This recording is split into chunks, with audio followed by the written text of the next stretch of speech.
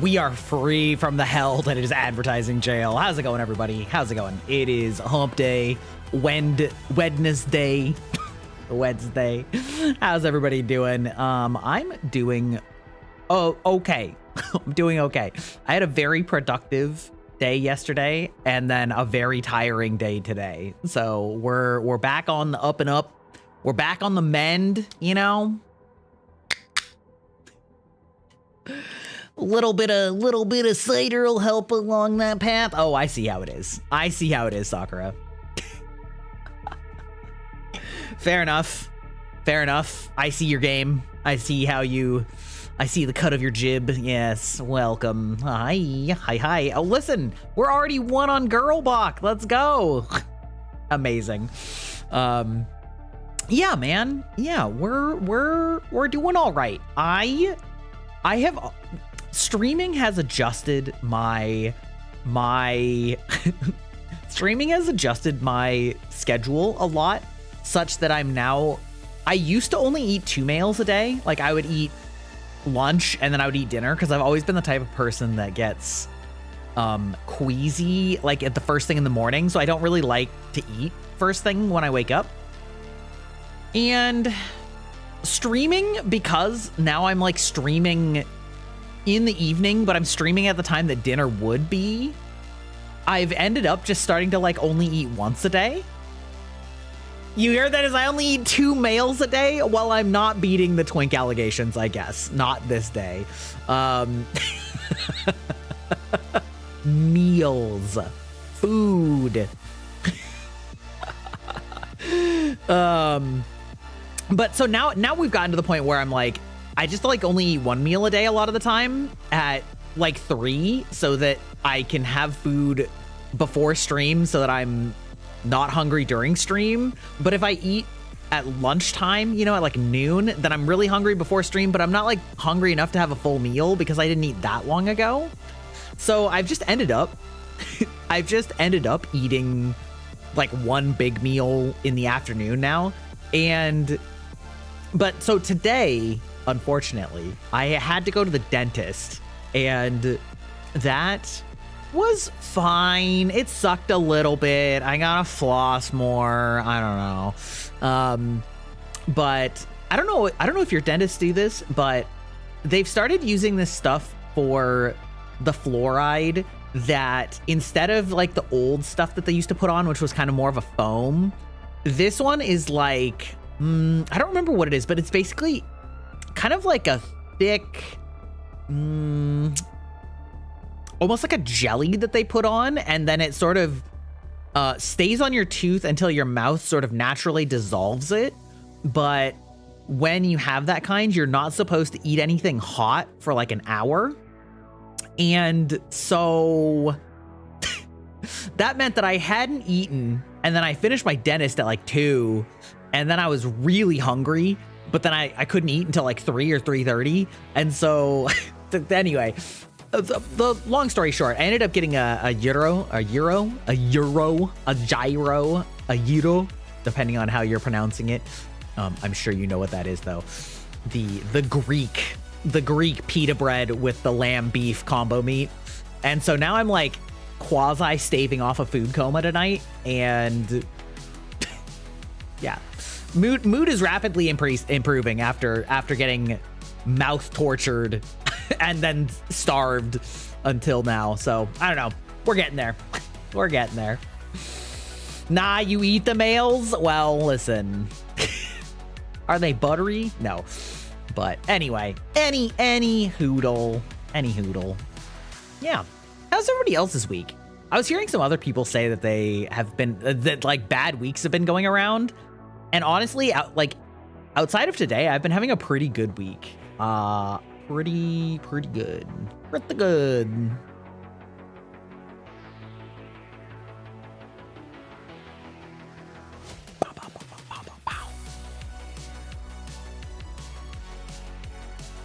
Yesterday, Tuesdays, I try and do like vtubing, like short recording, which I did do some of, I guess. I actually cut down some of the content from a previous stream to make some shorts. But normally I try and do like recording type stuff in the middle of the day. But I've been putting off two real life chores. Well, one of them's real life and one of them's for streaming, but involves a real life chore. So I was putting it off for like quite a while. One of them much longer than the other. And so I just decided, you know what?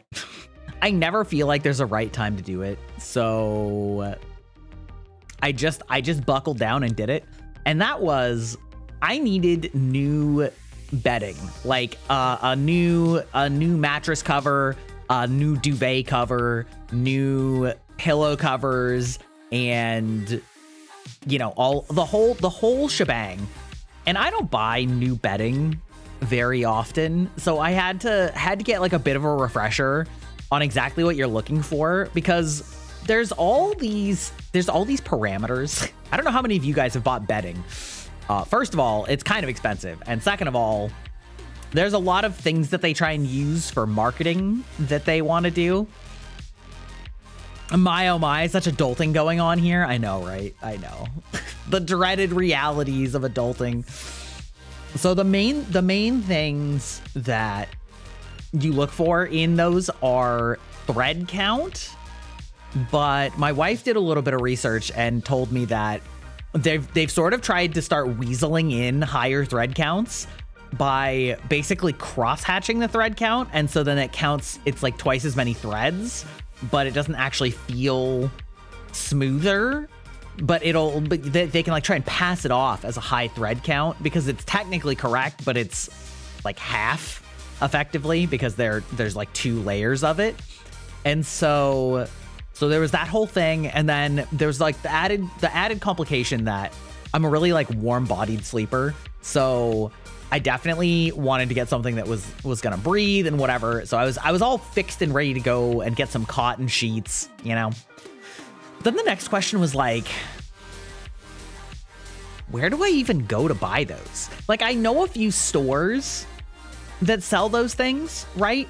But a bunch of them have gone out of business in the last couple of years, certainly since I last shopped for these things.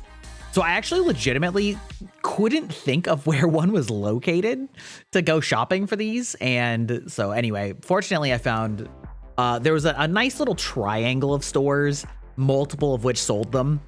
But when I got in there, like the first one was more of a clothing store, and they literally only sold packages, but they were like packages of extra types of things that I didn't need.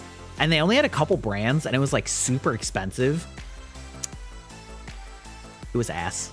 It was ass. So eventually I walked over to like I think it's safe to say I went into Target. And I don't know if you have Target where you live, but Target's kind of one of those like big all-in-one stores, you know, like Target, Fred Meyer, you know, all those ones that like have a million things in them. They don't really specialize in anything. You're here for your Yappuccino extra large. How about a double shot? How about a double shot espresso Yappuccino? Extra whip?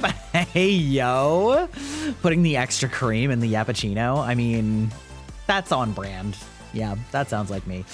I'm talking about how I was having to adult and buy bedding yesterday. And it was a whole process, both like looking up how it works, or like what are the key features I need to be looking for, and then actually finding some that were reasonably priced. And so the first place I went to had very few options, and they were very expensive, and they were only in like big bundle sets. And I was like, these prices are outrageous.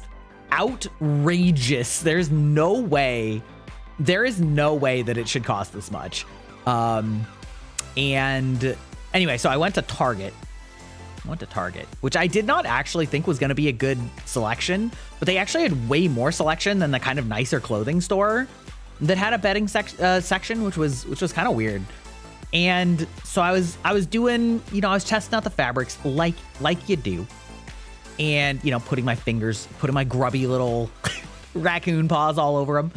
And I found one that felt really nice.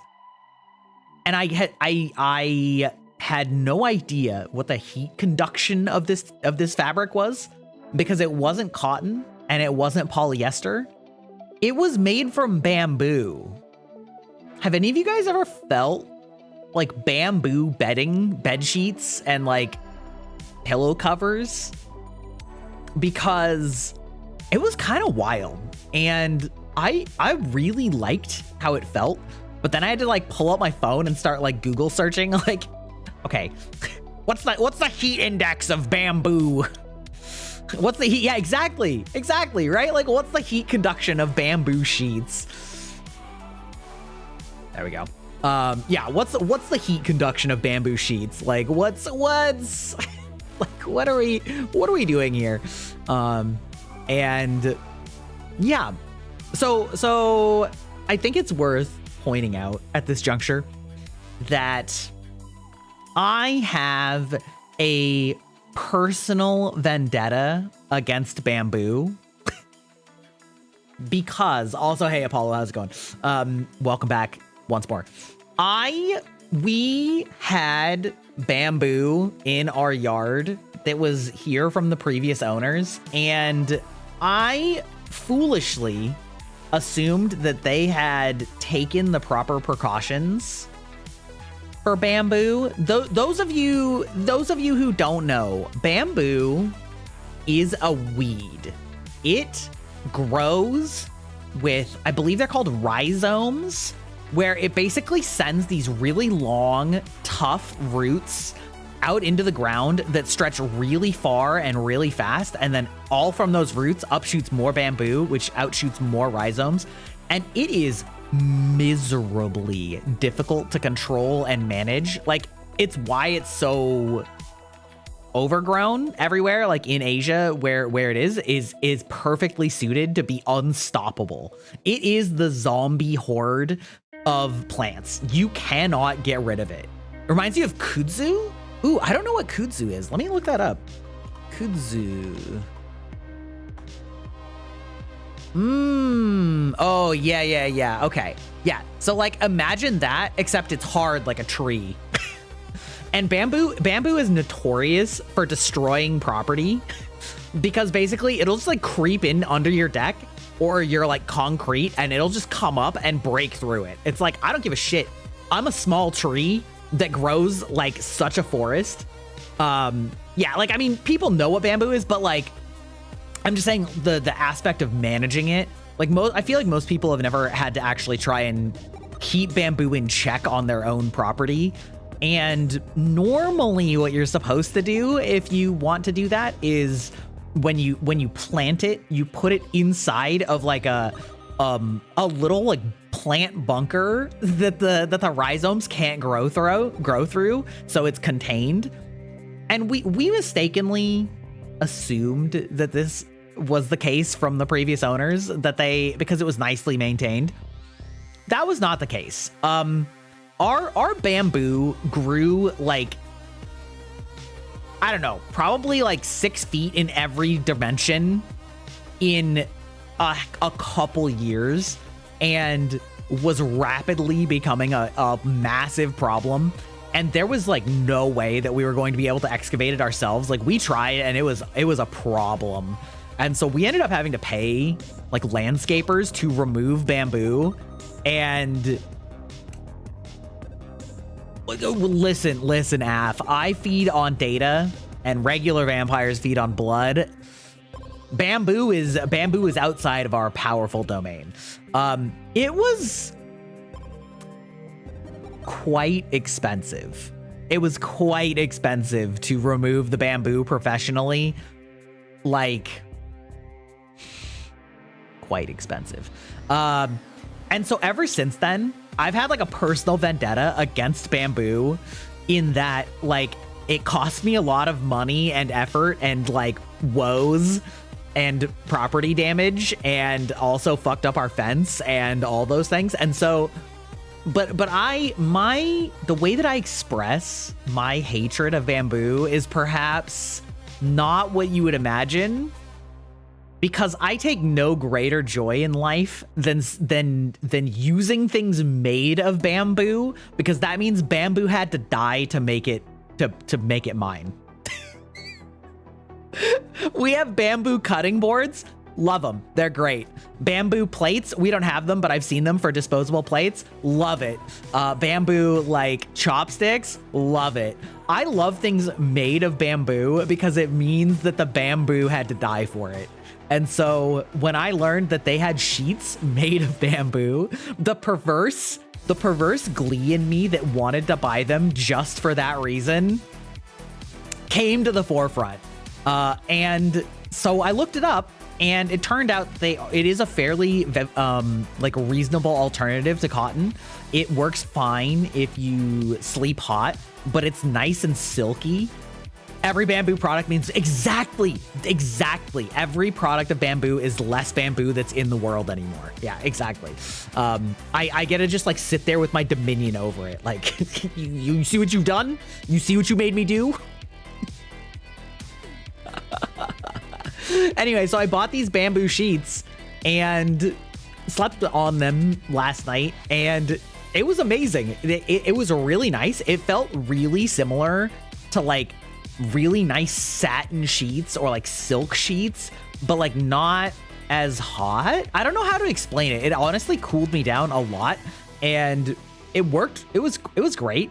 It was great. So the moral of the story is I spent like an hour and a half shopping for bedding, and then I found one made of bamboo, and the combination of the savage glee within me and the way that it felt meant that I had to try and buy it. But also, while we're here, it was one of those things where they were like, oh, well, you only get a discount if you're a Target Circle member. And let me tell you, I don't shop at Target often enough to know what the fuck that means.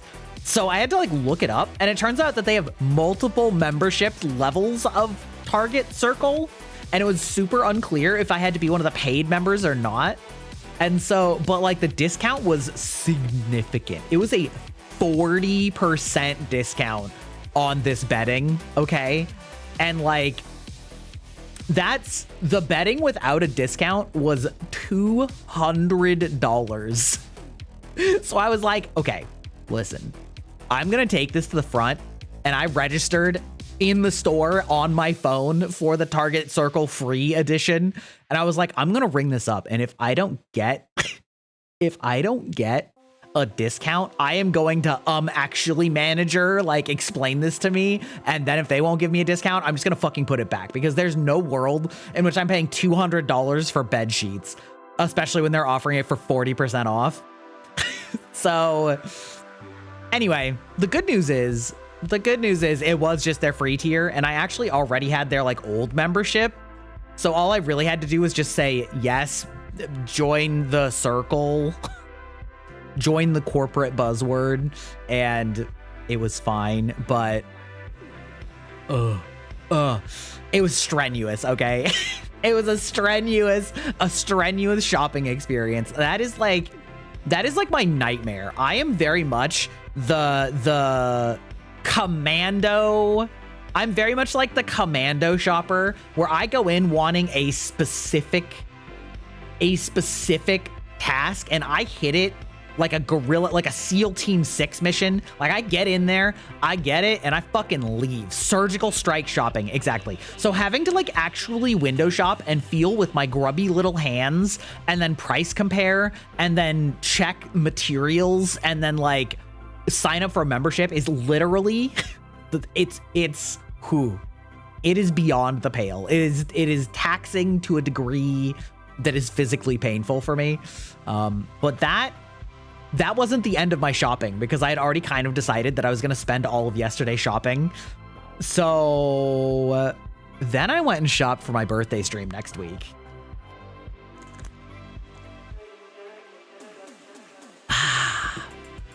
Then I went and shopped for my birthday stream next week.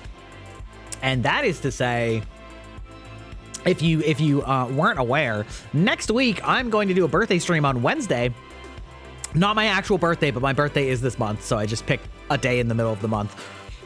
Your boy is gonna paint his nails for the first time. We're gonna have an off shot of the hand cam cookie decorating stream, but it's gonna be nail painting. And I know nothing about painting nails. I do know how to paint models. I do know how to paint miniatures, so I am at least slightly cognizant of how this process works. But I had to go in and be like, yes, hi, ma'am. I'm doing a stream where I'm painting my nails. What do I need? Explain. Tell me everything I need. Don't forget polish remover. Is that for like afterwards, or like if you make a fucky wucky mistake? I have some acetone at home that I probably use for models. Also, thank you. Oh, are you a birthday month twinsy? Let's go. Let's go. Cleaning the edges, but also fucky wucky mistakes. Got it. Understood. I got acrylic nails that are sharpened. Like, no, not sharpened, but they come to a point because that feels like peak vampire. So we're going to be gluing acrylic nails onto my nails as part of the process. And then painting. I got 3 colors for maximum prettification. Knows nails better than you. I mean, I'm sure you both know them better than I do. Am I excited for this or trepidatious? Yes. Yes. I think it'll be fine. I think it'll be fun. It might be a disaster. Getting used to having longer fingernails than you normally have is probably gonna fuck me up. It's gonna be like when you're a teenager and you're going through a growth spurt and your feet are suddenly like an inch longer than you're used to and you just start kicking things all the time. I assume that that's what's gonna be happening here with my hands, is I'm just gonna be like like hitting things or tapping things or whatever all the time. So, you know, it is I'm sure it'll be fine. I'm sure it'll be fun. I'm sure it'll be a mess, but it's okay. I have the whole setup ready to do like paint, you know, again, I have the whole setup ready for model painting, so I'm not really worried about like messing up my computer area, because I have one of those foam mats, you know? Someone with impeccable claw care. Ooh. It was actually kind of funny. When I was in the store, I said this to my wife. I said there was this middle-aged woman, and she kind of looked at me, and I'm like, more middle-aged. More middle-aged woman there. And like when she heard me say that I wanted to ask questions about doing my nails, she was like, ooh, I want to hear too. It was really cute, actually. She was like, my mom has the weakest nails and I want to convince her to get these like acrylic attach-on nails. And I was like, well, to be clear, my nails are actually raptor talons. They're incredibly strong and durable. Like I frequently will just use my nails to just cut through tape instead of a knife. But they're not long, and I kind of wanted the long nails for it. So I was like, I'm here for a little different reason, but still, we can learn together, you know? Base coat, color top coat. You want a gel paint if you want long lasting. Yes, I did hear that. I don't really care about long lasting. Because I might just remove the nails afterward. I don't know. We'll see. We'll see how long I decide to keep them. Base coat first, let dry. 2 to 3 coats of color, let dry. Then top coat, let dry. Push your cuticles down before applying anything. Yeah, honestly, I don't know my cuticle length. You know what I mean? It's something I've literally never thought about in my life. Is my cuticles. Literally never thought about it. Also, what do you use for a base coat? Because I was a little bit unclear about that. And the lady that was helping me in the store didn't really have a good answer for that. So, like, you don't use like the same thing as a top coat. They literally sell base coats. Are they colorless? Are they like a colorless primer? They say base coat on the bottle? Okay. It was kind of funny because they were like, well, why don't you just buy these ones that are already painted? And I'm like, well, the painting is the point. The painting is the point, you know? Colorless top coat will also be clear, and I'll say top coat on the bottle. Okay, I did get top coat. So I guess I probably need to go and buy a base coat like sometime this week. But I have a whole week to do it, so that's good. All right, I will get a base coat. I believe you. I'm sure that's probably important because it's like priming a model. I'm just gonna relate everything back to minis, you know? We're just gonna like prime it. It's fine. It's fine. You can probably find them at a grocery store. Yeah, that's kind of what I think. Yes, get a base coat, especially for dark colors. Okay. Good. Good, yes. Yeah. Yeah. So yeah, we'll have some fun. I got purple, teal, and magenta, which should probably surprise nobody that those are the 3 colors I picked. So we'll see. We'll see. I know, right? Absolutely shocking. The world could never have predicted this. I figure I can probably use my mini painting brushes for detail. Because I asked her what they used for like detail painting, and she basically just showed me what looked like exactly the same brushes. I'm like, okay, well, it's fine. It's fine.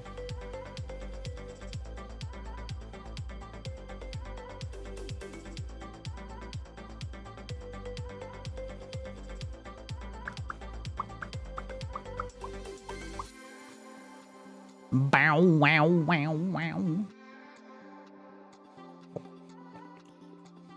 Sorry, I started drinking. It killed the model. Doing that soda pop dance? Yeah, right. If only I could truly do the soda pop dance from K-pop Demon Hunters. That shit is living so rent-free in my head, you guys. I know I keep saying it, but I just keep thinking about, like, the songs just keep popping up into my head. It's a problem, but like, is it though? Is it really a problem?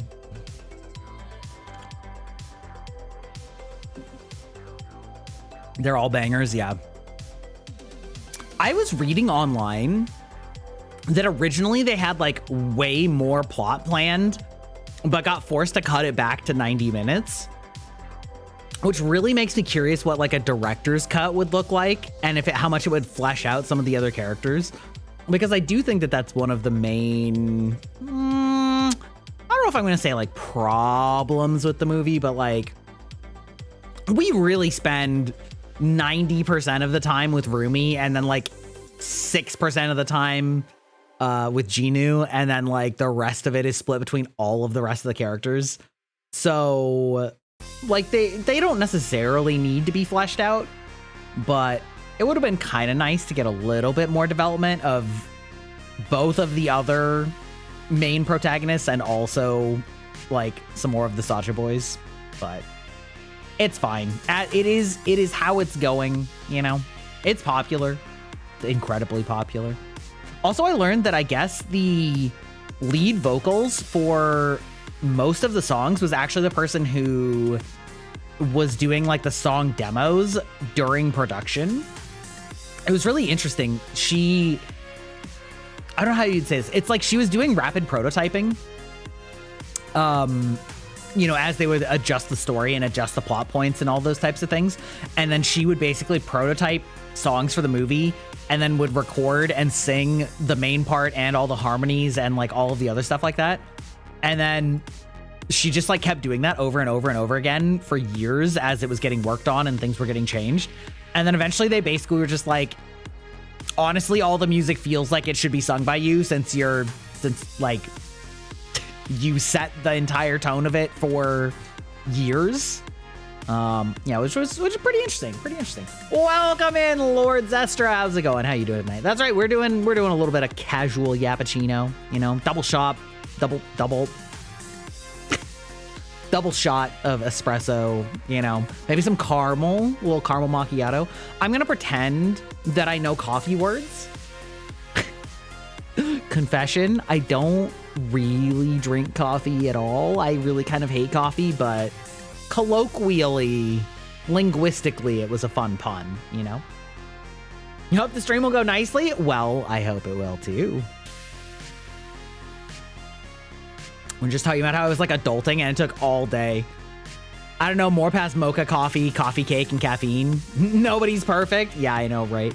Imagine living in the great state of Washington and not being a coffee addict. I'm like, yeah, hello, fellow kids. Like, yes, hello, fellow coffee enjoyers. Yes, those burned beans that you roasted, you are the 0.01%. Yeah, exactly.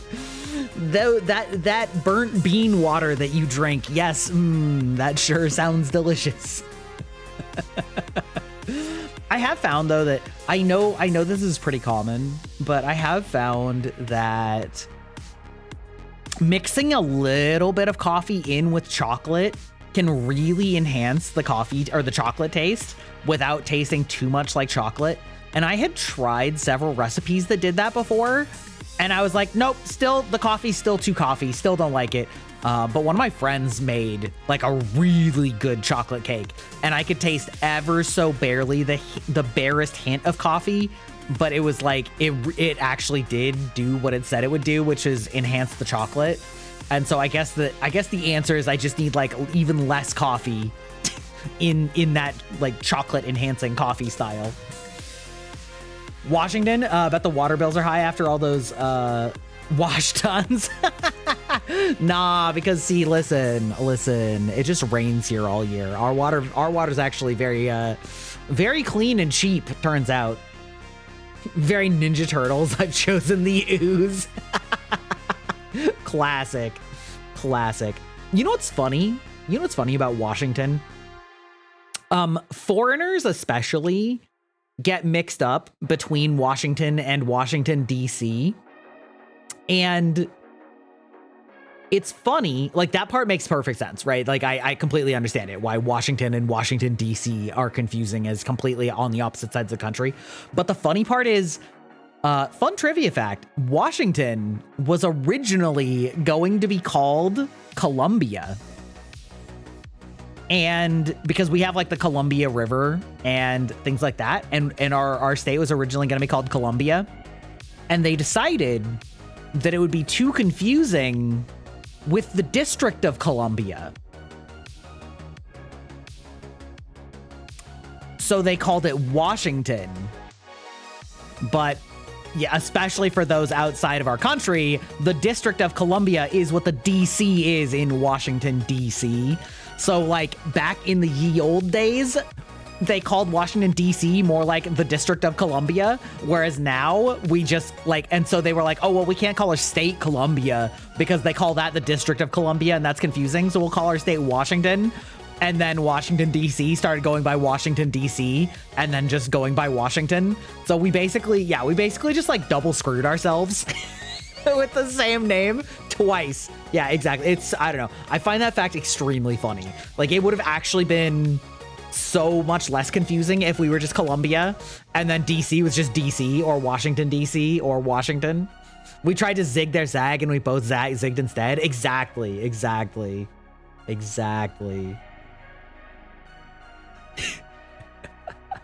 We'll just copy paste Washington, less paperwork. Yeah, exactly, right? Exactly. No, I don't know. I find that a very funny fact because it is a common like confusion point. You know, people say like Washington and they're like, oh, the capital. I'm like, no. Washington State, you know, the one with Seattle, the one kind of by California, like the one by Canada, like the complete opposite side of the country. We're the other Washington. Yeah. Yep. So yeah. Washingtonians, listen, at least the Western Washingtonians, we're used to pervasive gray skies all year long. Washington, but different font. It's a pretty different font, actually, though. Yeah, it is kind of funny because I think another thing is there is sort of this pervasive feeling that it rains all the time here. And like it does, but I think it's different than a lot of people that aren't from here think it is, because it doesn't rain very hard that often here. It's just like almost always gray and like a light drizzle on and off all the time, but it's not, it's very rarely like super heavy rain. So people that come from a lot of places on like the East Coast or in other countries where it rains really hard, they imagine that it rains that hard all the time here. And it's actually just that it's like always overcast, which causes its own thing. Because that's what they call sea beef, though I don't like seafood, so I'm gonna stick with my ground beef. Cattle. I do like seafood, but I do understand why it's off-putting to some people. Especially if it goes bad. Seafood is really easy to go bad. Like, it's really easy to spoil, and it's especially if you import seafood. Like, if you don't have fresh seafood, the odds of it being good diminish rapidly the farther you are away from it. Want to see something kind of funny? Sure. How's it going, Divine Judge?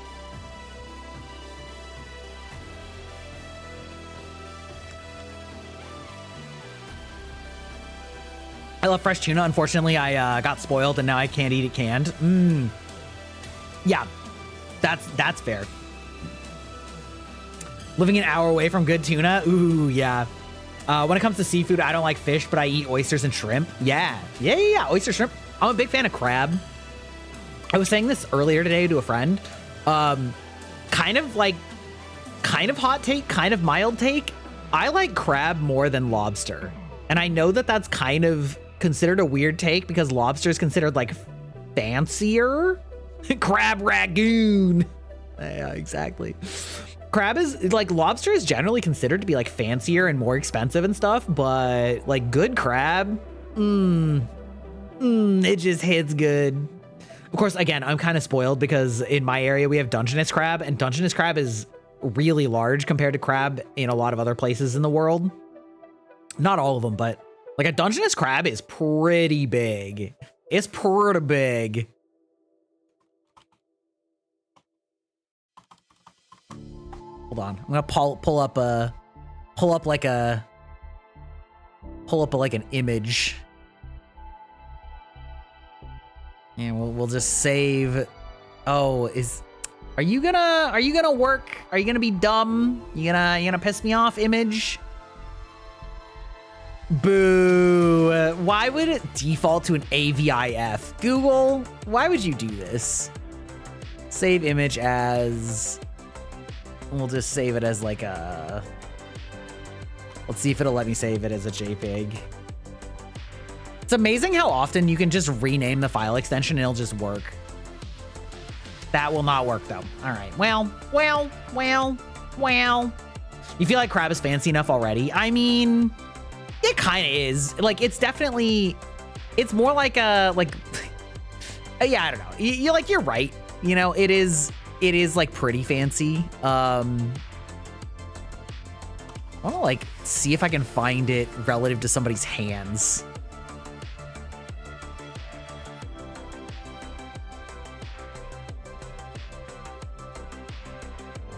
Save images. There we go. That should do. I would say that this is like a small Dungeness crab. I would say that this is a small Dungeness crab. And that's all. All of that is like good meat under that shell. Like they're pretty chonky boys. They're pretty chonky. Quick question, got a pointer to designing a character. Ooh. Hello. Yes, how's it going? Octogirlaka. How's it going? Welcome in. Welcome into the chat. We're talking about seafood at the moment. Talking about seafood. Oh, okay. I didn't want that. You can go away. Because mine's so skibbity and cool. Oh no, not the skibbity. Not the skibbity. Okay. Okay, I have a few things to say about character design. And the first is that I suck ass at it. On my own. I'm like okay at giving feedback for the most part, but like but what I would say is keep in mind the silhouette, make it interesting, like an interesting pose, an interesting silhouette with regard to its clothes and its posing and things like that. and keep a nice balance of colors. Either some like complementary colors or some triadic colors. Look up color palettes if you want to like find good groupings of colors. And that's about the extent of my advice. I was kind of like, here's my concept. Go. Go. I feel like 25%, color scheme is 25% of your character's theme, including VTubers. At least. Yeah, at least. Do you see food I eat? Big boy needs to eat. Oh, okay. Hold on. Let me check Discord. We'll look at the Discord. Oh my God, Jesus. Hello, ma'am. Ma'am, hello.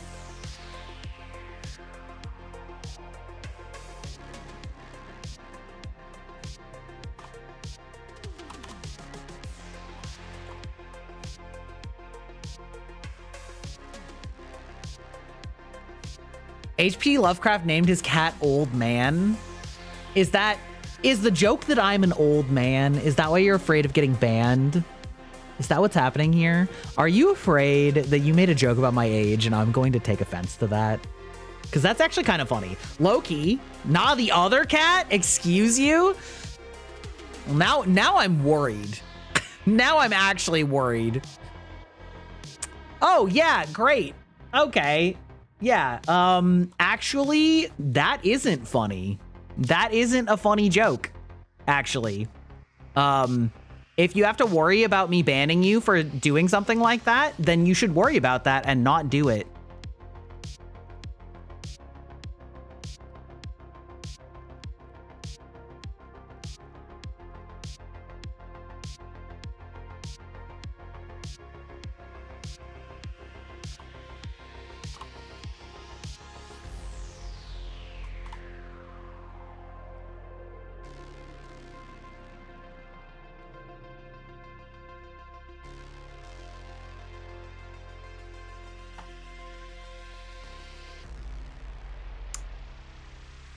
Anyway,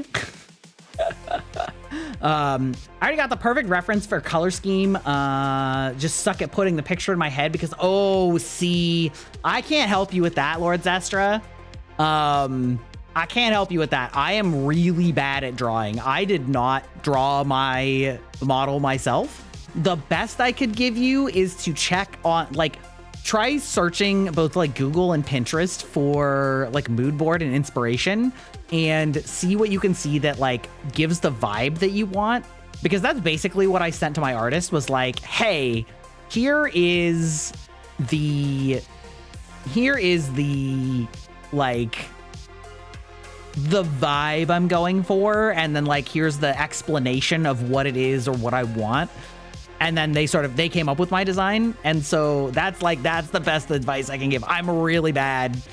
You're on Pinterest right now? Okay, perfect. Peak. Yeah, I can't give like drawing advice whatsoever. Yeah.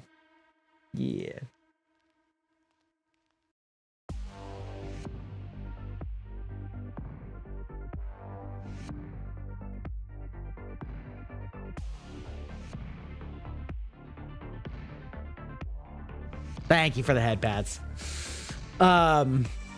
Somehow your artist nailed it in one try. They do be awesome, actually, though. Like, I'm always worried that like artists aren't gonna know what to do with what I tell them, and then they just like throw an amazing design at me, and I'm just like, yeah, you did it.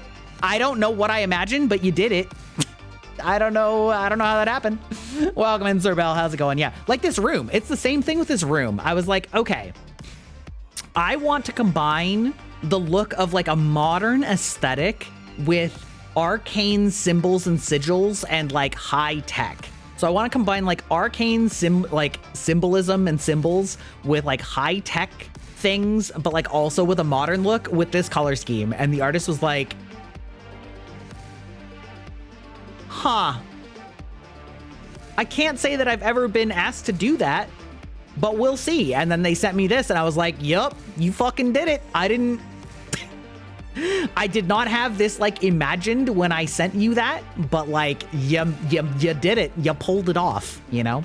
So there's definitely a lot of that I'm feeling with judging with working on 2.0, where some artists are just that good. Well, it seems like every artist that I've worked with is just that good, which is crazy. Because it's like the same thing with my 2.0 model that I'm working on. I was like, okay, so same concept, but I want to invert it. I want to be vampire first and then tech augment rather than like tech first, vampire second.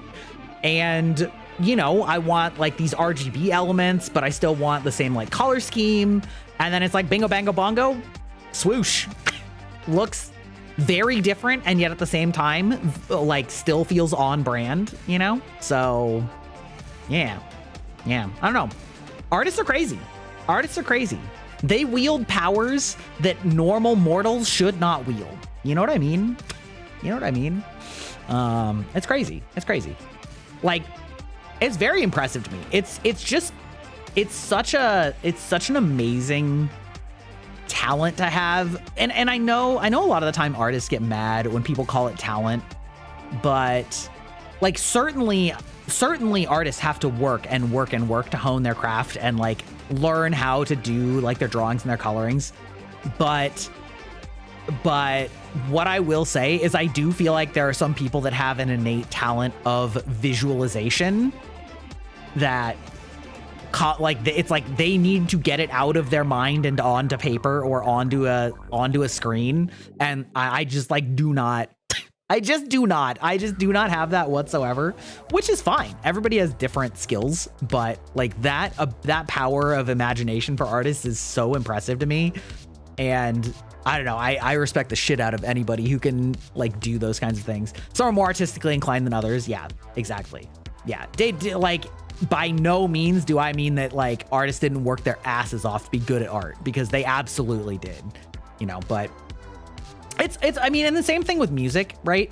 Like my dad can play by ear. Like he can just listen to a song and then he can just like play it on piano like almost immediately without having sheet music, just by like listening to it. And there are tons and tons and tons of trained musicians that just can't do that. They just do not have that ability.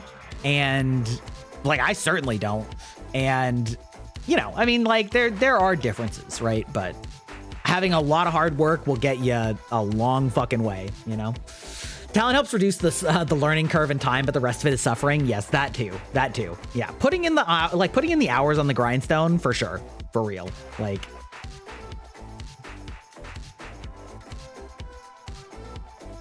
first 6 months of learning Blender and art, I spent 8 to 13 hours every day so I can catch up on the basic stuff others can do. Oh God, I hear Blender is just a nightmare. The only time I ever did any like 3D modeling was long ago when Maya was the only option. Long ago, many moons ago. Long ago. And that was like so painful. It probably put me off from trying to learn it ever again, even though I'm sure it's like way easier now than it was back then. But like that experience, I was just like, oh Jesus, Lord God. Spouting the ancient lore, truly. Yeah, truly. This would have been in like 2003 or something, probably. I don't know.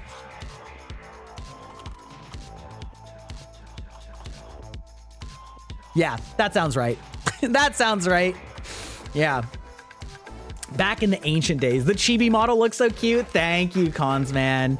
Thank you. Yes, the chibi model is very cute. The little cell shaded gremlin version is pretty cute, which honestly, I'm probably going to have to like get a chibi version of my big model now, my new model that isn't done yet. But that's, you know what? That can be its own little mini debut at a future date. I do love his little goof. Is there a plushie? There is not a plushie. The thing with plushies is that most places will not like even let you design a plushie unless you have a guaranteed minimum number of sales of like 100 or more, which seems infeasible at this time, but it is something I would love to do. Or a Hex plushie, specifically Hex with her new design, which you haven't seen yet. But I think that that's very, very has marketable plushie feel. I'll feel like this is like a good plushie design though. Like this style of model. It truly is still a pain because there's so many shortcuts that need to make the Google Docs so you don't forget. Yeah.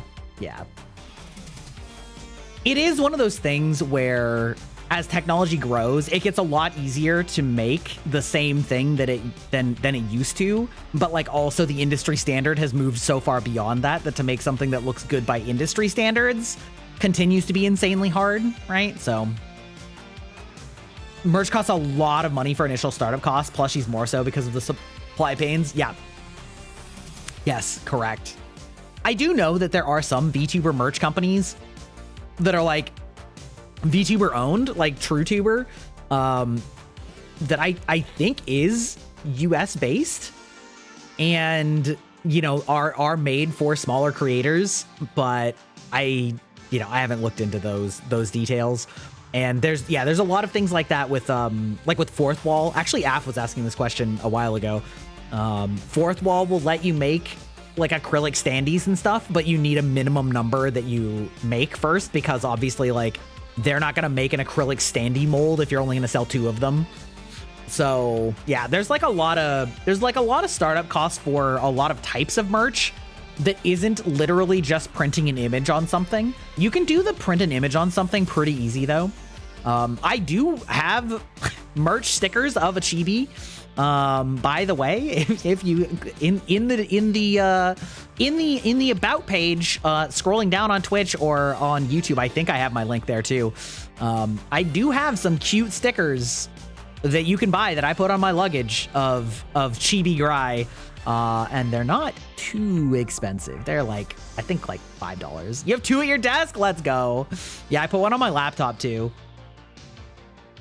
I would love to do like a phone case, but those are really tricky and a lot of like legitimate places don't really do those anymore. A lot of them are like third party through China because they just don't give a shit. But any of the ones that are for, it's really sad that I feel like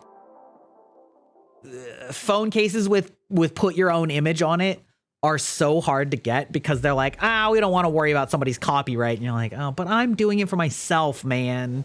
Like, come on, man. I don't know.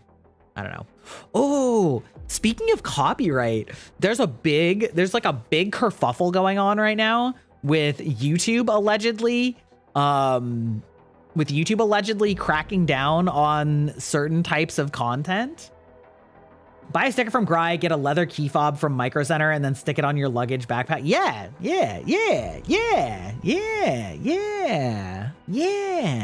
exactly. YouTube says that they're like cracking down on non-original content, and also it sounds like they're cracking down on like they're not going to monetize things if you don't use your own real voice, which is really interesting because there's a lot of like reaction channels that are worried about the crackdown for non-original content. And I think that we are probably fine for that because you're still adding a lot of your own commentary. Like you still might get copyright struck by the owner of the content, but that's not the same thing as YouTube cracking down on you. That's just like the owner of the copyright. But what I think is a real danger, and this actually did happen once before with a similar type of thing, is it's really potentially bad for clipping channels where their whole thing is literally just to like clip other VTubers and that is their channel's content. And that's one of those really mixed bags in this community. It reminds me a lot of the days of it's very reminiscent of sort of the idea of free advertising and how Nintendo used to and still sometimes does really crack down on people streaming their games. And they're like, well, you don't have the right to show it. And it's like, well, sure, but people don't usually choose not to buy a game because they see somebody streaming it, right? Like if they see somebody streaming it, they probably weren't going to buy it, or they probably were going to buy it, but the streaming isn't really relevant to whether they would have bought it or not. But streaming is such a good free advertising venue Some big channels don't talk about Nintendo because of that behavior. Yeah, exactly. Yeah, it's gotten people in, you know, it's gotten them big problems.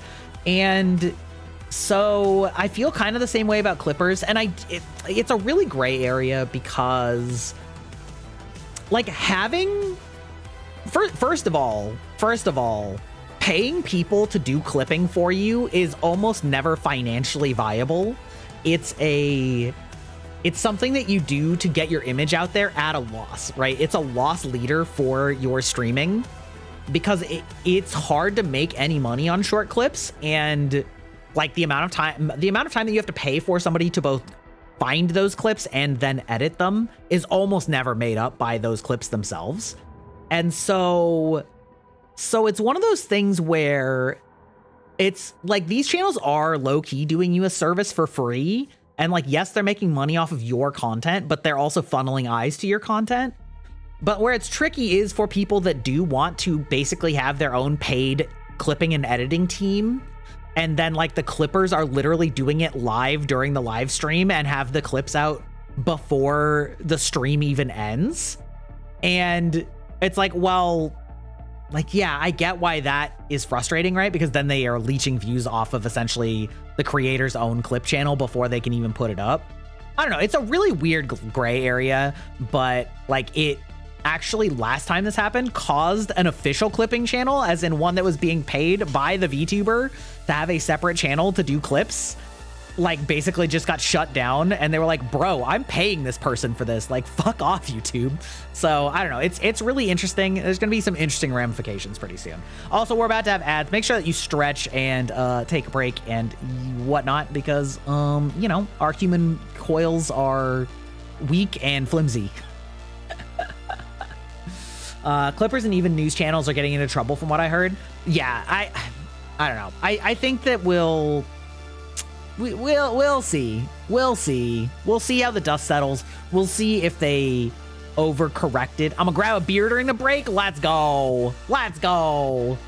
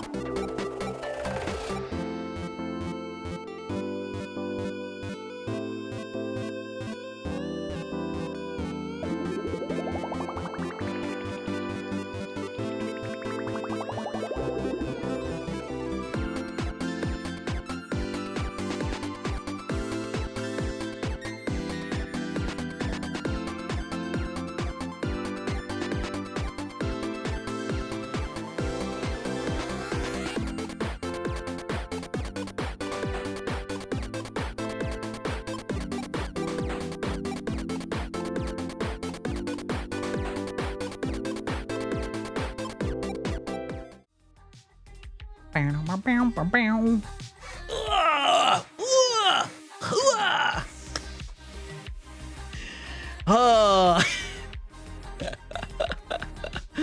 Oh, my mortal shell. You finally have it. I understand it now. You see the vision. Ooh, let's go. See, there you go. I will say, one of the things that sucks so much these days is that like Pinterest is so full of AI art that even if you're well-meaning, it's like so hard to avoid running across AI art, even if you want for references. I don't know. I hate it. I hate it. Also, I've gotten like a dozen different sponsorship emails from different branches of this same like AI recruiting company, and I don't know if they're all like I don't know if they're all affiliated with each other or if they're all using this like same service to do outreach, or if it's like an entire AI company that is like AI selling AI products, and so all of them look exactly the same. But it was the most off-putting shit ever to get all of these different emails from like all of these different, I don't know. It was weird. It was really weird. There was like and there were a bunch of different products too, but they were like, with your emphasis on tech, you would be a great fit to advertise our AI product. I'm like, okay, all right, that's okay. Thanks, but no. Thanks, but no. Although I will say, ironically, I am looking at maybe checking out one product, which would be basically a competitor to what I'm currently using for my pet that like lets her talk to you guys. That would be basically its own version of that.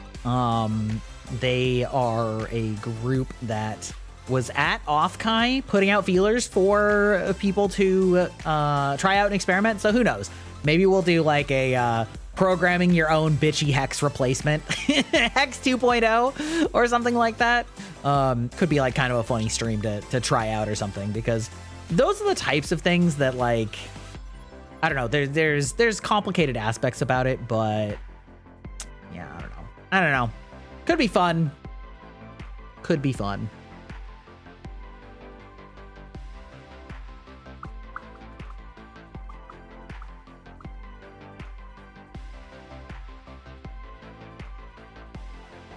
Also,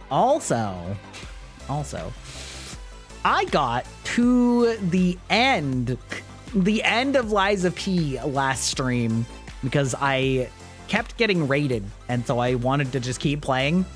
And then it was like almost 1 in the morning, and it was really time to go. And I was like, okay, well, I don't have it in me to do another boss. And then I got there, and it was like, by the way, the last boss is like, this is the last boss. This is the end of the DLC. And I was like, oh,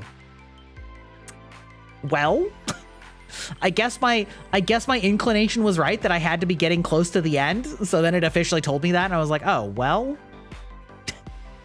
I guess that's it, folks. I guess that's it. I guess we're calling it here. We'll finish it on Wednesday. So hopefully I can beat this boss.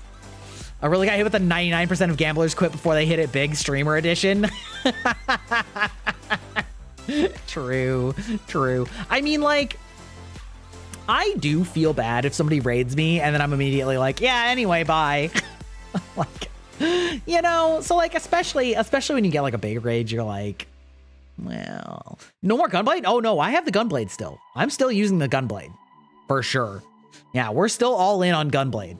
I'm sort of cycling between the gunblade, the big dummy thick wrench, and the whirly saw fan blade monstrosity.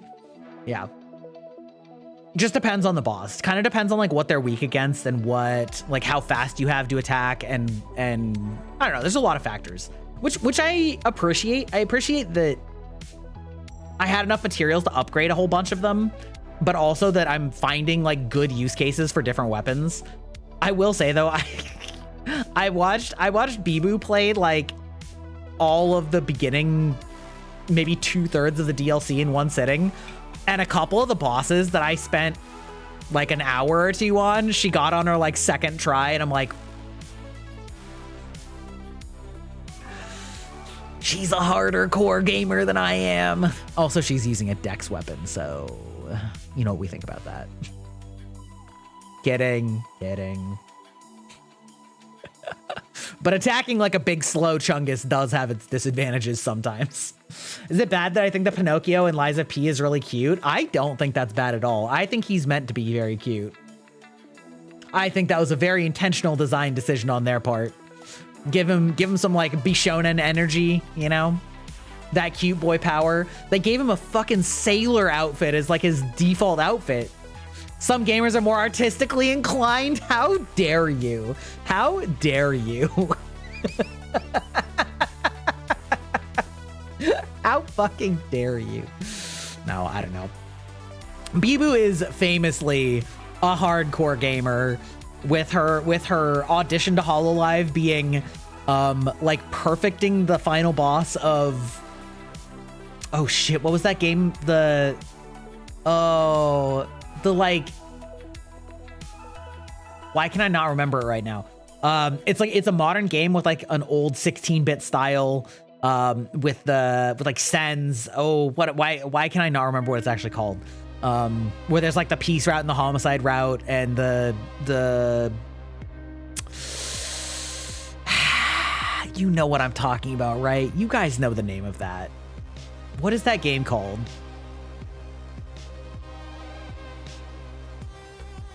Also, I've never played it.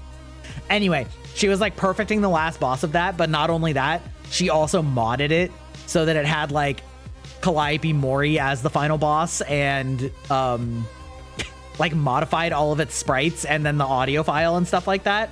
And then I think she rewrote the end script for the final like fight. And so her audition was her like fake streaming that, which was her own mod, which she didn't even disclose, while perfecting it while also being charming. And I'm like, Jesus Christ. Jesus Christ. That is some power. That is some powerful audition. Like, that's some powerful audition craft. You know what I mean? Which is all the funnier when you hear of some of the other successful VTubers that auditioned and they were like, yeah, man, I just kind of YOLO'd it. Total power play. Exactly.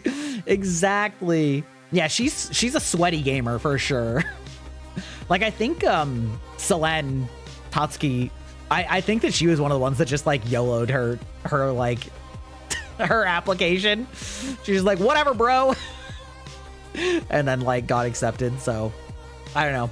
There's a wide spectrum of preparedness / spontaneity / you know, YOLO / you know, there's a whole spectrum there. So what are you gonna do, I guess?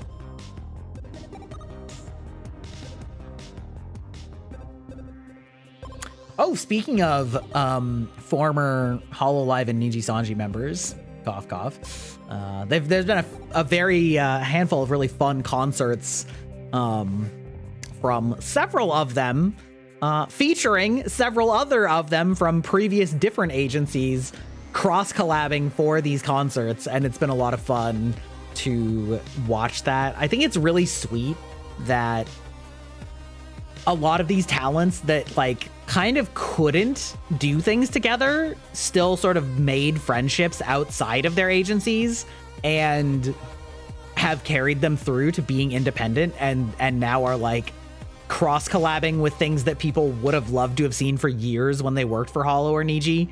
And it's like really sweet to watch them like do a concert and have people from essentially both agencies and indies all mixed together and just be like, yup.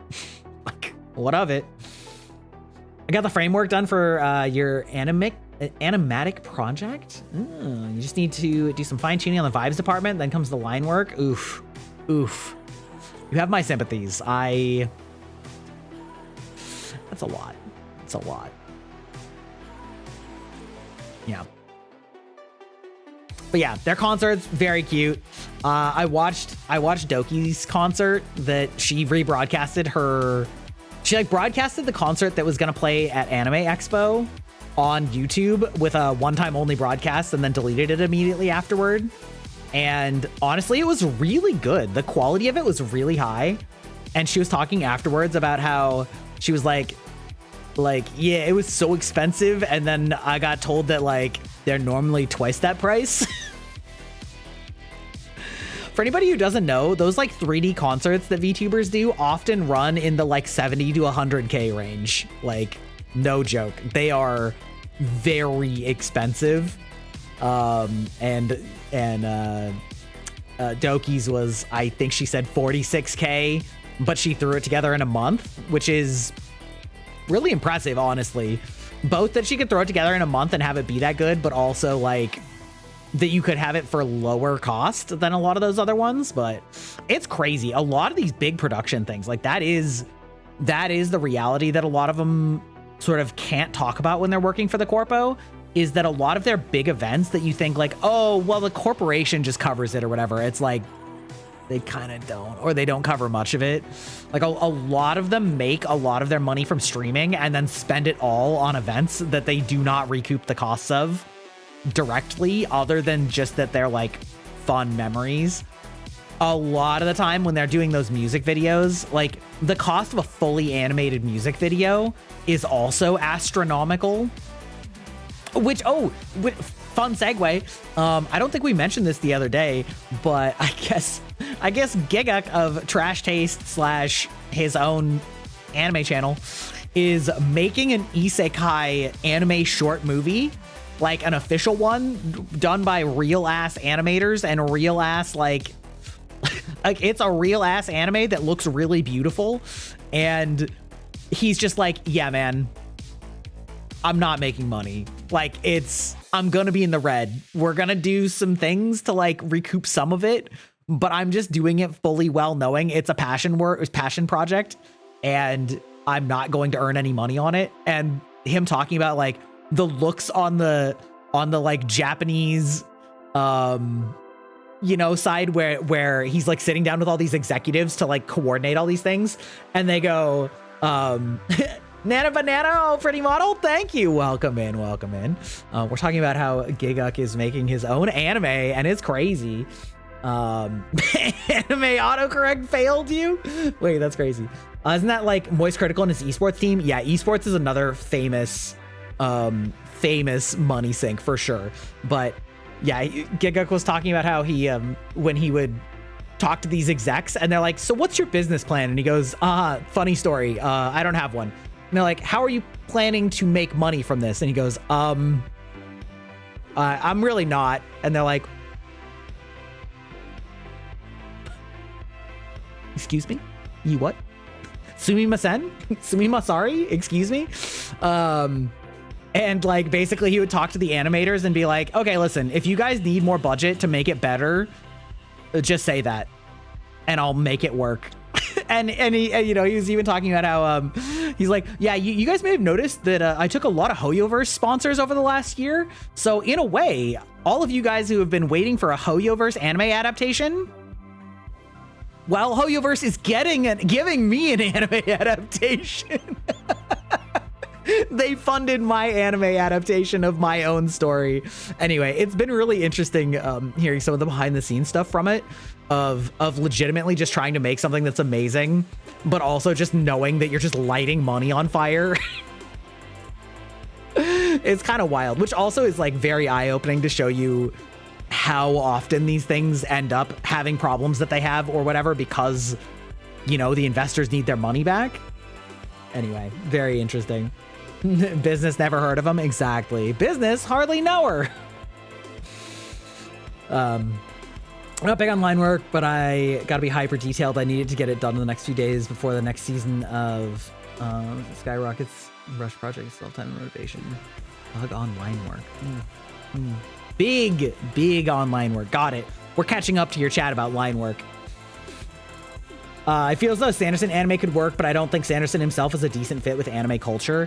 I think that it would be fine if it was like a Netflix anime, if that makes sense, like an Arcane right? Where anime fans are like, oh, this shit slaps, but they don't expect it to be Japanese coded, right? One of actually Sanderson's secret novels, yeah, like Castlevania or like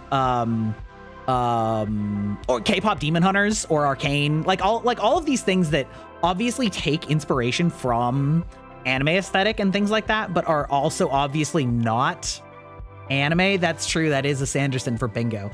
And anybody who's forgotten, we're playing Gry Bingo, where if I say enough things, if you type !bingo, you can get yourself a bingo card and let me know if you win tonight. We'll put you down for winning the gift card. Yes, chat did bait me into talking about Sanderson, but I'm happy to oblige.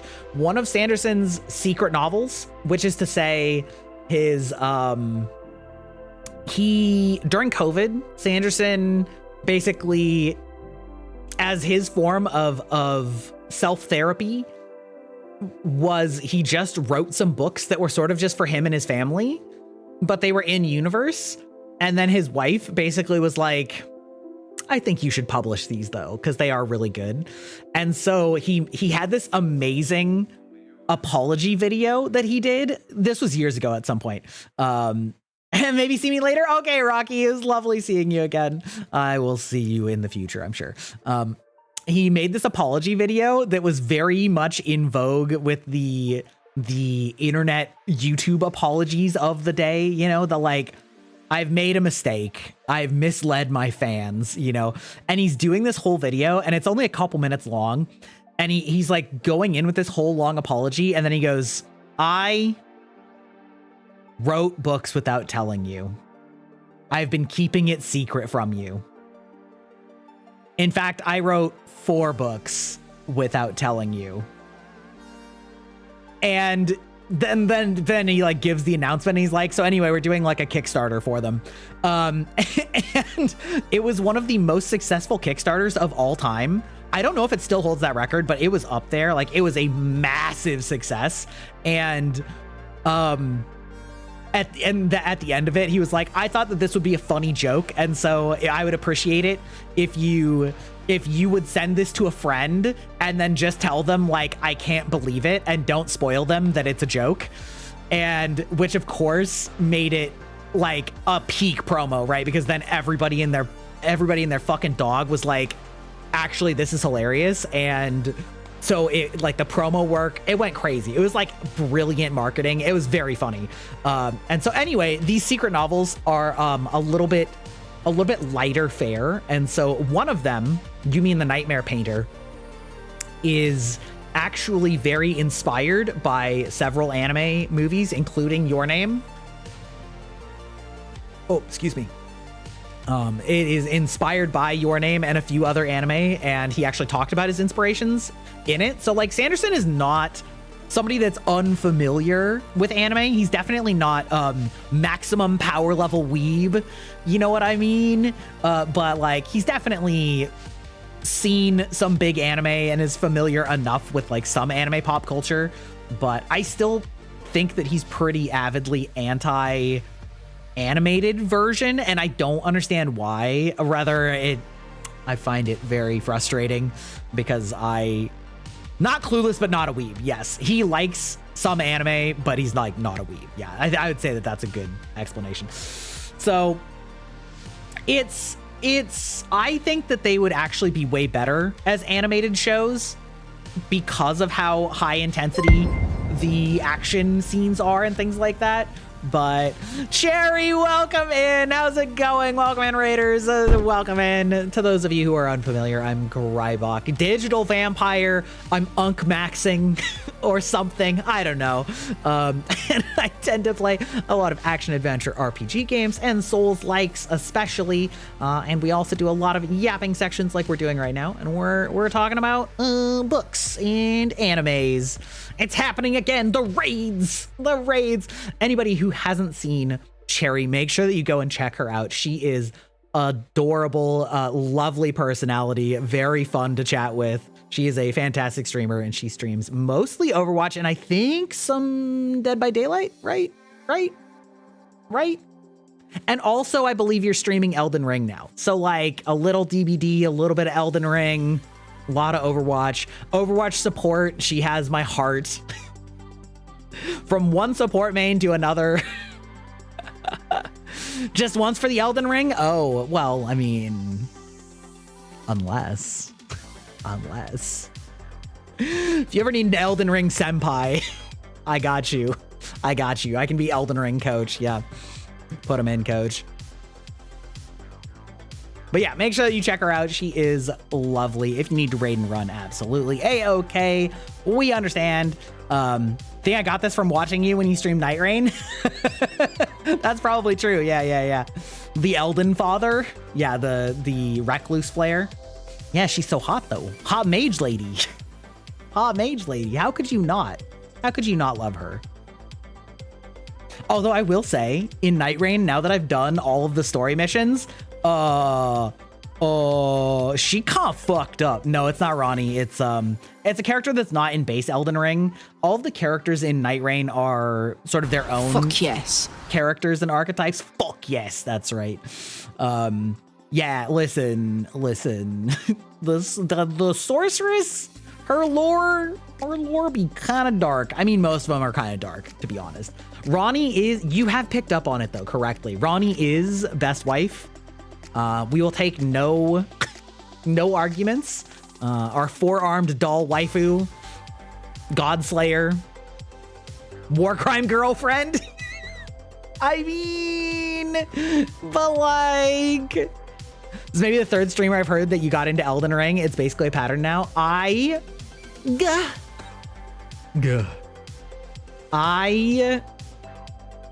like to think that I'm good at explaining things and good at making things sound appealing and convincing people that actually you can play Elden Ring or Dark Souls. It's fine.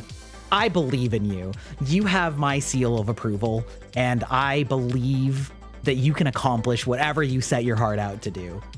Especially because so many of these people are like actually good gamers. Like, I think people are so afraid of the reputation of Dark Souls. And I think that the reality is it's not nearly as horrifying as people think it is. So like, if you play really very many modern games, I think you can be fine. You just have to understand that it's like, it's a different mindset. Might play Sekiro instead? Ooh, Sekiro? I'm not gonna lie. I think Sekiro might be the hardest Souls game. You enjoyed it when you played it a little? I mean, it's very good. It is very good. It is very different. Don't believe in yourself, believe in the guy that believes in you. Exactly. You liked it way more than Elden Ring? Interesting. Why is that? What about it? Do you like the parry system? I do think that it does match a little bit more with standard action gamer reflexes. It's because the rhythm game, true. I mean, ultimately all Souls games are rhythm games. It's just more true in Sekiro. Dark Souls is cool and painful. The hidden crystal boss before the first boss glitched, rolled over me in the thin crevice. Oh, and that was in Dark Souls 3. Yeah, it's good times. No armor or high customization to worry about. True, it is more focused. It is more focused. It does have a lot of things. That's why it's like almost not a Souls game. It's just by the same company, because it does. It's pretty different. It's pretty different. I think that like the heights of the boss fights in that are harder than the height of the boss fights in any Souls game, like in Elden Ring or Dark Souls 3. But some people do find it a lot more intuitive. But you're totally right that it is a rhythm game. It's like you just have to learn the rhythm of like, you know, like hit, dodge, hit, block, block, hit, block, hit, you know, like you gotta learn the like timings when it does like a 1-2 versus like a on beat. Yeah, it does feel like you're playing like Guitar Hero with a katana. The deflecting is so satisfying. It's true. My main thing about Sekiro is that at the end of the game, like a lot of the bosses start to feel like a bit of a slog, and like you have to be perfect for so long that, you know, Mini Hype, what a great Mini Hyper is a great name. I love that name. Oh, I see you raid in here and you make my face silly in front of all of your community. can't believe you've done this. But wait. Oh god, here it comes. I already know where you're going with this. Listening to your voice is so soothing. You have a nice voice. Not anymore. I love how somebody on YouTube literally just said that I have a nice voice, and then you fucking ruined it for them.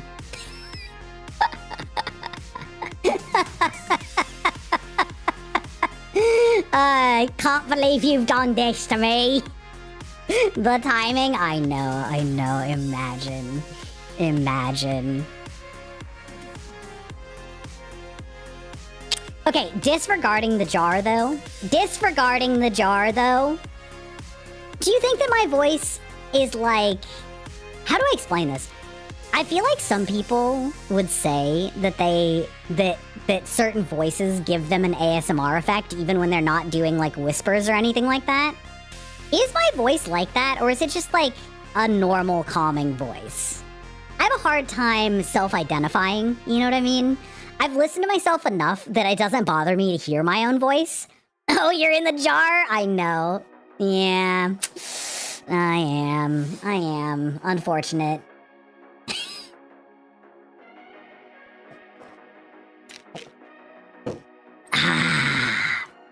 It's fine. My jar is sealed. You can't fill it up with anything? Yep, that's me. What's you? The jar? The jar is you, or that you think my voice is nice? Probably wondering how you got in this situation? You're probably wondering how I got here like this. I was just walking along one day, and then all of a sudden, this fucking Overwatch player shoved me into a jar. She filled it full of anti-heal. Donut, thank you for the gift, for the sub rather, the 2 months, legendary. My god, welcome in. I've been spending way more time analyzing your voice specifically to tease that friend that has it bad. Oh my god. Aeon, the fact that you are edging your friend with my voice is the funniest thing I've heard in weeks. I can't wait. Can you make like a compilation? Because honestly, I need a compilation anyway. Gah. Like my favorite Oshi, Calliope Mori says. Gah. Stuck in there with a Moira purple orb? Oh no, our Nar. Not the Moira orb. That's crazy. That's crazy. That's so funny. That's so funny. But anyway, yeah. I used to run a podcast / be a member of a podcast, depending on when you're talking about in its history. And I was the person who would trim down the audio and truncate silences and make sure that there weren't any, like audio clipping and things like that. So I listened to my own voice, actually kind of in jar mode, because I would put it at like 1.5 times or higher, which makes you sound like a chipmunk. So I had to listen to my own voice for literally like over 100 episodes long that were all 3+ hours. So like I've listened to my voice so long that it doesn't bother me anymore, but I still don't really think of it objectively. Does that make sense? Like, most people hate listening to their own voice, and I'm over that. It's fine, you know. But I still have a hard time, like placing it in a spectrum. Does that make sense? You know, like I don't think it's I certainly don't worry that it's annoying anymore. You become immune, exactly. Yeah, it just is. It's just my voice. It just is what it is. You know.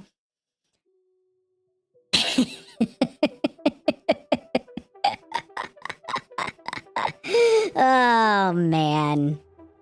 Yeah, makes sense. I used to hate hearing my voice because I sounded like a girl on any mic, so I spoke more often, so now it's just soft-spoken. Yeah. I used to worry that my voice was, like, high-pitched, because I don't really... Not that it's high-pitched, but it's, like, higher-pitched than it feels, if that makes sense. But, like I said, I've kind of gotten over that. I realized that that's not true. In objective terms, I've realized that's not true. So, but... there is also a well-known thing that... Or maybe not well-known, but a well-studied thing, which is that if you hear a recording of yourself on a phone, you actually do sound like dog shit. Because phone microphones, although this is less so nowadays, but phone microphones, phone signal transmission, and then phone recordings all basically were a lot less accurate way of transcribing your real voice. Wait, Minion Gry real? What have you said? Banana? Oh, it's too late now. Banana. We can just pretend. We can just go banana. What about it? Banana. Okay, I'm gonna level with you guys. I've never watched a Minions movie. Just as you change back, well, don't worry, it'll happen again. Chat loves shoving me in that jar, and I'm starting to worry that they're developing a weird fetish about it. They're getting punked. Bringing back that joke from last stream. Yeah, last stream we decided that what if every time I said kinky, I just said it in that voice? Punked. It's just so goofy. You love goofy. Well, that's great. Yuck. Or is that one not what you meant? My bye. Aw, shit. Aw, shit. We scared her away. Let's go. Oh, no, Cherry. Don't leave me. Don't leave me alone with Goofy.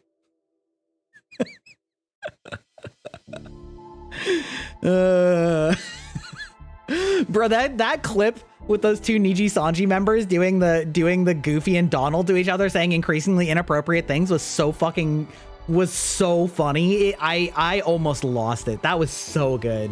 Goofy, my immortal cover when. How can you see into my life like open doors? No, not like this. No.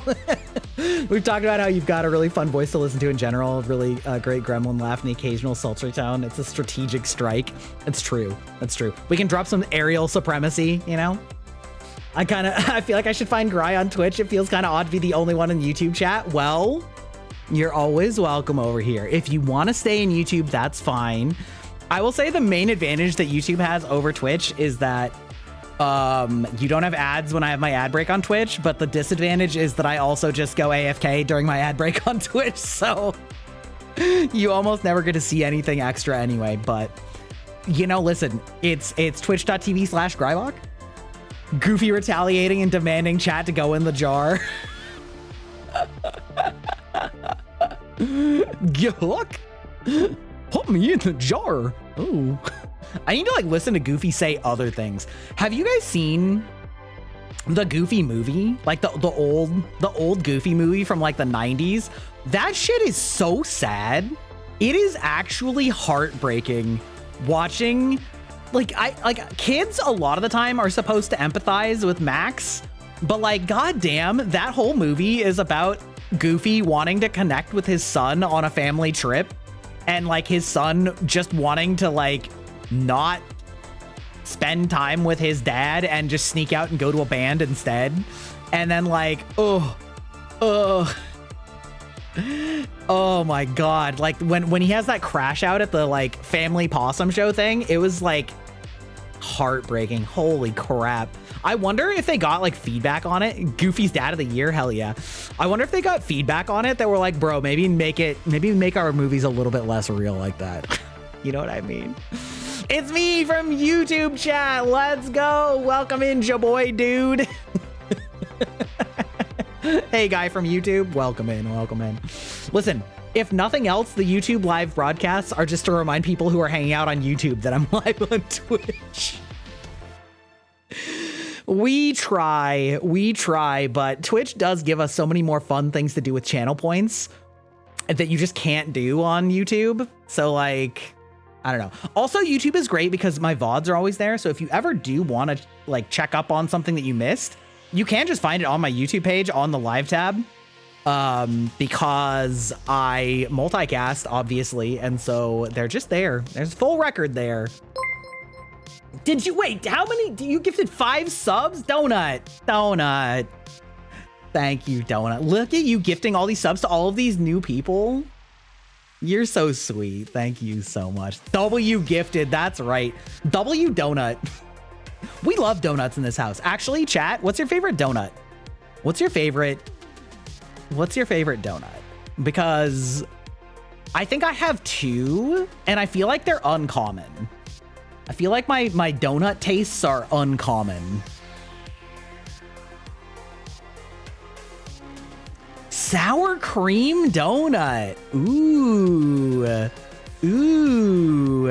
Okay, okay. Frosting and sparkles. Classic, classic. Classic. Sugar donut, perfectly balanced in sweetness and simplicity, as all things should be. Okay, got it. Not the Christian Grey donut tendencies. My donut tastes are unconventional. You'll find yourself. I actually have never watched or read 50 Shades of Grey. I just know the reference, but I actually don't know what it is. I'm leaving? How dare you? You're provoking me and then you're upset by my response? That's crazy. That's crazy. Mine says that and then leaves. I'm out of here. You watched it and you were so upset afterwards. Wasn't it a fanfic of Twilight? Wasn't 50 Shades of Grey originally a fanfic of Twilight? Yeah, it's a Twilight fanfic. Yeah, exactly. See, I know the lore. I know the lore of 50 Shades, and I know that all of the moms were like wildly into it, and I know that everybody in the BDSM community was like, actually, this is a bad portrayal. Don't do that. You shouldn't do that.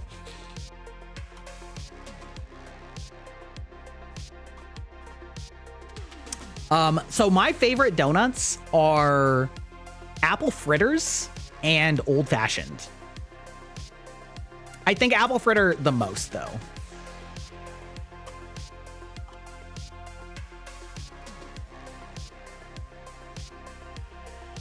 Yeah, apple fritter. Old fashioned are good too. Yeah. You like cake donuts? See, I love that we've gotten like 7 different answers and every single one is different. Actually, that's kind of great. So like, are there werewolves and vampires in the 50 Shades universe or something? No. Not to my knowledge, but it like started off as a fanfic and then they realized that they could publish it.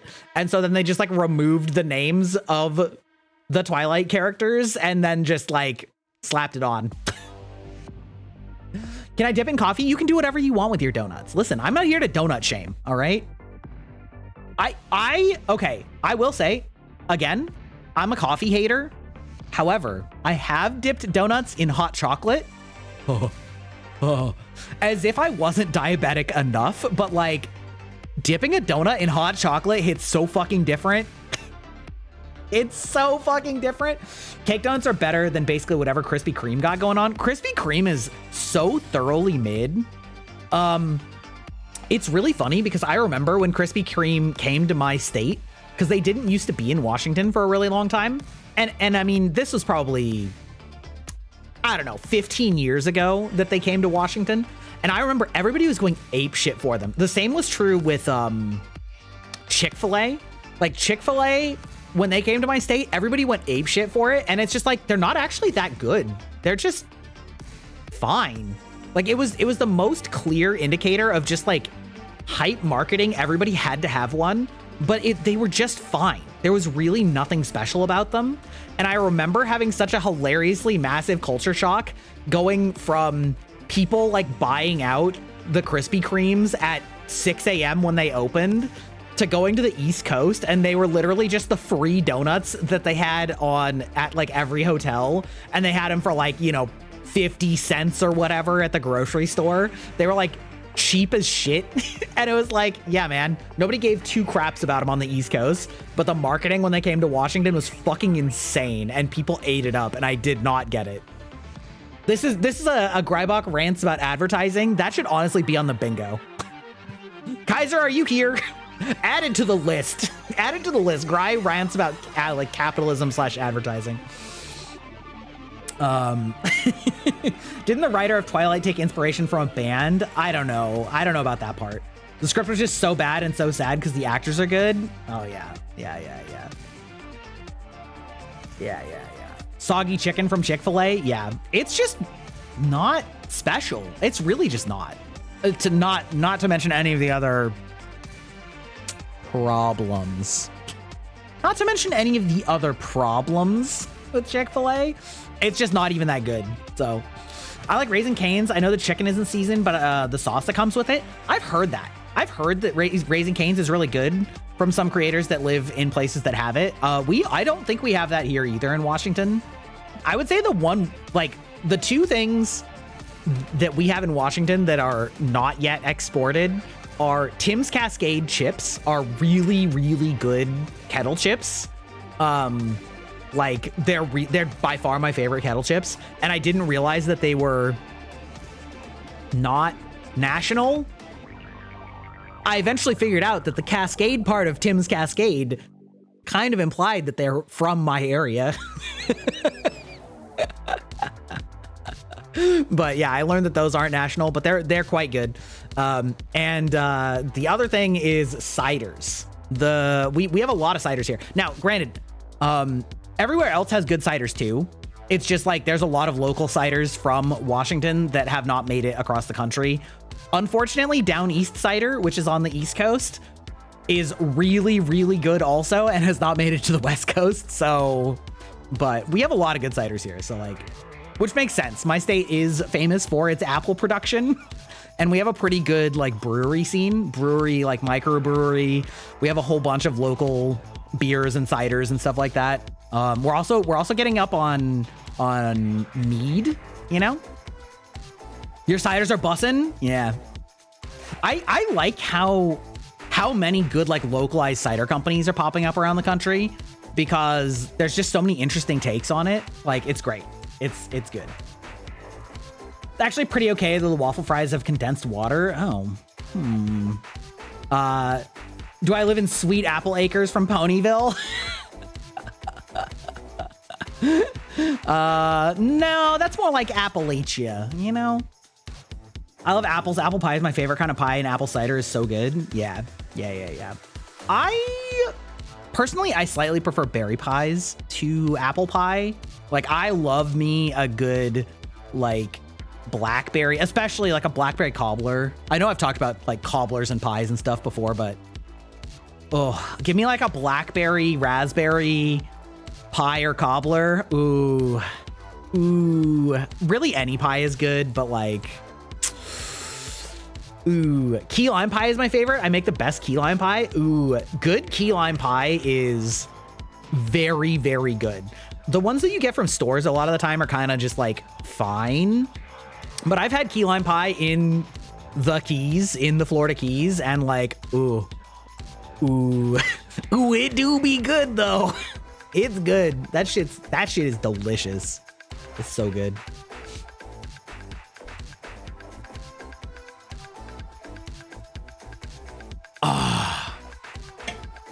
Speaking of tonight, we are drinking the Two Town Cider Pog Cosmic Crisp.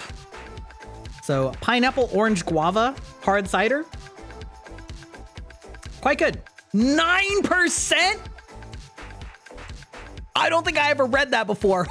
Oh, Lord. This is a fucking 9% cider? Jesus Christ. Homemade key lime is the key to the souls. Oh, yeah, absolutely. Absolutely. Getting crunk? Absolutely. No, honestly, I'll be fine. I just ate, like I said before, I ate some gyros,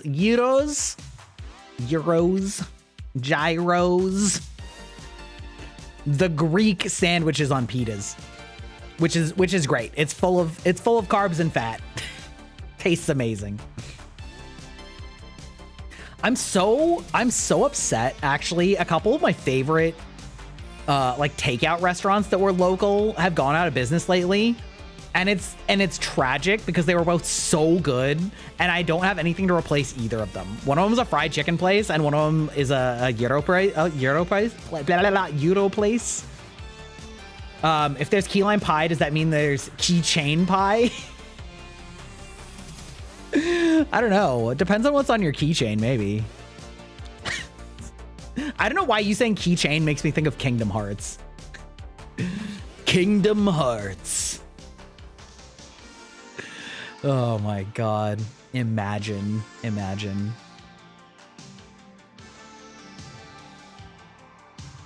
I'm trying to think what the best. I don't really cook desserts. The more flavors there are adds another key to the chain pie. Keychain, keyblade. Yeah, I think so. Also, the keyblades have like keychains off of the bottom of them. They have like a keychain with like a crown on it or whatever. I think. I don't know. It's been a hot minute since I've looked at keyblades, to be perfectly honest. Correct? All right. See? Old man is keeping his brain intact. It's fine. It's fine. It's fine.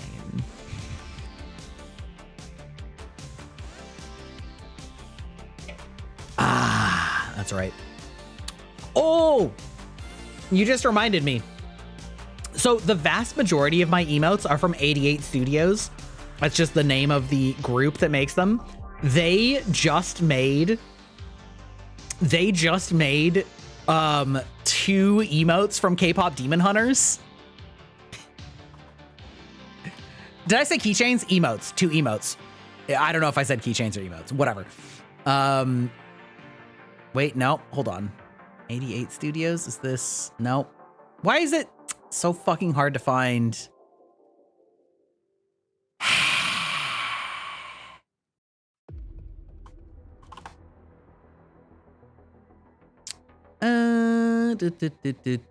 Where is this? 88 Studio. There we go. I want to see if I can find, because I know that they posted them on Twitter.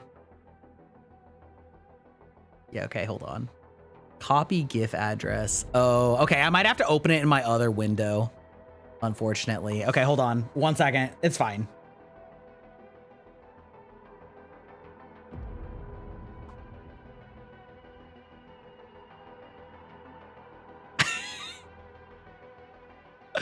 I love the K-pop Demon Hunters. It has become so integrated that they're like the fucking goated VTuber emote artist has made these as like generic emotes that you can commission. Especially the one where she's like snorting the sushi roll. That shit is so goofy. The corn eyes is so good too. Yeah, it's also really good. They're honestly both so good. But like the whole sushi roll snort, the like it's like practically making ahegao. Like I fucking love it. The fact that they didn't follow that up with like her deep throating it is amazing. Anyway, sushi snort is so sus. Absolutely, it absolutely is so sus. Especially because in the movie, the literal next thing that she does is put it entirely down her throat without a bite. She's like swallowing that entire log of a sushi roll. Incredible. Do I have to revive my Netflix sub for K-pop Demon Hunters? Either that or Sail the High Seas, but you absolutely should watch it. It's so good, Aeon. I can't get over how good it is. It's so fun. I love their shit. Yeah, me too. Me too. They're so good. There's a lot of reasons that they did most of my emotes, but like the 2 big ones are their emotes are very visually understandable, which is surprisingly difficult when you look at the actual pixel size of these emotes, like how small they have to be. And they just like, they work fast and they do a really good job, and they have so many options that like, yeah, they're great. They're fantastic. You'll love to see it. Roomy sniff. Oh my God. Peak. Actually peak. You made emotes before and it's hard? Yeah. Yeah, like the fact that they can pump them out as fast as they do, and they have as like that many amazing templates, like they're very smart. You can also get them to do custom ones, which are a lot more expensive, obviously, but like they have so many choices. It's great. It's great. Very funny. Yeah, people were really quick to revive or to capitalize on the K-pop Demon Hunters like meme ability. There, I actually saw a full ass VTuber asset of the like tiger thing monster which is peak. It's like peak merchandising opportunity, and somebody was already on top of it as a VTuber pet. Yeah.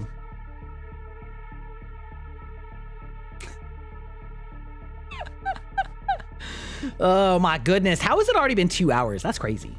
You guys are crazy. Ooh. We're probably going to start Lies of P up after this ad break because God knows how long it's going to take me to beat the final boss, okay? Listen. The bosses in this game go pretty fucking hard. So we'll see.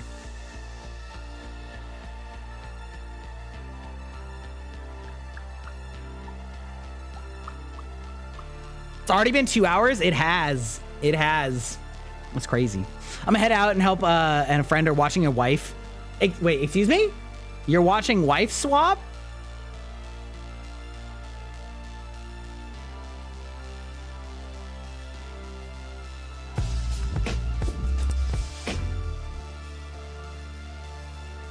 Oh, that wife swap. Okay, got it.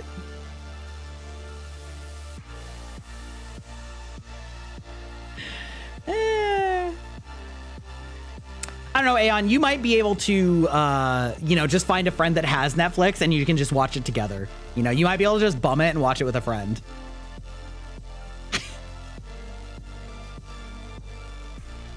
You never know.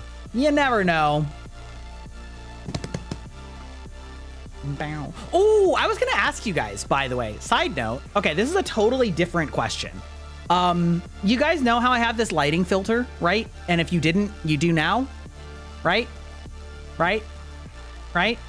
You know, this lighting filter that like lights me based on the backlight of what's behind me in the scene.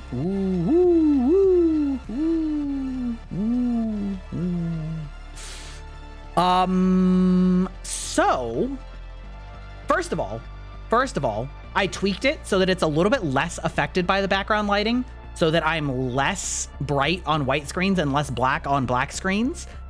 However, while I was doing this, there was I was actually adapting a different tutorial lighting style, and I'm going to toggle between them. I want to get your input on which one you prefer. There's this version, and then there's this version.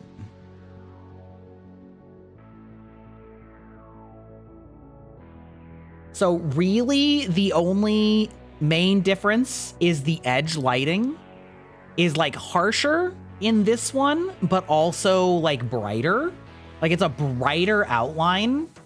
But like it definitely has a very different visual like flair to it versus this one, which is a much softer edge highlight.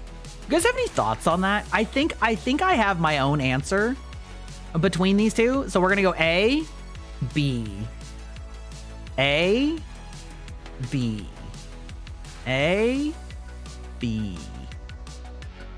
Any thoughts? Any? Also, welcome to the database, your boy. Or is it ya boy? Is it the J like the like the Germanic countries, like ya boy? A, okay, now you leave. Okay. A.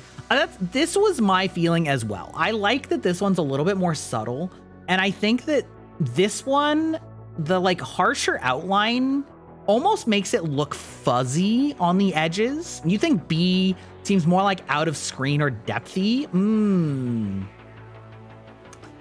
See, it's, yeah, like I'm a little conflicted. Like it's very, like when I turn my head this way and then it like outlines my skin, I think it feels like a little bit weird versus this one that's like, it like the line is just like softer. I don't know. I'm keeping like I have them both set up so that I can toggle between them whenever I want. But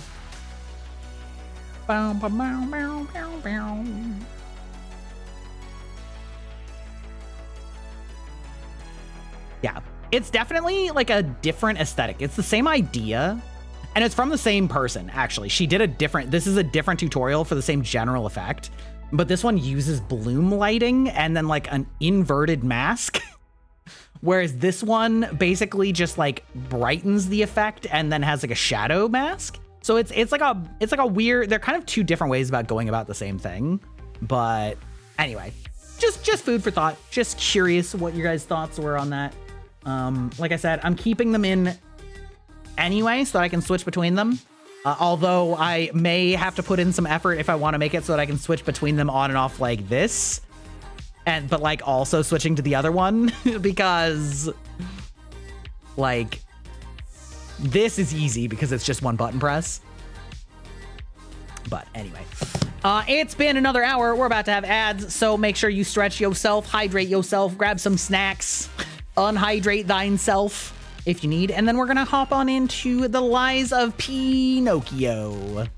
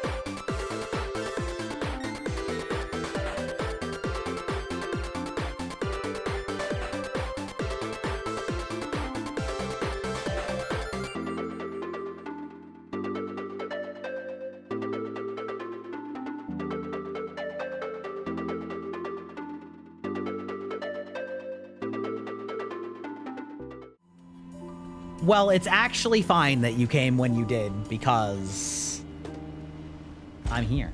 I have returned. Welcome in. Also, we need to add to the bingo sheet. Gry complains about advertising / capitalism. Okay. I feel like this needs to happen. I feel like this needs to happen. Ito boop. Ito boop.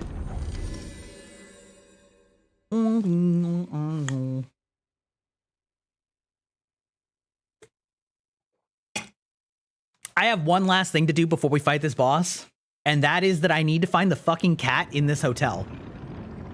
Because there's a kitty in this hotel, and I don't know where it is, and I need it, okay? I need Kitty. We need to find it. Does anybody know where the cat is? Oh, you know what? This almost counted, but I caught it very quick. That almost counted as forgetting to change category. However, comma. Gotta pay the cat tax. Exactly, Aeon. Exactly. Now, I understand that there's a little kitty in this place. And this is a big place to be housing a small cat. And unfortunately, I don't know where it is. I think it might be in like one of several locations. Because I looked it up earlier and it was like, it's right here. And lo and behold, it was not right there. I'm just hoping I didn't miss my chance. Because imagine how devastating that would be if we missed our chance to pet a little kitty. In every game that has a cat, it must be pettable or else it's a failure. The game is an absolute abject failure if you can't pet cat. Also, let me make sure I bought its collar, but I'm pretty sure I did. Well met. Well met. Ancient discs. Detective mustache. Veteran's eye patch. Bell collar. Yes, okay, we did get the collar. Great. Kind of nice music, though. Oh, there's the kitty! A small kitten. She peers around, curious about everything in the hotel.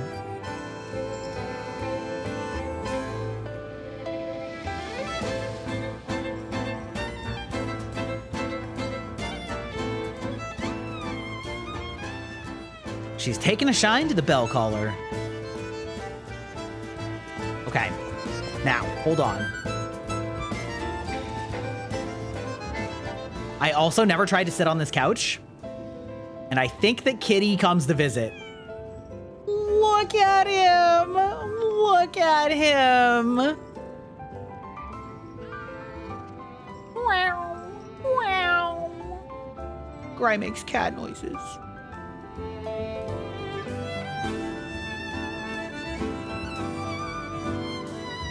Okay, hold on.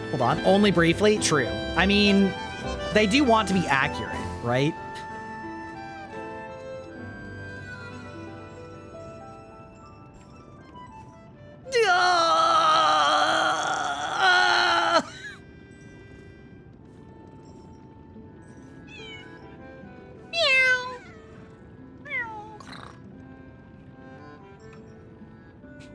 What a good kidder. This is the peak content we actually want from Lies of P, okay? This is what we need. So in the base game of Lies of P, the cat is actually your barometer for how human you have become, because the cat does not want to interact with you while you are more robot. But if you become sufficiently human, then the cat will like warm up to you and then eventually let you pet it and purr. Yes.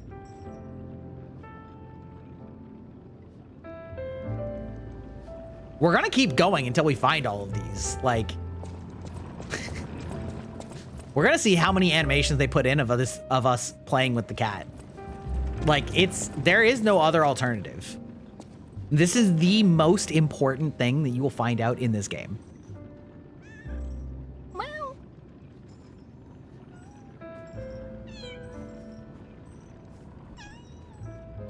Okay, I think that's the same as the last one, right? It tried to jump up and failed, and then it's kind of like hopping off. Okay. We are cat maxing, okay? Also, I think... Okay, first of all, I'm gonna rest here, see if anything changes. But I think I read something about, like, if you interact with it in the past and then you go to the future and find the cat, that you might actually get something, which is honestly, like, if that is true, I'm gonna be pretty excited. I'm gonna be pretty excited, not gonna lie. Oh, also, this stream also is obviously going to count as Soul's mention. Oh, we also definitely got food. We absolutely got food on the bingo. Okay, now where is the cat in the present? A new quest. We have to not only find the cat, we have to find the cat twice.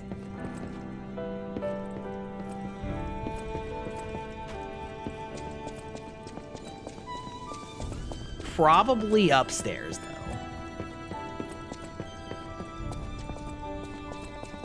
Boom, boom. This place done fucked up. Cannot use this right now. The cat up here?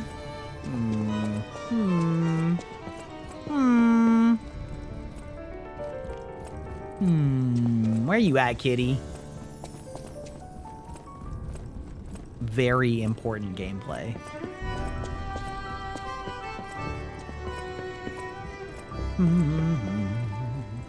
I do love when games put in these kinds of personal touches, though. Like, is it entirely, like, just flavor and cuteness based? Yes, absolutely.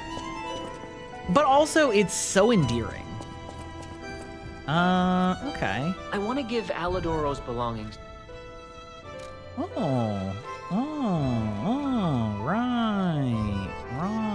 Okay.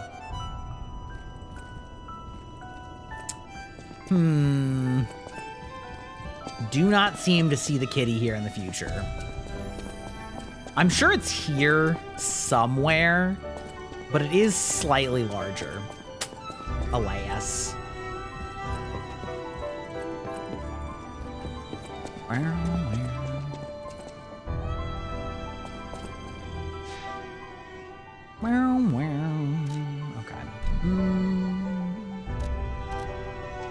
Ah, now my event is gone from that. Okay. That's... Oh, I just saw the cat right as I fucking left.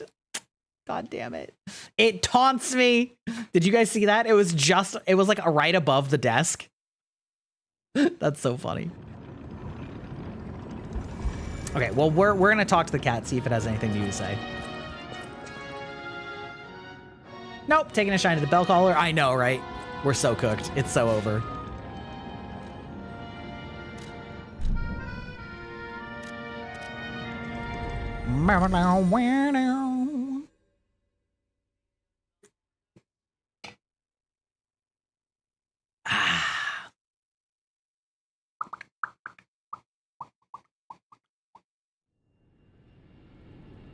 I found it. Okay, the cat's in the same place this time.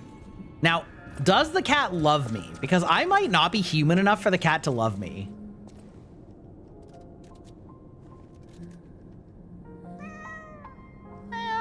Oh. Oh. We may be making progress. Now, hold on. Now, hold on now. Where'd that cat go? Where'd that cat doing, though? Because I think, if memory serves, when I played this strength build on my first run, I did not lie a bunch because I wasn't sure what the repercussions were. And so I was only like partially human, and I don't know if the cat loved me enough. Per se. Where did Kitty go? Cat! How truly like a cat you are.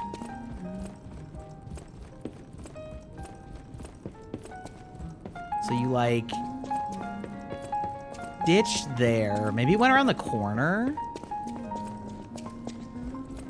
Because I feel like there was one like where we come around here or something like that. Am I stalling for time because we only have a boss left? Maybe. Who could say? Truly.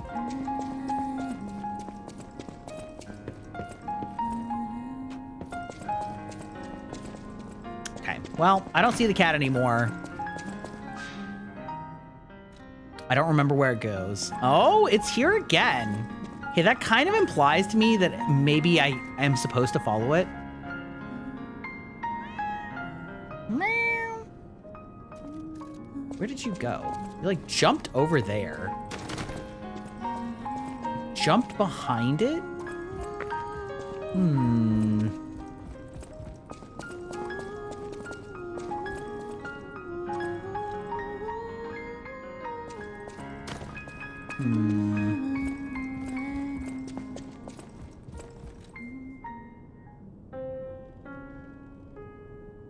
Boom, boom, boom.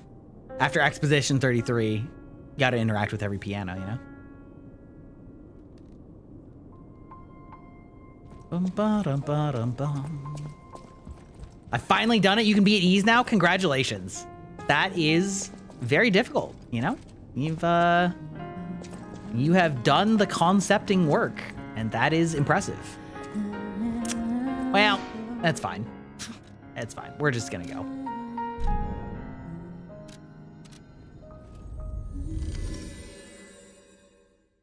Bum, bum, bum, bum, bum, bum, bum. You can just tune in to watching me crash out at a boss.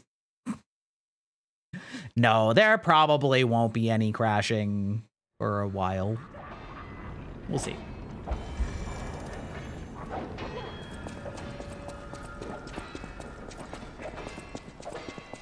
Crashed out over Miss Kitty's? We are crashing out.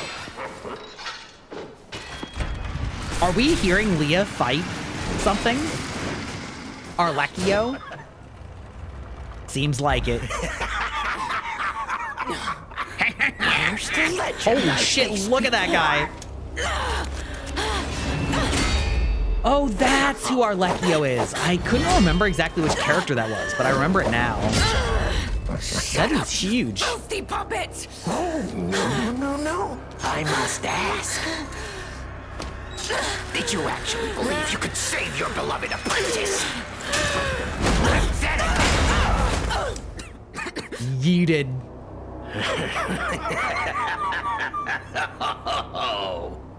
And who might you be? This guy's pretty like cyberpunk coded. Help Leah up to initiate a cooperative battle. Okay, so this is one of those ones that it like seems like it's encouraging you to do. You appear to be nothing but talk. Ooh, okay, all right, sir. Interesting. Okay, I see. I understand. Who's the dapper looking fella?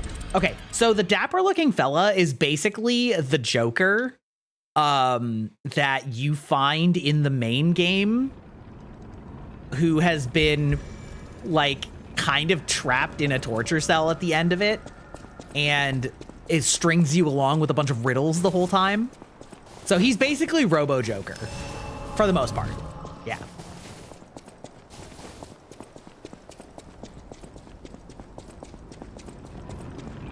Okay, we're gonna see if we can spend some souls to... Okay, so I need 7K more. Oh, that's easy.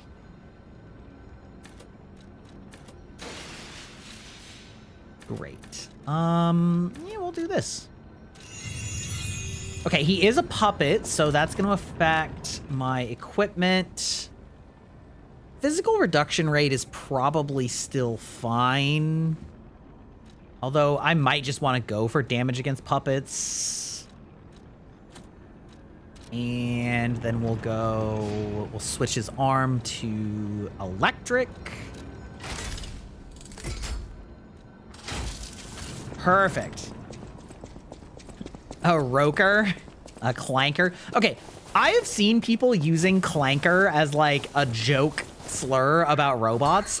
Does anybody know the origin of that? Like, I don't know where that came from.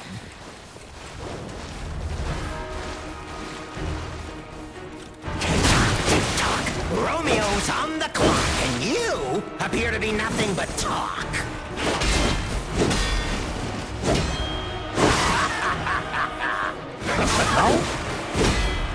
Time to exit my stage. Okay, actually, though, I did a lot of damage to him, which tells me he's probably a 2-stage fight. Because I only hit him, like, twice. So, okay. Star Wars? Okay, is it from one of the, like, the Disney TV shows? I'm getting rocked right now, but that doesn't really mean anything. It just means I'm trying to, like, figure out his timing and whether I should try and parry him or, you know. Ah, okay, okay.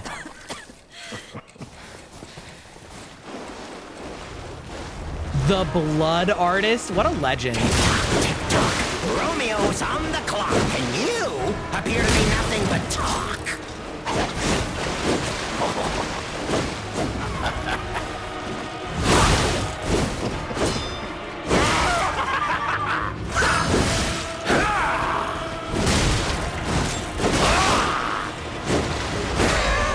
Time to exit my stage. All right. We're getting there. We'll get there. We'll get there. Clanker has a hard R. The droids have rights. Yeah. Okay. Okay. I got you. I got you.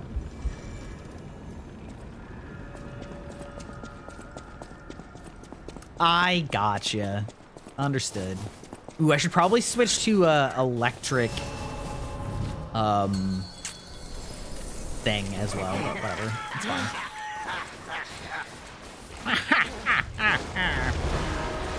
This definitely seems like a dodge fight. Tick-tock, Romeo's on the clock, and you appear to be nothing but talk.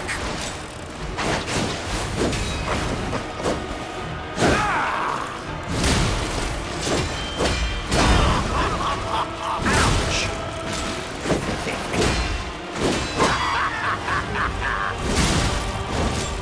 We said farewell to his arms. Now, what to slice off next? Oh! Okay.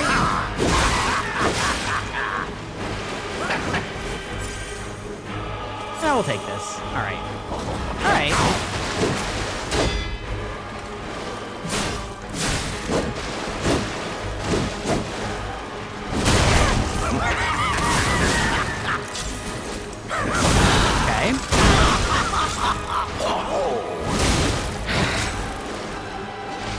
Okay, we got a phase 2 here, obviously.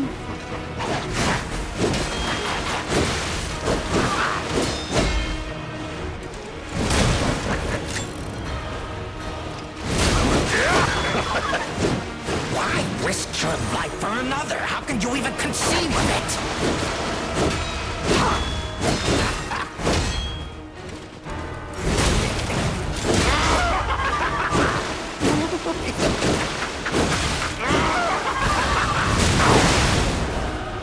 Okay, that's fine.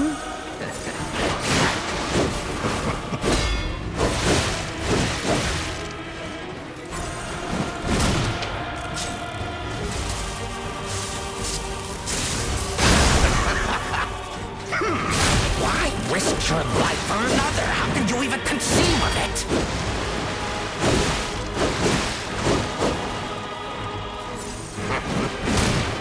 Fuck you.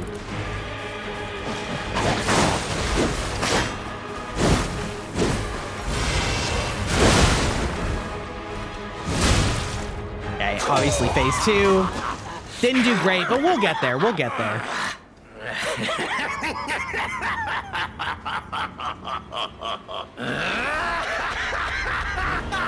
This is exactly what I've been waiting for! Okay, all right, all right. Oh my god. Hello? Hello? Sir.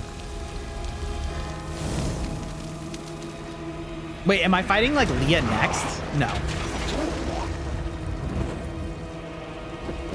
Dramatic, indeed. Full robo mode. The alchemists offered me nothing but boredom. Ooh, that's a full-on cyberpunk blade. Look at those fucking things.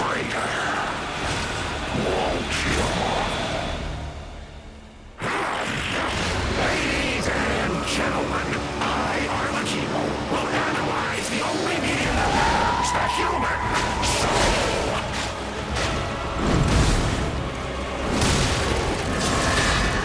Woo! Okay. Let's keep going. To exit my stage. Understood. Yeah, understood. Understood, sir. All right. Okay. All right. Interesting. Interesting. I see how you're rolling there. We're gonna get ourselves a little bit of a continuance here. We're gonna switch my blade thing to my grinder, the blitz, and I'm thinking we're gonna try going a block route. I don't know. Like, we'll try the block. Those wings are swords? Yes. Yes.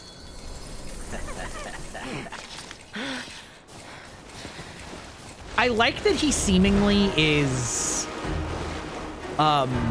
Tick-tock, tick-tock. Romeo's on the clock. You appear to be nothing but talk. I like that he is seemingly,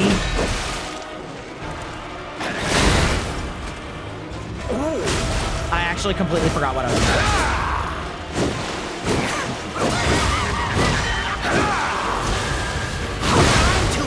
Okay, all right. Good thing I do a lot of damage. He knows TikTok? Find his plugin. That's right. That's right. Leech off of his channel. You know, report him to the algorithm. I completely forgot what I was going to say. Oh, I guess just that I like that he is very... what I'm really hoping for is that he is not a 3-phase boss. Because he definitely still takes a lot of damage in phase 2. So as long as he's not just going to like have an entire 3rd health bar, it seems eminently doable. Like, tick-tock, Romeo's on the clock. Ow, okay, that hurts. Nothing but talk.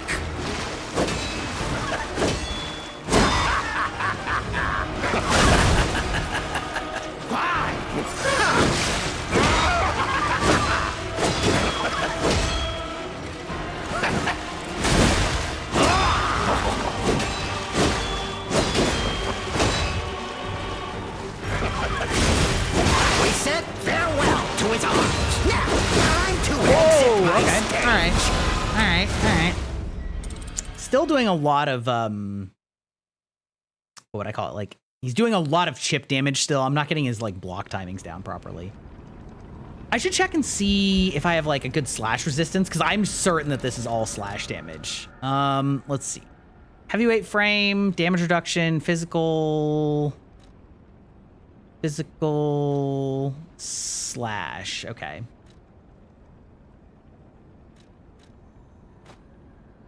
This is just better in every way. Yeah. Okay. All right.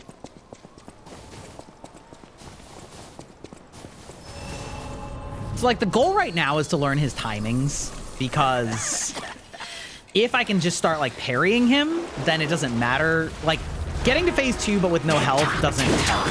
Romeo's on the clock, and you appear to be nothing but talk.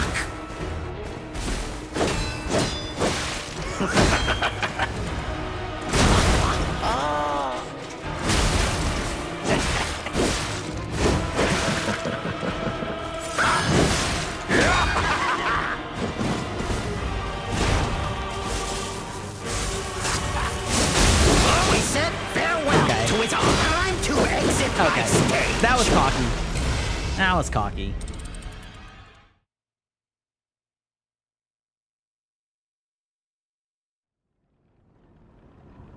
Yeah, I very much prefer bosses like this that are, like, they hurt, but they don't like one shot, you know, you can get hit quite a few times. So they hurt, but it's they hurt and they're aggressive, but are also very vulnerable. Rather than bosses that are just a pure slog endurance fight. Tick-tock, tick-tock. Romeo's on the clock, and you appear to be nothing but talk.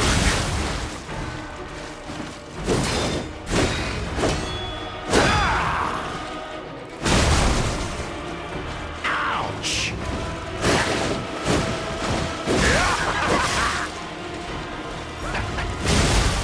We said farewell to his arms. Now, what to slice off next?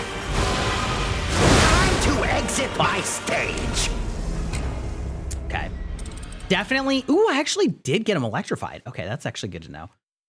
I think electrifying right at the beginning is probably a good play. But yeah, definitely can't go for like a second swing. Like, we just have to take the damage. It is really hard to get his parry timing down, though. Because I've been trying to perfect parry and basically not succeeding at all.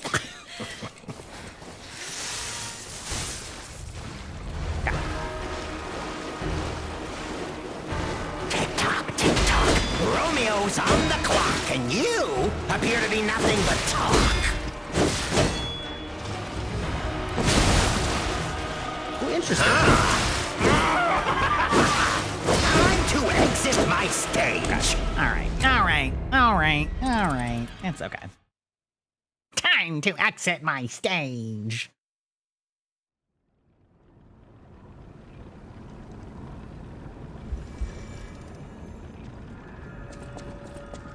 I'm still not entirely certain whether I should be taking this route or a fast weapon, but the ability to block is very helpful.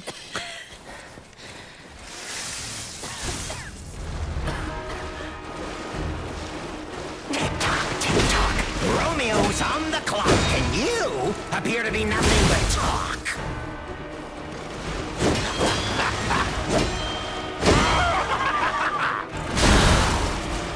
Okay, that's fat.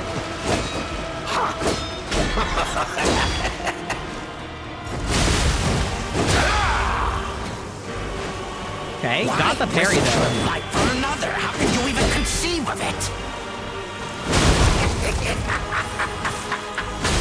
Whoa! Okay. Wait, you actually got out of that? That's crazy.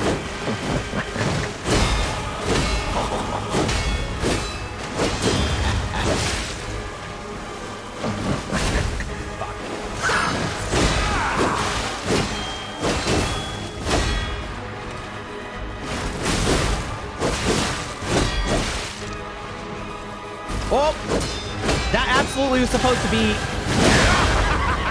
That absolutely supposed to. Oh, it still keeps going? That's crazy. That's crazy. Okay, well.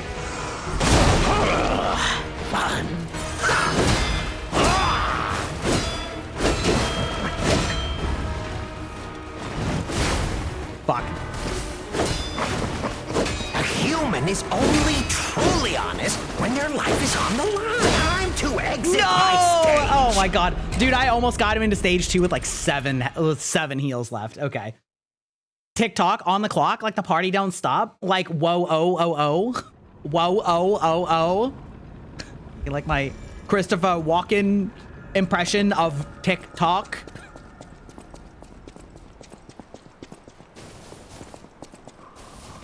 Brush my teeth with a bottle of Jack. This, okay, so also this is another example too.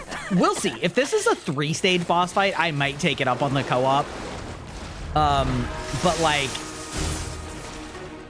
the one that I did before that was a co-op battle Romeo's on the clock, and you appear to be nothing was but like talk. so tanky. Whereas this is not tanky. He's just like aggressive.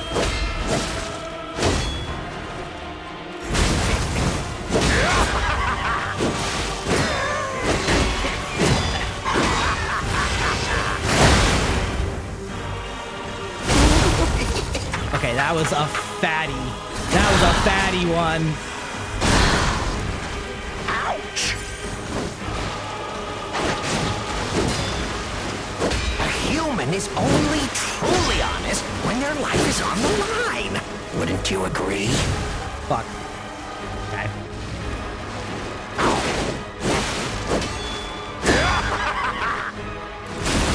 I do like that I've sort of identified that when he does that like overhand slash is when he like, whoops.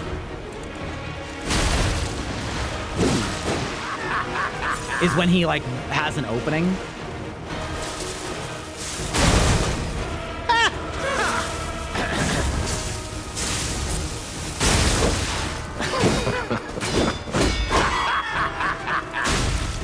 I'll take that. I'll take that. Okay.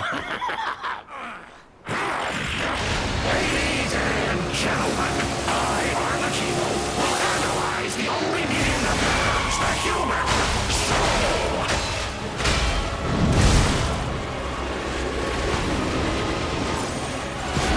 Come on, let's keep going. Time to exit my stage. Fuck! All right, that phase transition is like pretty crazy though. I still don't have like a good... I don't think that I can... Ooh, I wonder actually... Ooh, I actually just thought of something.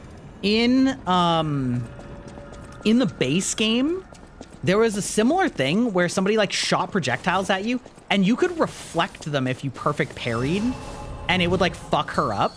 So I'm wondering if that's what I'm supposed to do for that. That would make a lot of sense, to be perfectly honest. Tick-tock, tick-tock. Romeo's on the clock, and you appear to be nothing but Well, talk. that's a shame.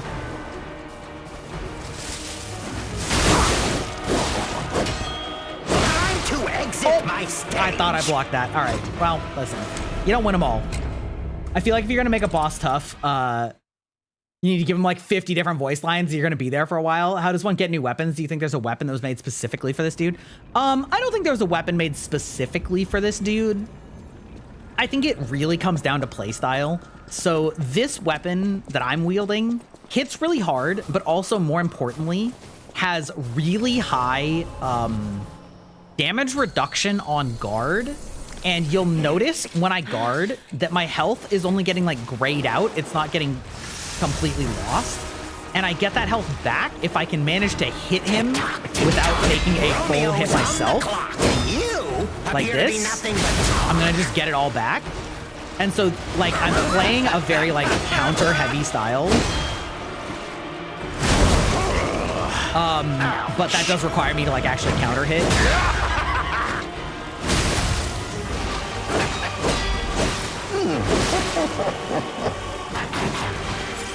And so there are like certainly weapons that are faster that like help in that way. However, it just like really depends on what your style is and like what you're spec'd for. Why risk your life for another? How could you even conceive of it?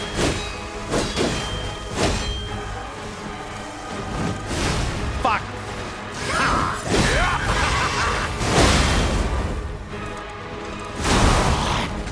Okay, that was a fat hit.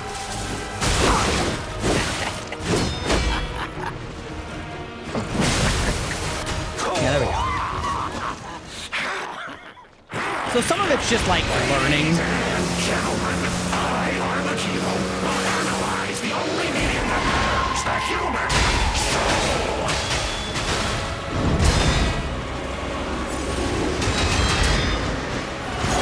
Come on, let's keep going.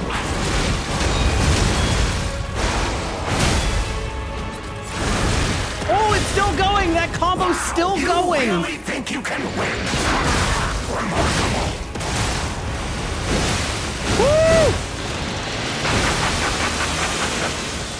What, brother, what the fuck are you doing?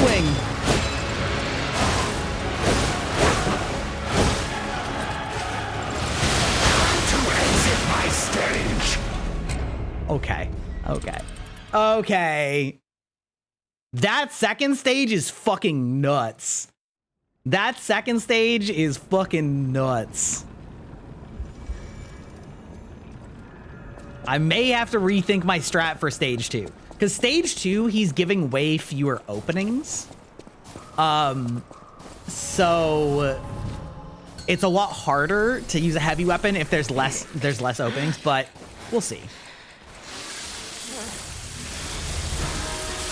Oh, whoops. Imagine forgetting the button press. Tick-tock, tick-tock. Romeo's on the clock, and you appear to be nothing but talk.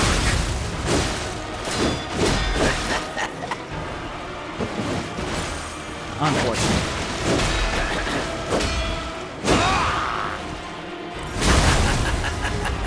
Ouch.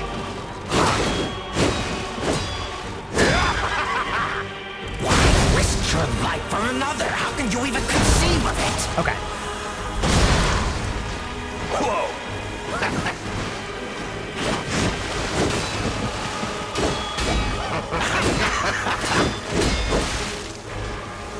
Fuck me.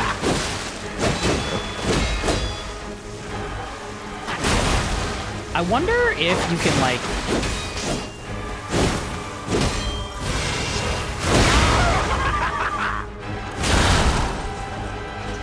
I wonder if, like, what happens if you break his weapons? That was unfortunate. 7 is Why risk fine. your life for another? How can you even conceive of it?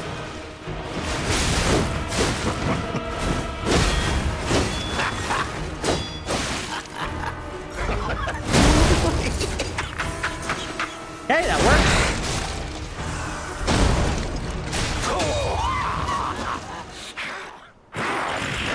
Ladies and gentlemen, I, Armachino, will analyze the only medium that matters, the human soul.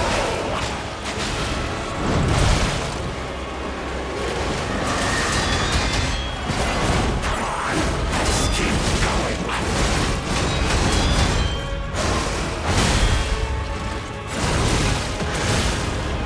Wow, you really think you can win? Okay.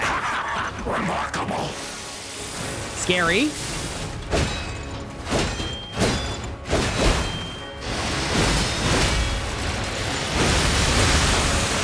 No!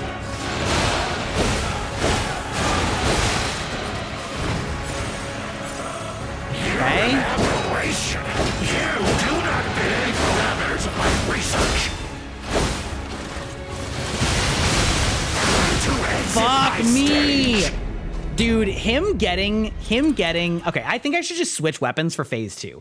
Because him getting, like, weapons that attack from the back when you try and dodge around and hit him in the back kind of sucks. This Buzz looks like one of those, relax, it's called dark humor guys. True. Crocodile from One Piece? Okay, I will have to admit I have never actually watched One Piece. Probably never will.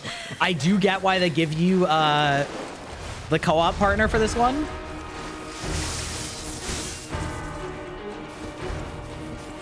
Tick-tock, tick-tock. Romeo's on the clock, and you appear to be nothing but talk.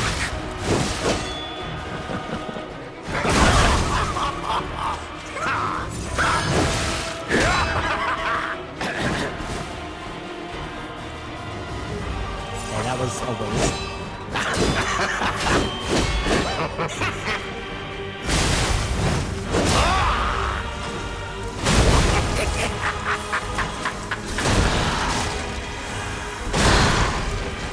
Whoa!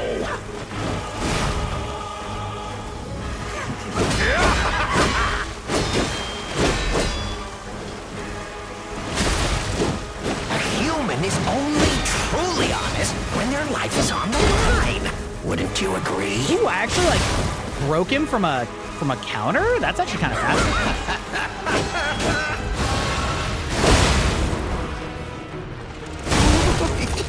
Hey! Okay, we're gonna try using the other weapon for phase 2. Ladies and gentlemen, I, Armachino, will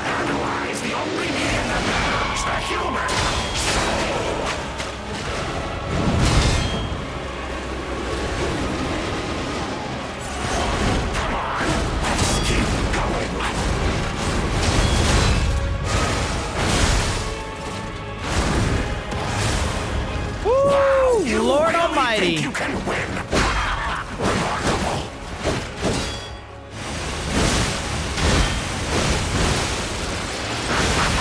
Does bro ever fucking stop attacking?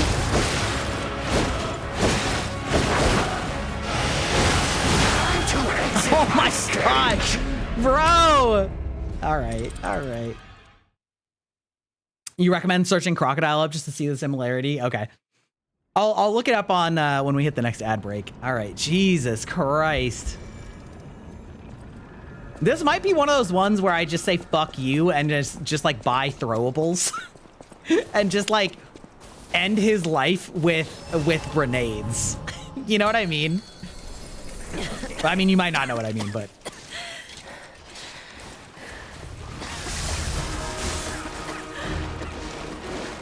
Tick-tock, tick-tock.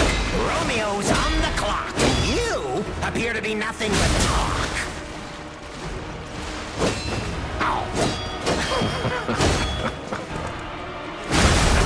see, those counter hits are the ones that feel so fat. When you like get the timing just perfect.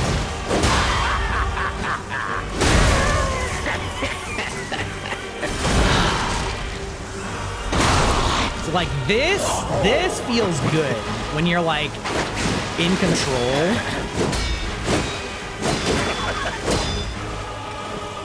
Okay, that was less good. Why risk your life for another? How can you even conceive of it? Oh, I just barely clipped him on that, but that's...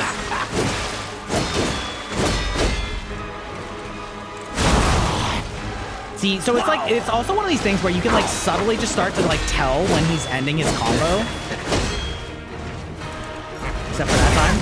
Whoa! Still got him.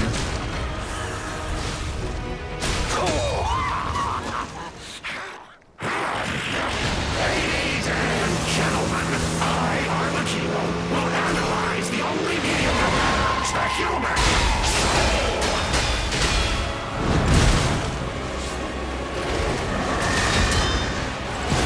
Come on, let's keep going.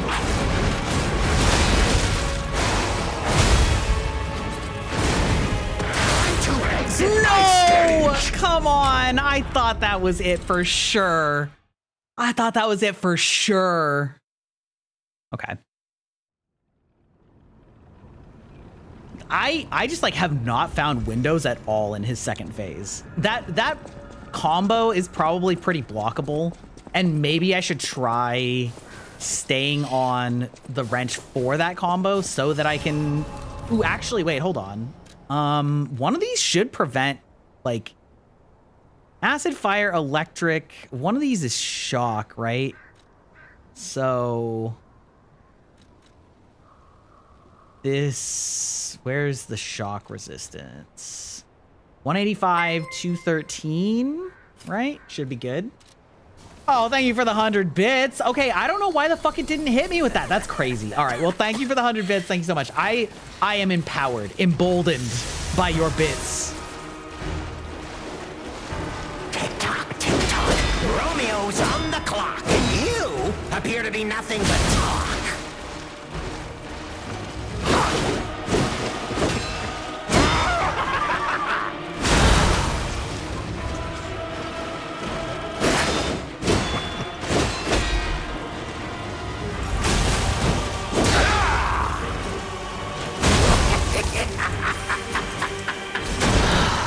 God, that feels so good. We're starting to get his like phase 1 down pretty good. I don't know why I did that, but I did not get punished, and so I'm not...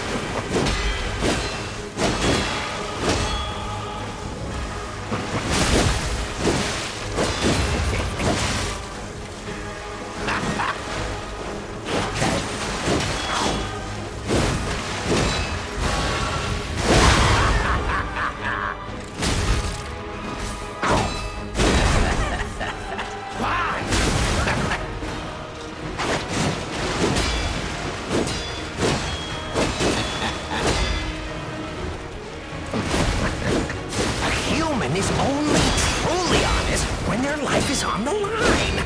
Wouldn't you agree? All right. Emboldened by bits is a great phrase. Thank you. Ladies and gentlemen, I, Armachino, will analyze the only medium that matters, the human soul. Oh, fuck. Time to exit my stage. Okay, well, that didn't go very well. All right. Dodging the skulls is the way to do it. Trying to perfect parry them did not, in fact, work. I guess unless I can attack them, but I don't think I can attack them either. That seems unlikely. This game is not Zelda. This game is not Zelda. Also, let's take a look at what we've got in terms of throwing cells. Okay. And then, honestly, yeah, okay.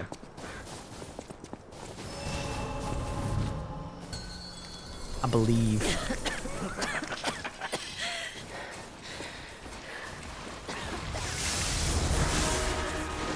Also, like, one of these days, I'll remember to use my specials. Talk. Romeo's on the clock, and you appear to be nothing but talk.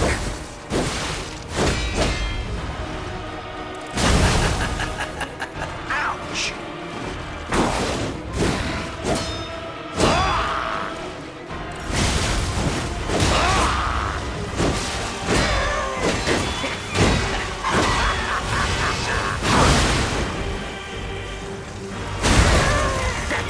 Okay, well, fine. I hate that sometimes he gets to just, like, follow up on that jump attack.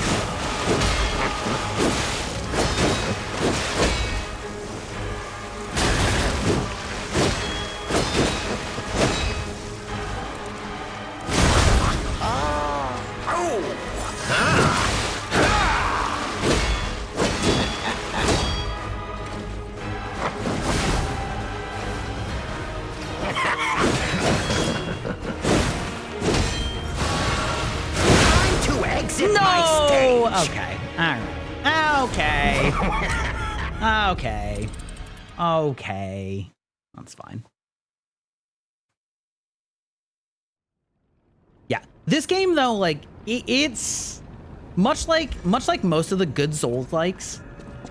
When you have a good boss fight, it feels satisfying because you actually feel like you can master it and you actually just know the timings, and for the most part just can kind of slap them around once you know it.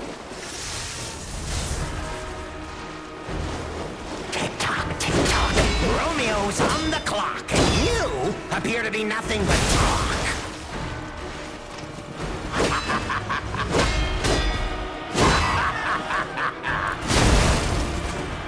Ouch!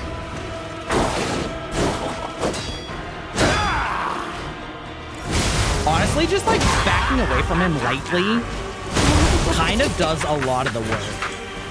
Because like if he misses you with like the first or second hit, then like you have a lot of stamina left over.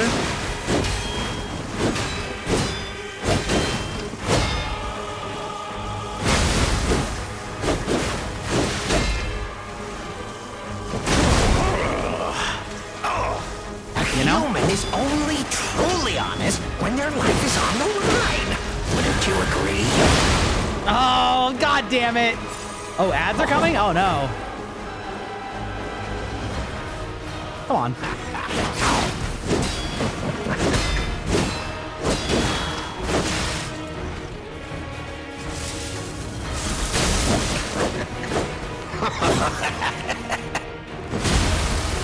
Okay, that was bad. That was bad. I mean, not bad. Ladies and gentlemen, I, Armachino, will analyze the only medium that matters, the human soul.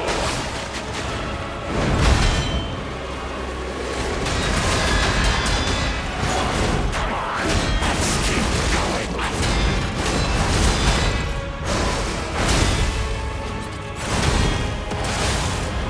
Wow, you really Okay, think that you went can okay. win? Remarkable. Okay, understood.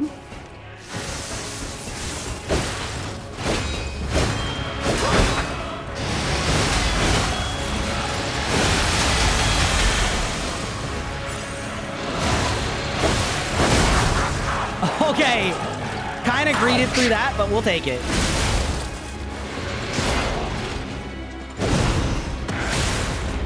Bro, what the fuck?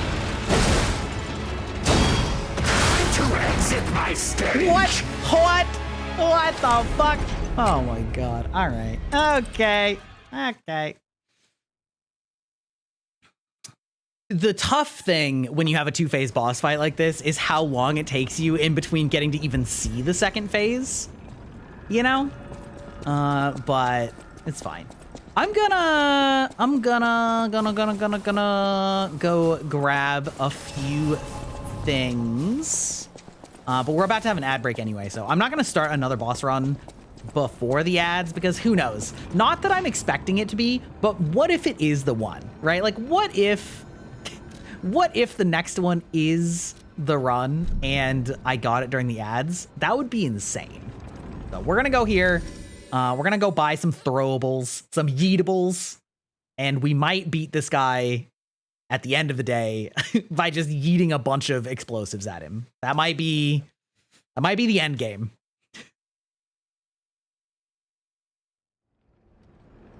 But you know what? You win and nobody sees it? Yeah, it's happened, actually. I have beaten some tough Souls boss on an ad break because I was like, I'm not gonna get it this time, and then I did, and I was like, fuck. God damn it. God damn it. Let's see. Okay, we're just gonna sell. Ooh, I still have several of those. Ooh. Wait, where's my poppable? There we go.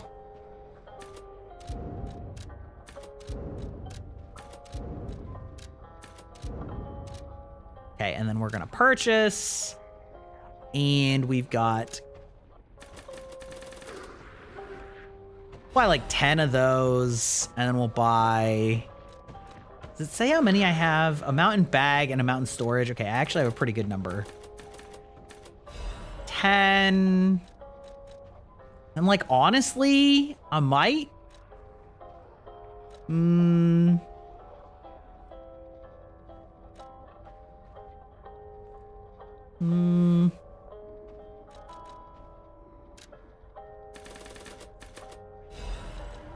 Like maybe thermite? Doesn't really matter. We actually have quite a bit of both of those. So okay, we'll just keep it at that. You ever been accused of cheating? Like how when people do a little off-screen grinding on Minecraft? I mean, not really. I fess up to it when I like do something off screen. I almost always keep stuff on stream, but sometimes I'll do stuff where I'll like I'll do some random bullshit that takes maybe an hour or two, but is like really not engaging, like fetch questy type bullshit, and I'll do it off stream. Every once in a while, I'll like make real progress off stream, but that's pretty rare, and I'll always like cop up to it when I do it. But it hasn't really happened in games like this because it's like pretty obvious when you have like really a whole bunch of new stuff or things like that. Yeah, I don't know. I still can't quite decide what I want to do with the second phase because getting opportunities in to hit him is pretty hard. But with that said, oh, I can also do these, right? Yeah, that's kind of funny. But with that said, yeah, being able to stagger him by just like hitting him really hard is really helpful because he's so relentless. And if I can like start parrying some of his attacks, then it's also pretty good. I don't know.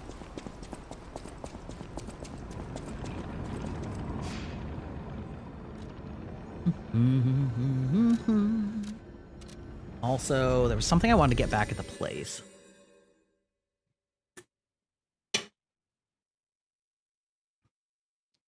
Whew! Boy, that cider bee. Kind of strong. Kind of strong. What was I? Oh, yeah, I was going to use the quartz. Maybe see if I can give myself another throwable slot. So this is increasing the stagger window, which I could do. However, is this charge fable slots, golden fruit, cube uses, belt slots though. Can I refund? Oh wait, actually I can just do 3 here. Okay. Yeah, I think I'm gonna do that. So I just have more. Just have more. Increase stagger duration.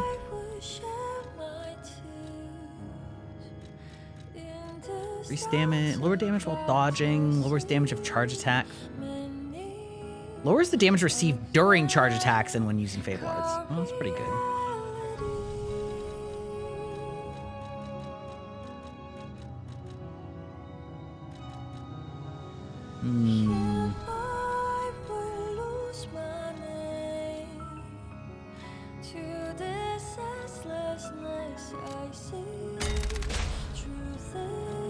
And what's charge attack stamina consumption? Oh, wow, that's actually huge.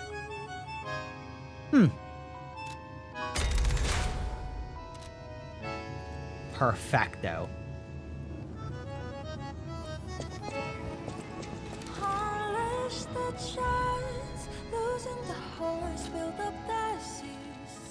Well, that's to both? Oh, that's crazy.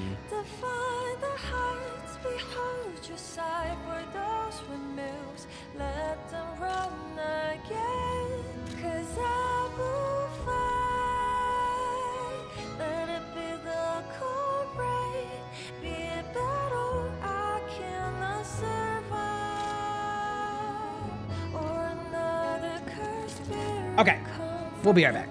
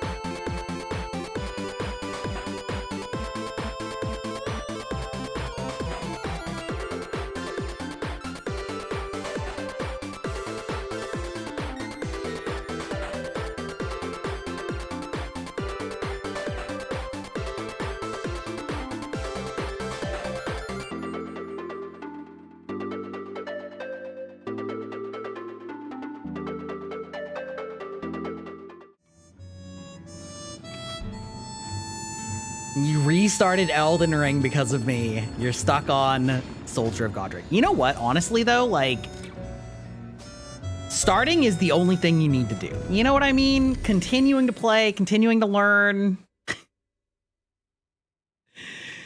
It's, I guess what I would say is, like, the most important skill in Souls games is learning to not spam, to not spam your attacks because you will be punished for it. Make sure when you attack that you actually have a window to attack there. Also, let me check this. This is absolute defense. Switch display. Honestly, absolute defense is probably goated for phase 2. Did I catch you out? Did you? Yeah. It's only because I have thousands of hours of practice. Tick-tock, tick-tock. Romeo's on the clock, and you appear to be nothing but talk. That wasn't great. That wasn't a great start.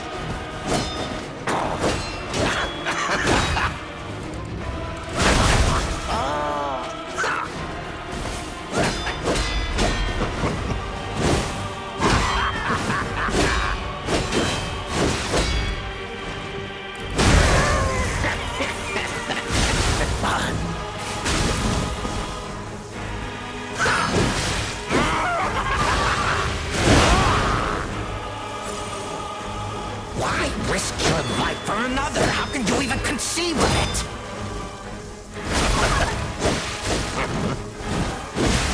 Time to exit my stage. It kind of sucks that if I just like smash him two-handed while he's stunned, he'll get out of it. So I don't have time to like actually do a follow-up on it. That's kind of unfortunate. But listen, I too was once terrible at Dark Souls, okay? I too was there. I was once that guy. Oh, if I missed that, I would have been a little upset.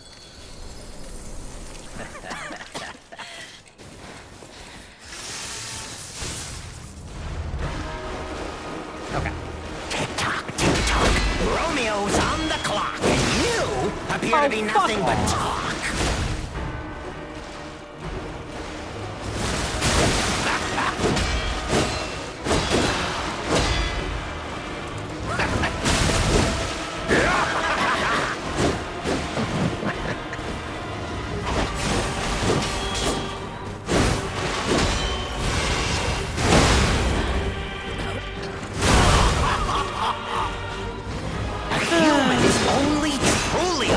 When their life is on the line. Wouldn't you agree?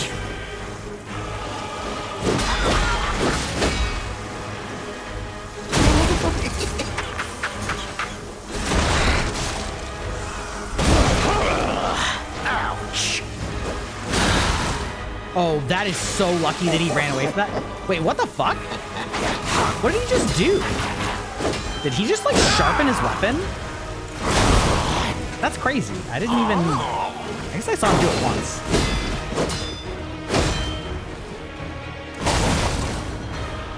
A human is only truly honest when their life is on the line.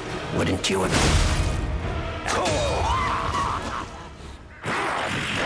Ladies and gentlemen, I, Armachino, will analyze the only medium that matters, the human soul.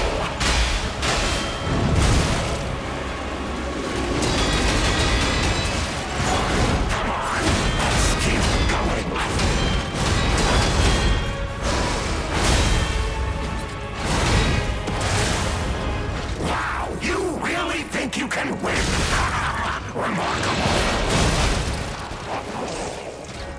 Okay, that was fat.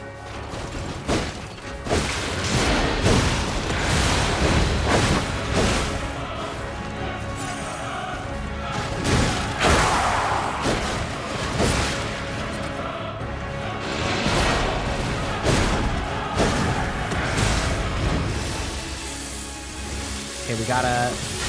None of my work led me to anything like you. Why are you different? No, none of that.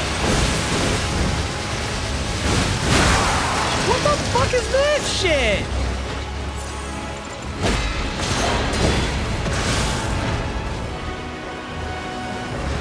Okay.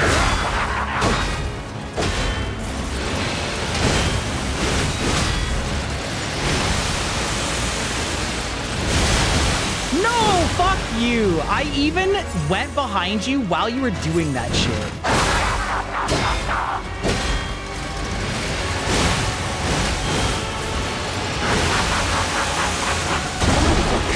Okay.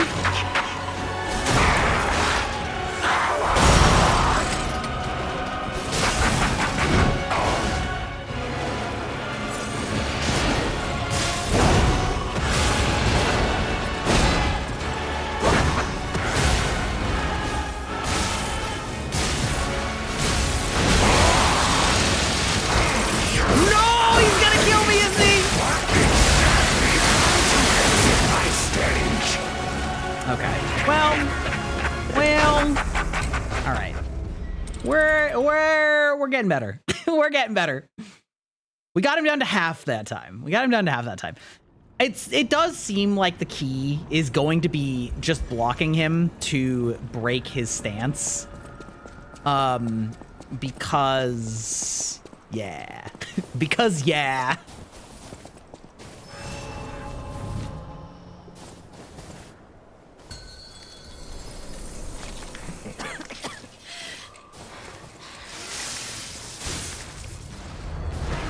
Okay.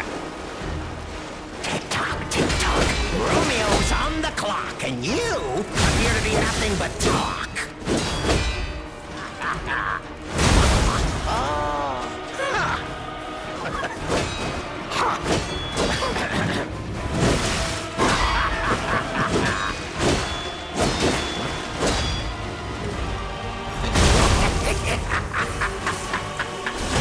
Jesus Christ. Well, we got him to half. That's good.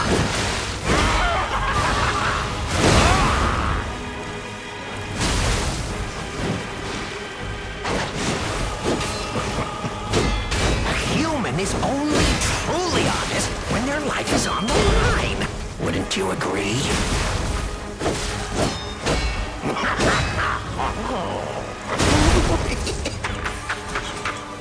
Go. Okay. Oh, he's not down? Okay, that's crazy.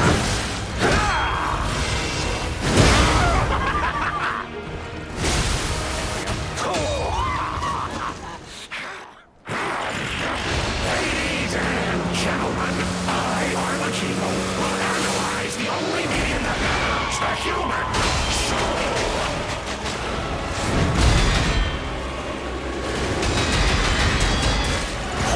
Come on, let's keep going.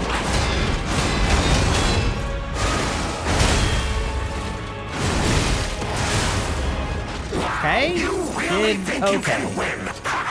Remarkable.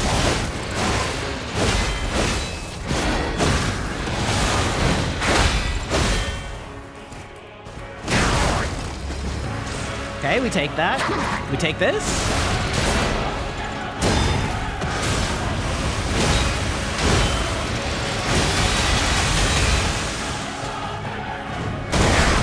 Okay, we take this.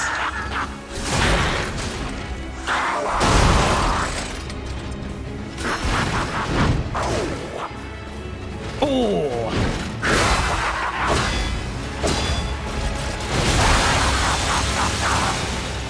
You're an aberration. You do not fit the parameters of my research. No! Fuck! That's gonna kill me.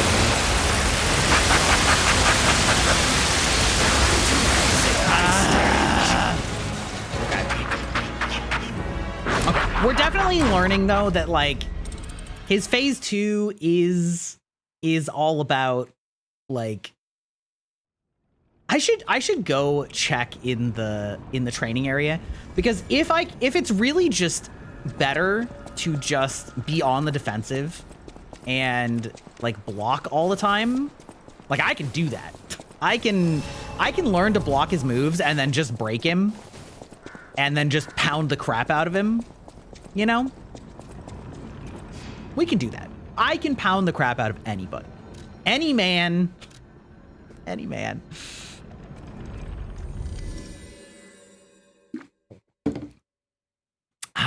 I'm going to ask you, Sir Bell, which... I was getting close. Well, we're getting there. We're getting there. Which class are you playing?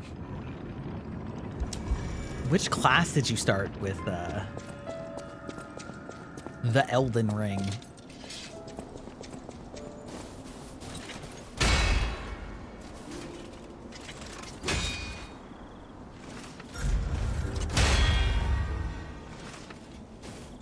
Interesting. Okay. So that's pretty short. That's pretty short.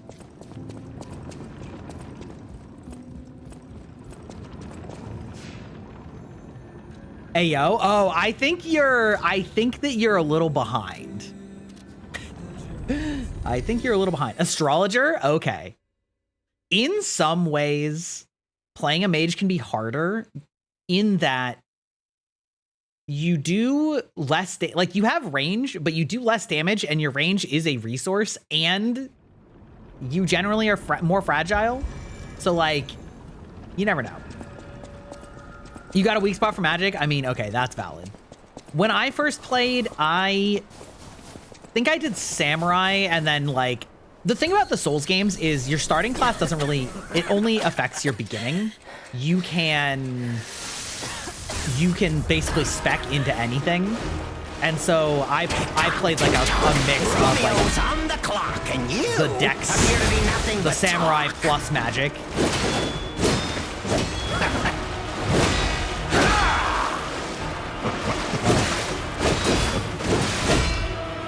Well, that's a shame. Fun.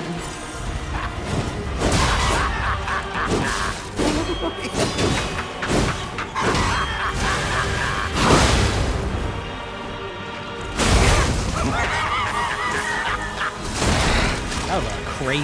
I wish I got a bunch of health back for critting, because that would be amazing.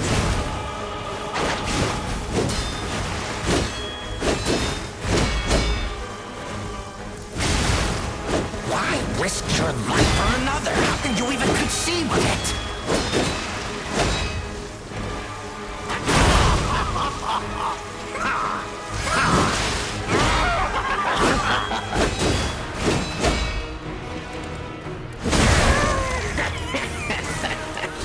No.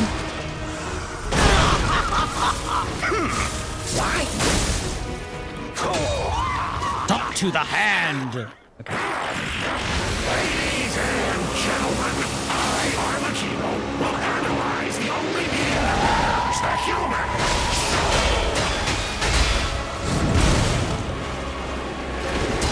Time to exit my stage. Oh, that actually. Fuck. Kind of mad that killed me. It's quite hard to dodge those like blood skulls properly, but it's also really hard to time parrying them. Okay.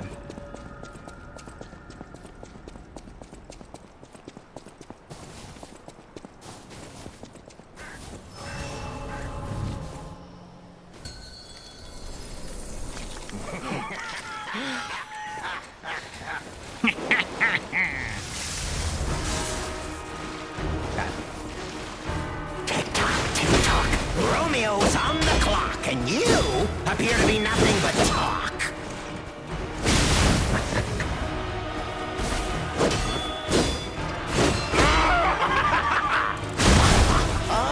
You'll love to see it.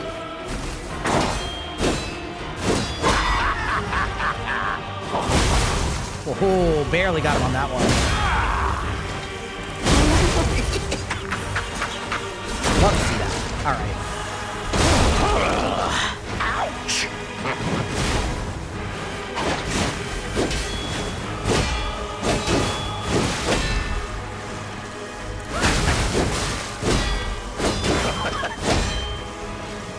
Why risk your life for another? How can you even conceive of it?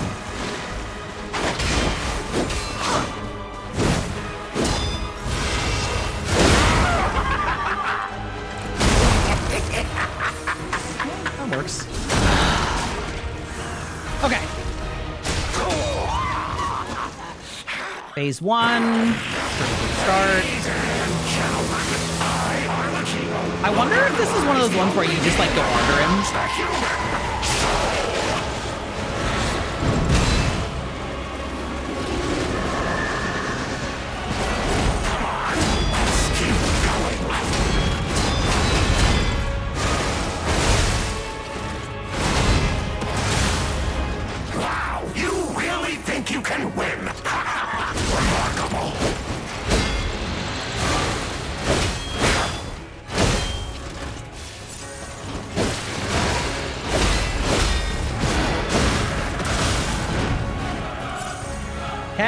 Don't love that.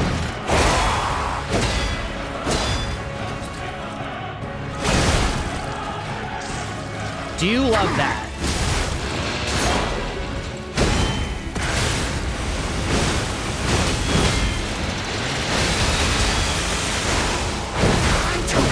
No! Why did you fucking... Okay. I am getting a little bit better about using my, like, pulse cells.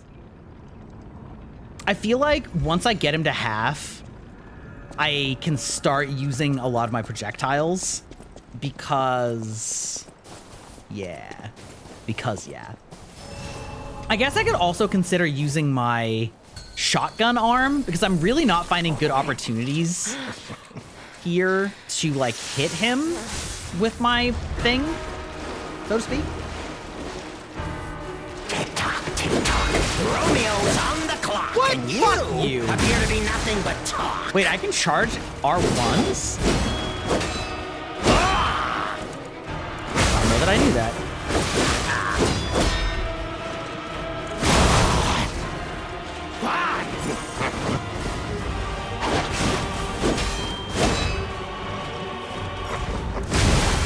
We said farewell to his arms. Now, what to slice off next? Okay, not the best. Not the best, but it's fine. Throwables? Yeah, they actually are better than chip damage. They're actually quite strong.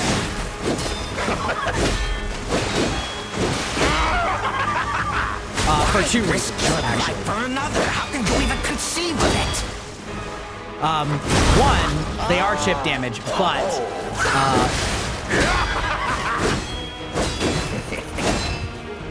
conditions are quite strong in this game, and most of them inflict conditions. And Ladies and gentlemen, I, Arlecchino, will analyze the only medium that matters, the human soul.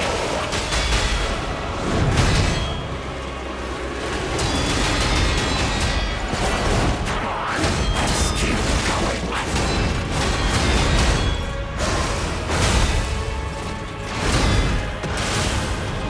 Wow, you really think you can win?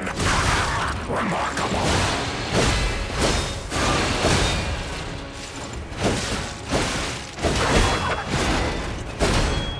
Time to exit the stage. the throwables scale with stats specifically, and I wonder if they nerfed this because I feel like they used to be even beefier. The shot puts scale with strength, which is what I use. So they actually do quite a bit of damage, but also importantly, the shot puts can,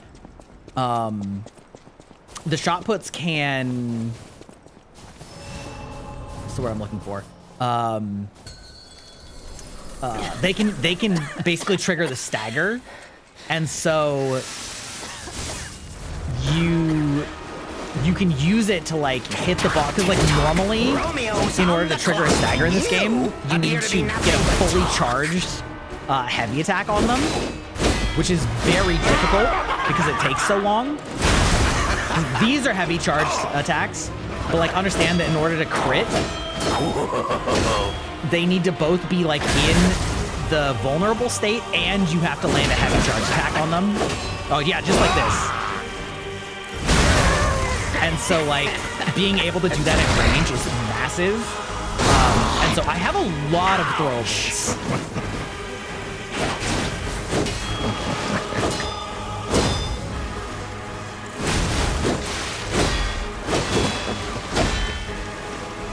Why risk your life for another? How can you even conceive of it?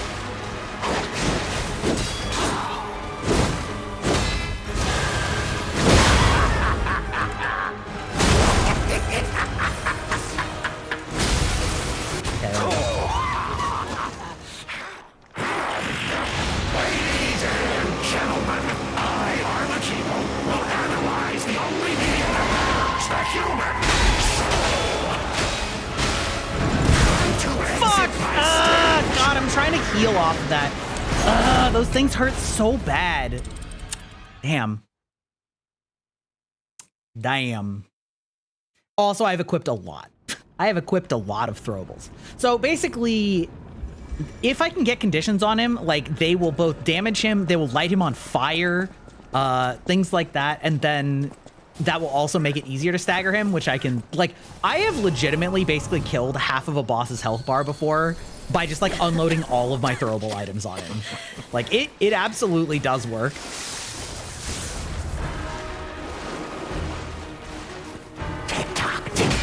Romeo's on the clock, and you appear to be nothing but talk. There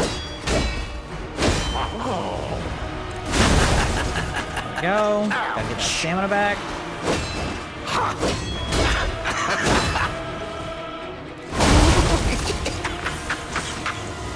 Okay. Oh, why risk your life for another? How can you even conceive of it?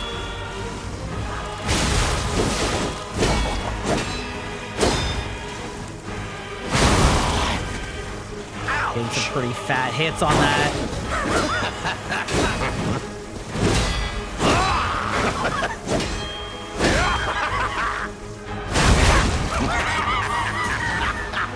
Okay, that's a pretty good fucking phase 1. I'll tell you that. I'll tell you that much. Ladies and gentlemen, I, Armachino, will analyze the only medium that works, the humor.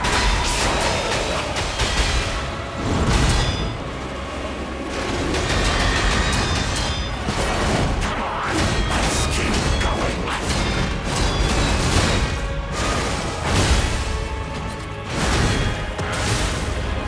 Wow, you really think you can win?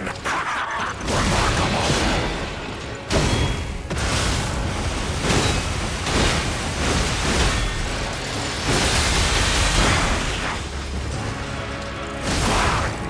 Okay, all right.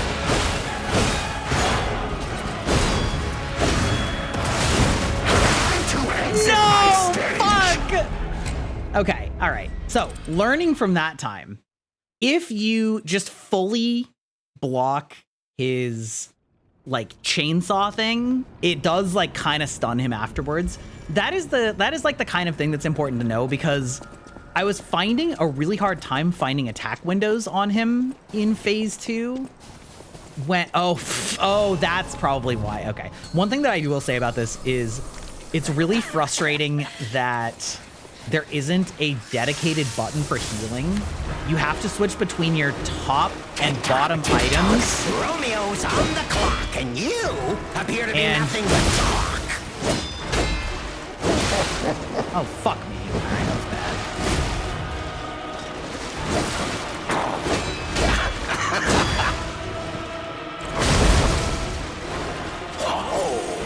And so, like,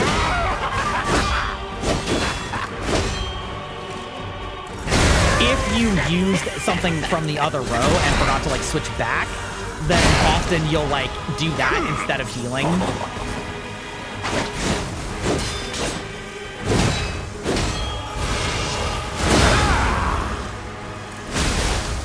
Why risk your life for another? How can you even conceive of it? We love the smash.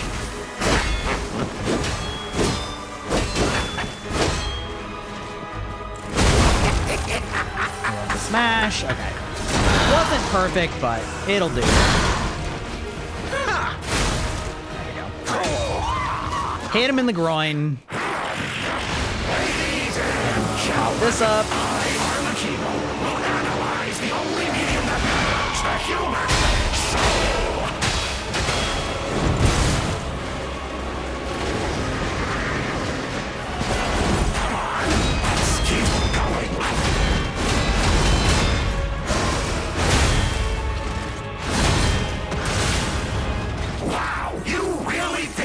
Okay.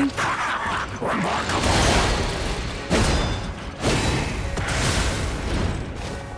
Oof. All right. Cool.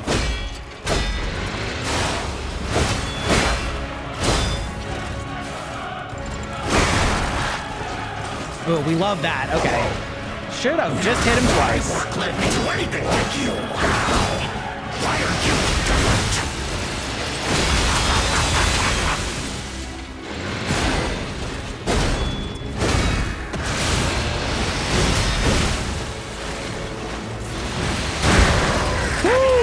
Got him with the throwable, baby.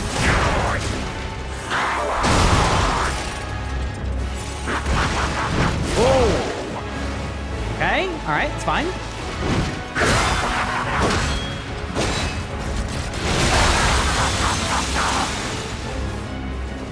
Okay, gotta watch out for his grab. You do not meet any parameters of my research. Okay.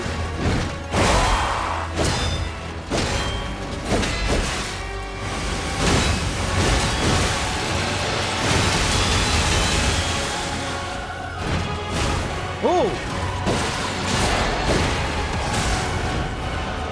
Okay, we'll just double heal on that. That's okay.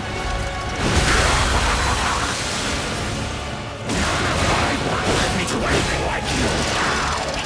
Why are you different?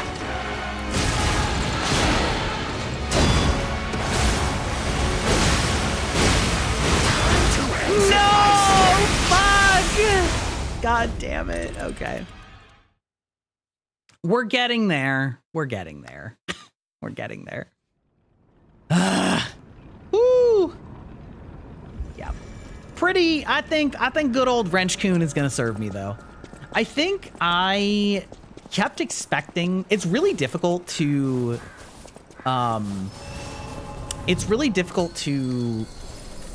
notice when you've gained back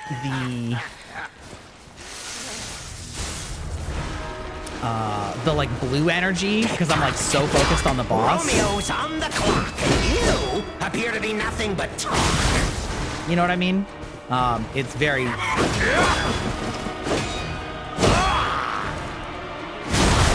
So there were a few times where I was like hoping that I had my like energy back,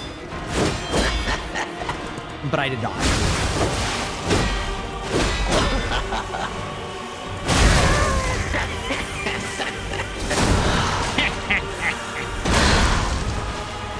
Hello, Apollo. How's it going? How you doing? Welcome back once again.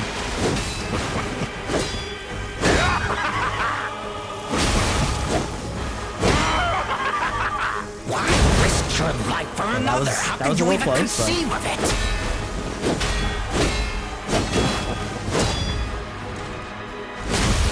Okay, that was fat hit, fat hit. Do I ever get sick of his voice lines? I think that comes down to like how annoyed I am with the fight. So like sometimes when I'm tilting, the voice lines annoy me, but I'm not tilted right now, so it's like it is what it is, you know? Does that make sense? The only medium that matters, the human soul.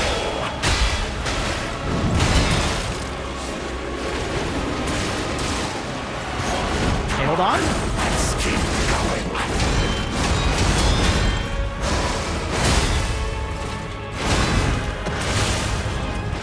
Okay, we're fine. Really We're fine. think you can win? Remarkable.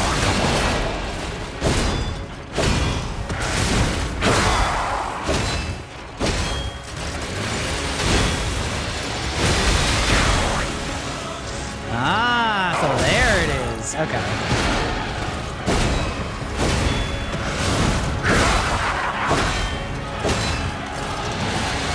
That was a mistake.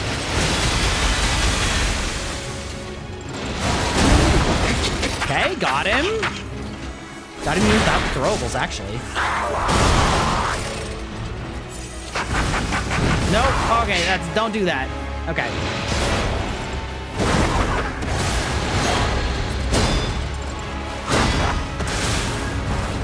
That's okay.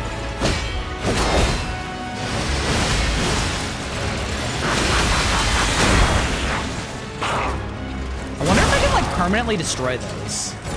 That would be amazing.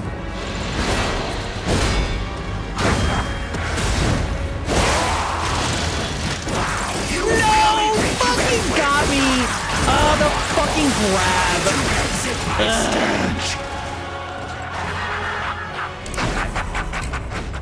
I'm feeling a lot better about the second phase though. Like I think we'll get there. We'll get there. We'll get there.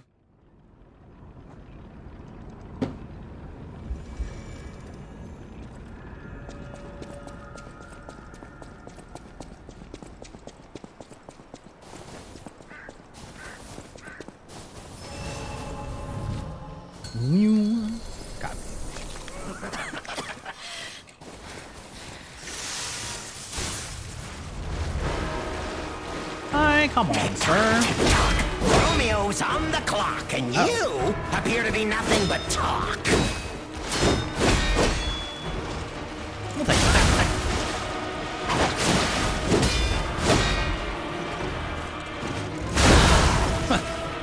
Really, really going on bold on that one.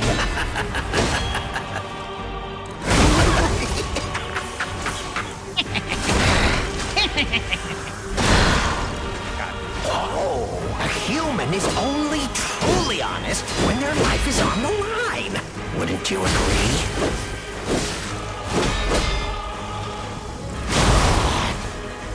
Ouch. Oh, ouch.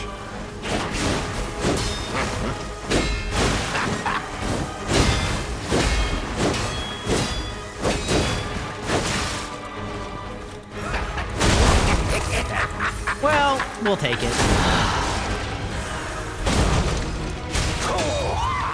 Okay, we get this, we get this. Gentlemen, I am the Heal up. analyze the only being that matters, the human soul.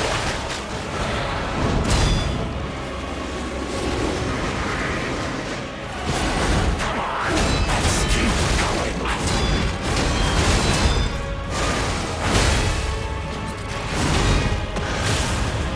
Wow, you really think you can win? Remarkable.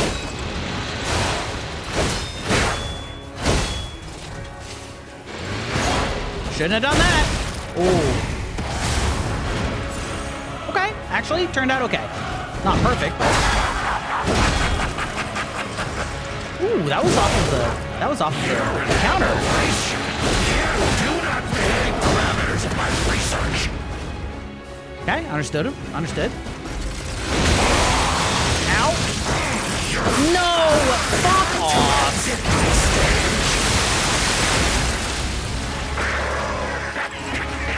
I wonder if I just have to, like, maybe the grab doesn't come if you actually successfully counter that. Cause I feel like he always grabs me after I dodge or run away from that or get hit, but like the counter, I might do it.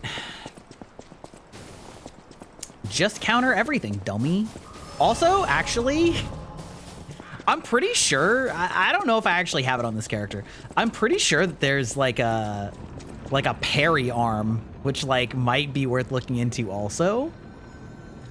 Switch Legion arm, because I'm not really using this. Aegis can block enemy attacks with your left arm. When it receives a blow, the embedded device explodes. Pulse cells were, okay, Aegis created it. Okay. And then, yeah, guard parry. When Fable slots remain, you can parry by pressing the Fable button. Oh. And make weapon attacks while guarding. Oh. Huh. Fascinating.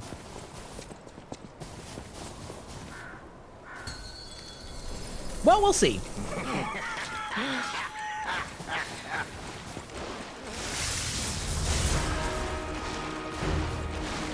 Tick-tock, tick-tock. Romeo's on the clock, and you appear to be nothing but talk.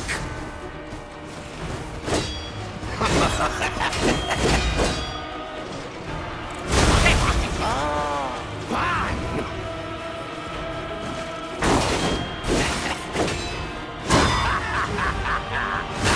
Could have been better. We said farewell to his arms. Now, what is time to exit my stage? Well, well, well, well then. Well then.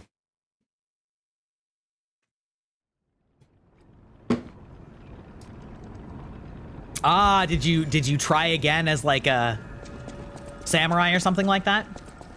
It's just fewer things to balance. Like, very many new players want to start with the ranged option because it feels safer, but a lot of the time it actually is harder because not only is there the resource management and you're squishier, but like a lot of the times bosses will just fucking dodge those things. You know what I mean? Tick-tock, tick-tock. Romeo's on the clock, and you appear to be nothing but talk.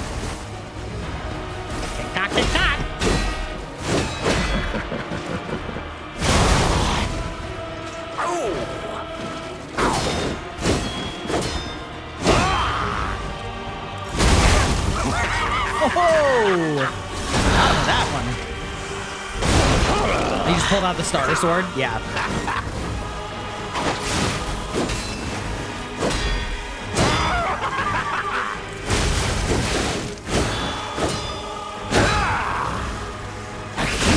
Only truly honest when their life is on the line. Wouldn't you agree?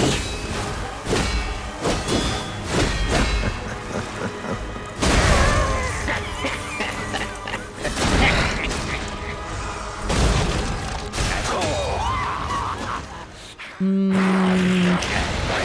and gentlemen, this will analyze the only medium that matters, the human soul.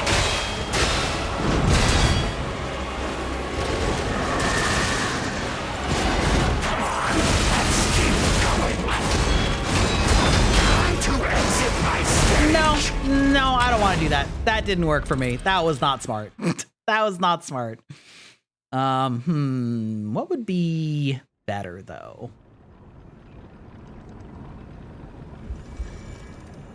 I mean, I guess I can try just seeing what happens when he hits me normally, but definitely don't try parrying with that. Definitely don't try parrying with that. That was too much. Too many things.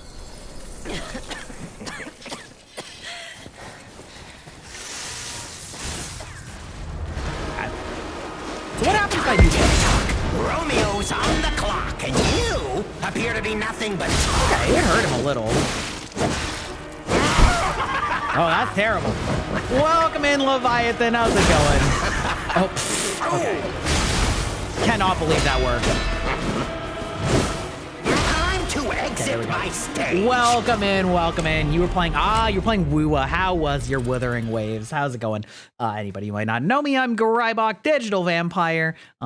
Big fan of the Souls games, as well as just in general other action RPGs. We stream every Monday, Wednesday, and Friday, and tend to start with just chatting for quite a while. This is the last boss of Lies of P, so beware if spoilers are something you are worried about. Yeah, how's it going? How you doing tonight? If you need to rate and run, always A-OK. Streaming takes a lot out of you, and thank you for trusting me with your community. Spoilers! I know, right? Spoilers! Woo! Tick-tock. Romeo's on the clock, and you appear to be nothing but talk.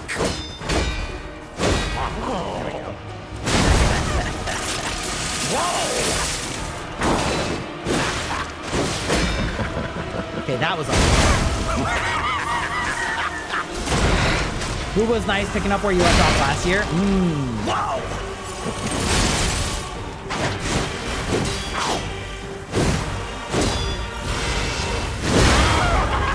Oh, I got it. Just kidding.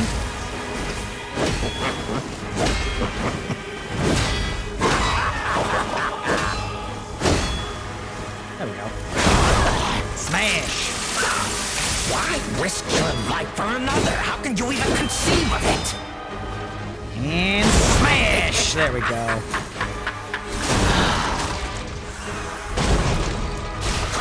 The long spear and shield ones actually to this day still piss me off. So you're not alone in that, brother. Ladies and gentlemen, I will analyze the only I really hope he doesn't. Fuck. Really hope he doesn't get that again in phase 2. Let's keep going.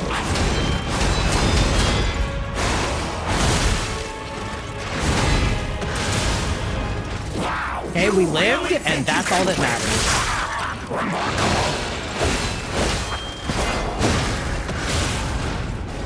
Okay, that's fine. Understood.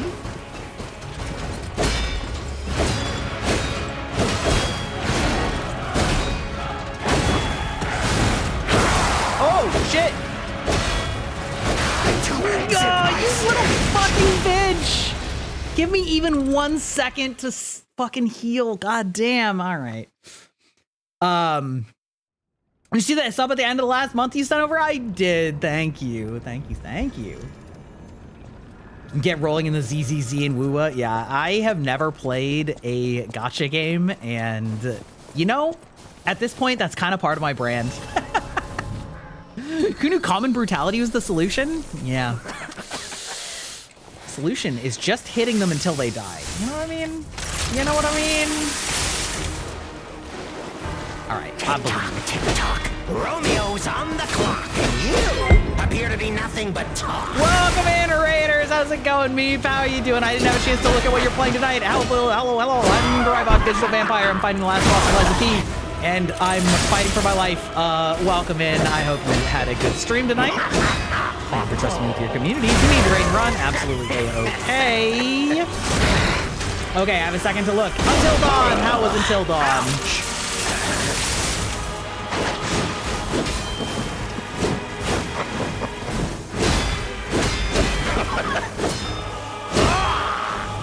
Smash!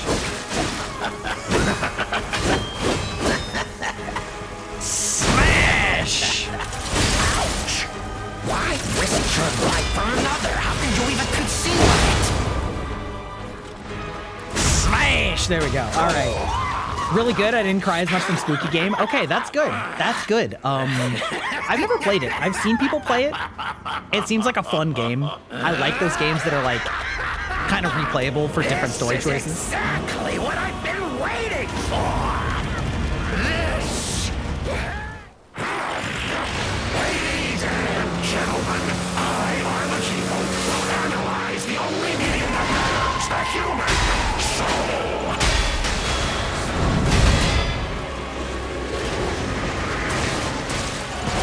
Come on, let's keep going.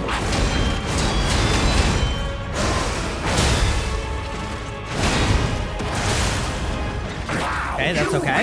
We're doing okay.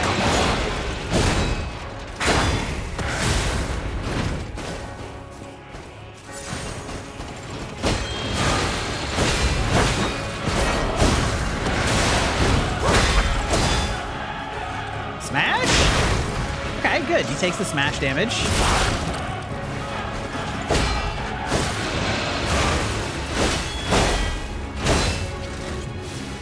Okay, I'm really lucky that I got that, to be honest. My work led me to anything like you. Why are you Okay, different? okay. Whoa! Okay, all right, we're pogging. Right, I keep forgetting that every time. It's fine. We're fine. You're an aberration. You do not fit any parameters of my research. Okay, all right, come on, bitch.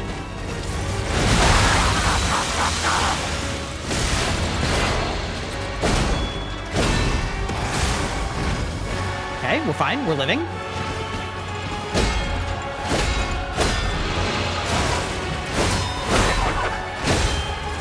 We're not letting Doll Joker beat us into submission. Do anything like you. Wow. Why You know are what? I'm taking that chance.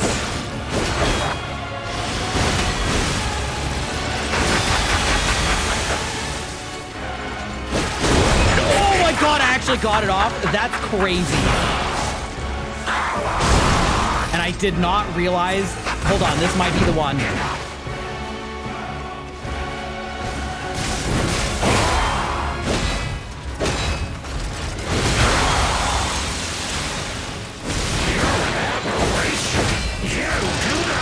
parameters of my research. Woo! Okay, hold on.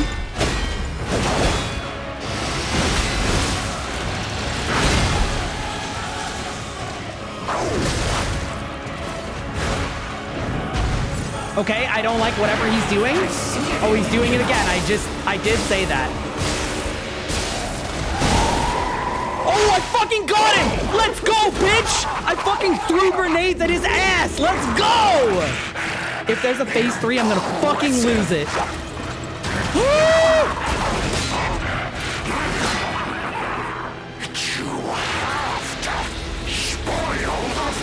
Holy fuck, my heart.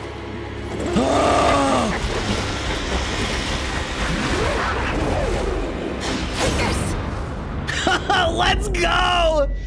Let's fucking go, brother!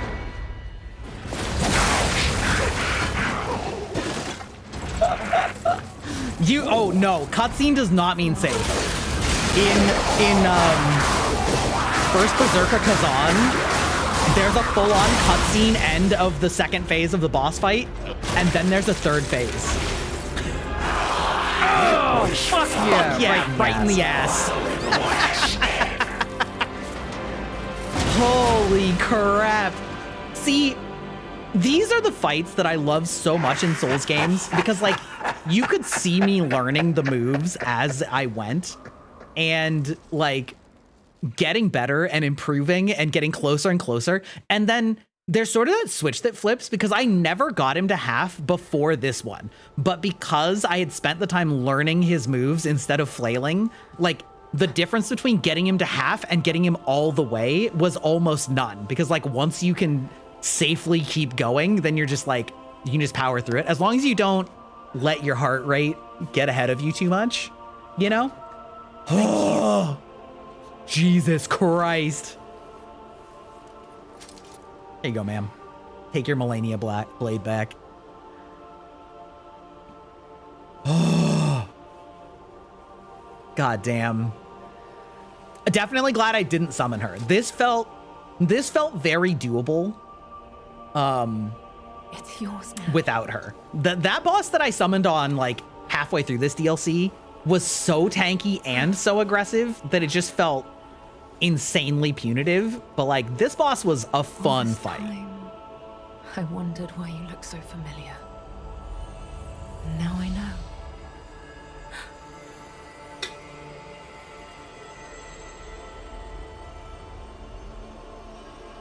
And then he's gone. Okay. Carlo.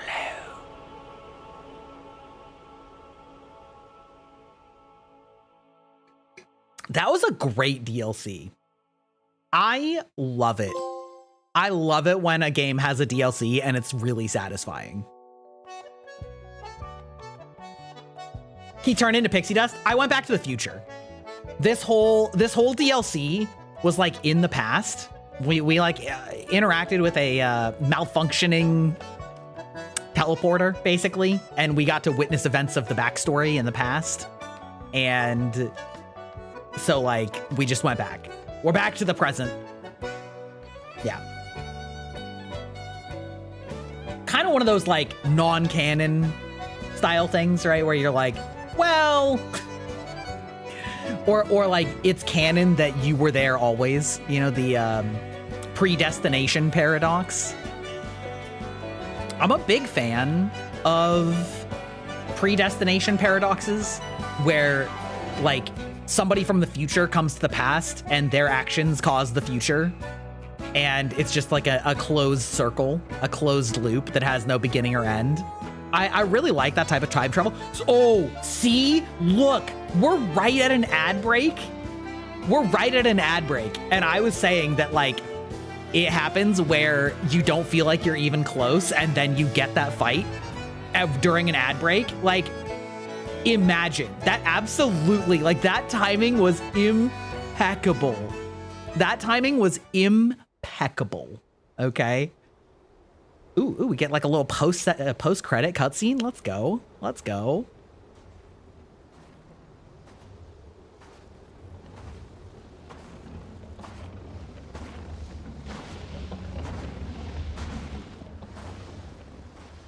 Hello. Ah, here's Geppetto, of course, my father. That's probably me in that crate, so to speak.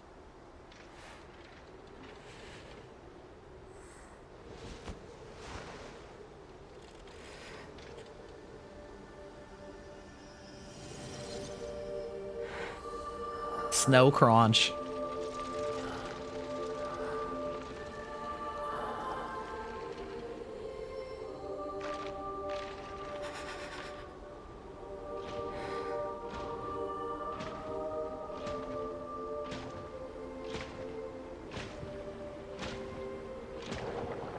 I believe in you.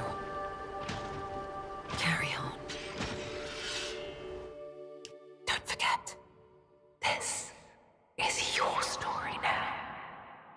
Oh shit. Oh shit. Geppetto straight up murdered Leah as soon as we left. Oh, that's crazy. Wait, secret room key. Where is that?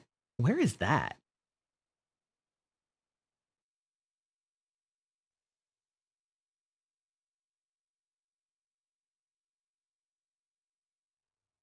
I have to finish Lies of O first. Listen. Lies of O might legitimately be, legitimately could be something named like that. Because the ending of this game, of the base game, basically gives a nod to Dorothy from The Wizard of Oz, and that they're going to do their stories that, however minutely, have been altered by your actions. Seek out the tales that remain in both forgotten time and the present time. Oh, that's kind of cool. There are yeah, so like Wizard of Oz could legitimately be the next like Lies of P successor, that they exist in the same world. Oh, interesting. Eventide. Okay. So yeah, legitimately, Lies of Oz, Lies of O, definitely. It could be. It could be. I don't know if it would be Lies of, though, because like the lying was such an intrinsic part to the Pinocchio lore. But yeah, it's, I love how wacky the concept of this game is. Also, I do love that they're kind of showing that you are altering the time stream. Ooh, shit. Spelunking Oz. Yeah, exactly. That's pretty as hell. The truth of O. The face of O. Oh.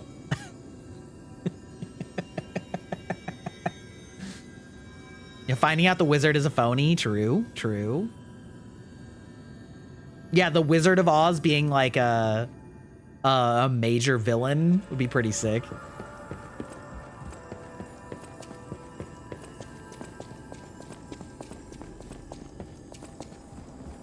So this is taking me to the golden tree. Oh, is this the secret? Yeah, the secret room key. Okay.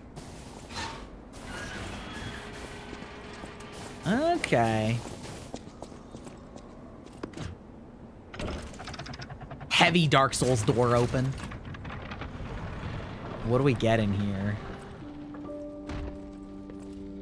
The painting. Oh, probably a record? This must have been Leia's room. Who Mm. knew her memories were so close?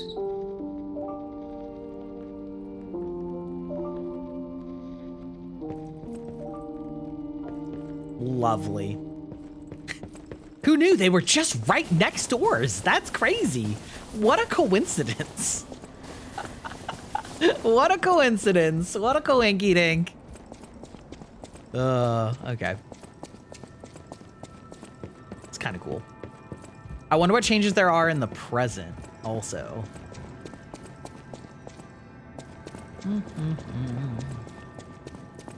Also, let's go check out our new weapon. Just for fun. We got... Monad's Rose Sword. Classic Dex weapon.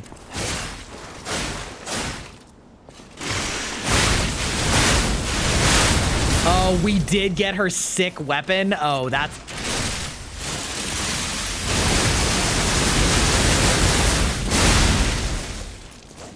Okay. That's awesome.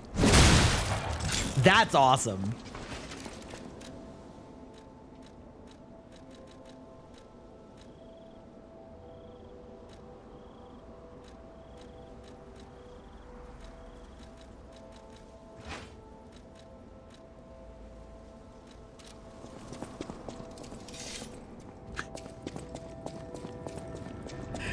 Okay.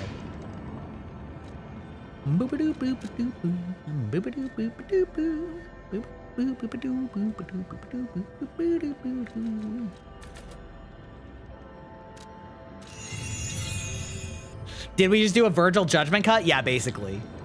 More or less. That is pretty much exactly what we did. Or if you want Melania's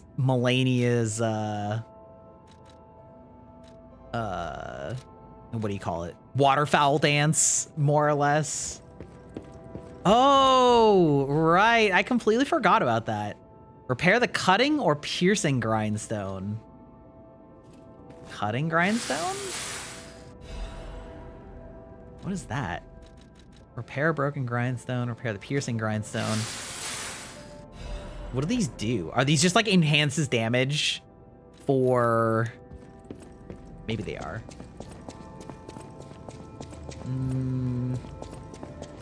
Go switch our grindstone.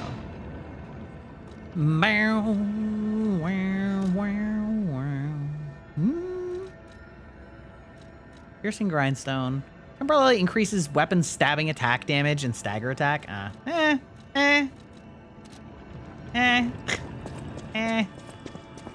That's fine.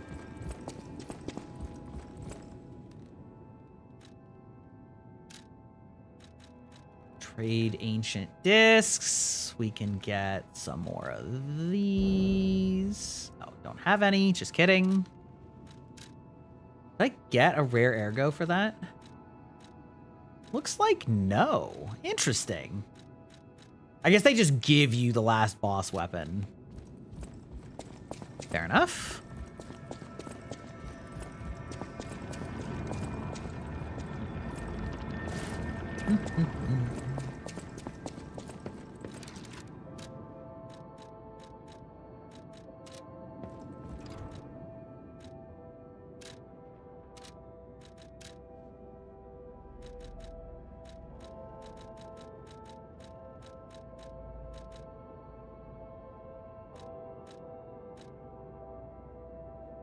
Circular chainsaw blade. Oh yeah. Let's see. Live puppet. Yeah.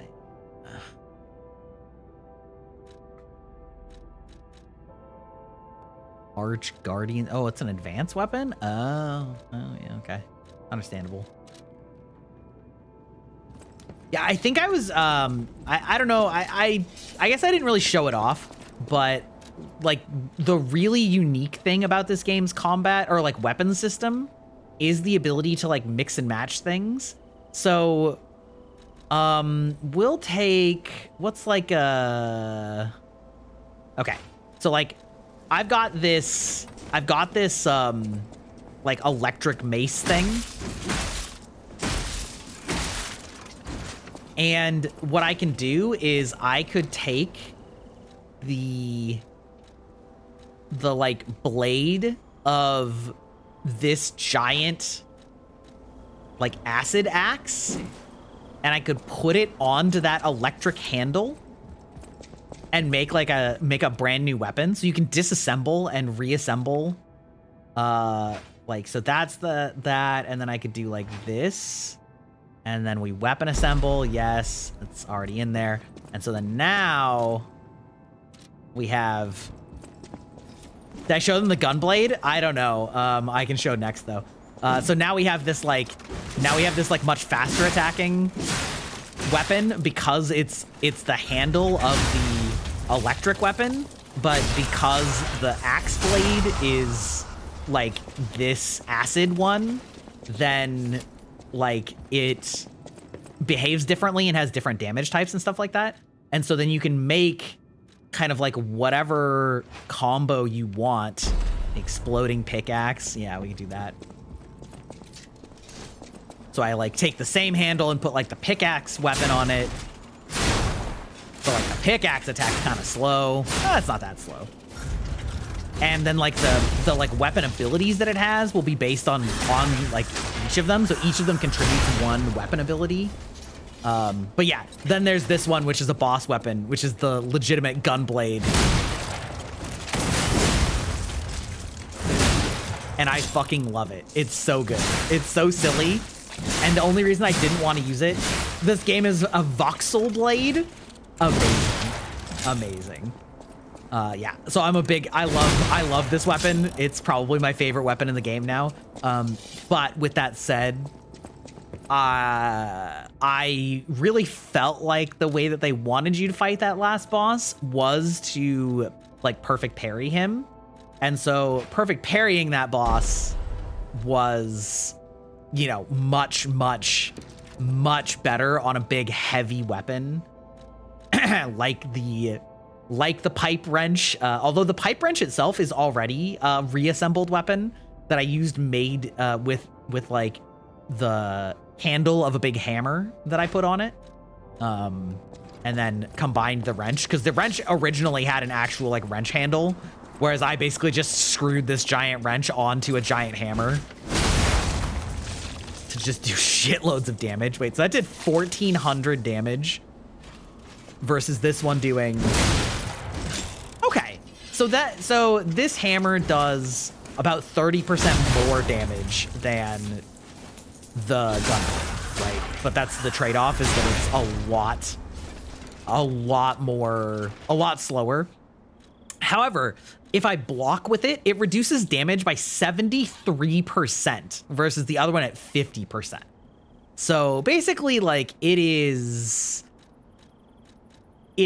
slower but beefier. So like it's simultaneously your shield and your weapon. Anyway, the weapon system in this game is really fun and lets you really make some cool custom weapons. What is there? Wait, I wonder if I can do anything. I wonder if the cat acts the same now.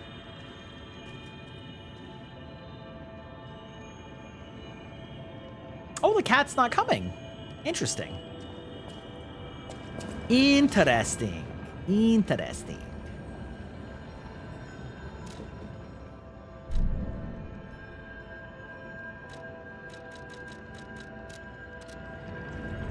See if there's anything new in the hotel.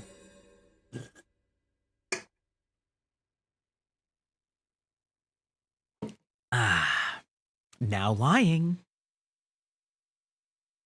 I love that the loading bar is Pinocchio's nose growing. I find that very funny as well.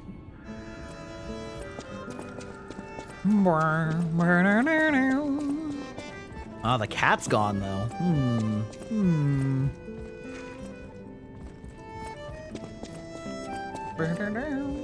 Oh, hello? Collector Klaus's hotel review. Okay.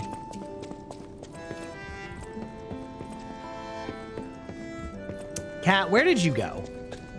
Where did you go, Cat? Welcome to the Cat and Hotel Krat. Oh, there you are.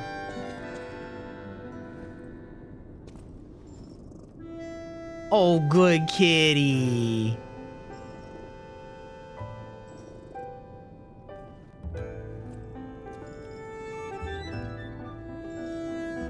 Good kitty. Yes, we pet the kitty. Sort of. We pet the kitty as best as this game can let us. Yeah. There's also a quote-unquote secret weapon in this game where if you tell enough lies, this weapon extends out of your portrait here and extends far enough that it becomes a weapon that you can pull out of it. Very silly. Very silly, very funny. This game is a great mix of wacky and like really creative aesthetics and really creative mechanics. It's a really good game. Yeah. If you like Souls-likes at all, you should definitely check this game out.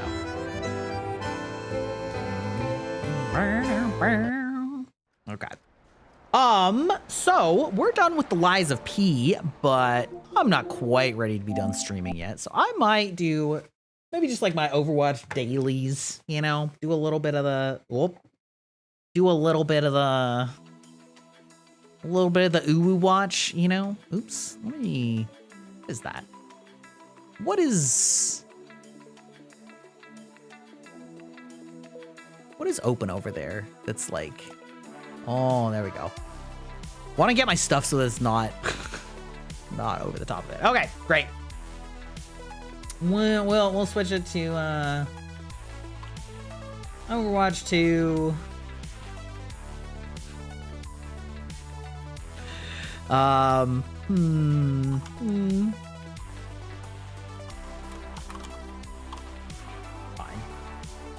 Oh, there you go. Just been massacring these soldiers. Sword has been much faster than Wand thing. Yeah, for sure. Like, there's absolutely good reasons to use the spells, but there's also good reasons to use the sword. There's all weapons at your disposal are useful, you know? So, yeah. There is a really sick katana called the Moon Veil that scales off of both dex and int and deals magic damage and has a really sick weapon art that is sort of like the go-to weapon for mages that like want to do any melee at all. It's a really good, it's like disgustingly good, actually. Your weapon art basically just like shoots lasers. It's incredible. Oh, what? I got tank in my Overwatch? That's crazy. Imagine getting tank in Overwatch. Couldn't be me. Can I see my challenges? I can. Win 3 games, deal 2,000 crit. Yeah, okay.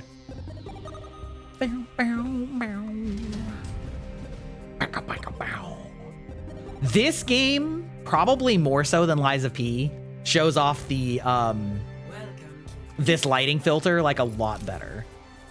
Defense? Ugh. We'll defend as Epion, my bae, one of my first mobile suit crushes.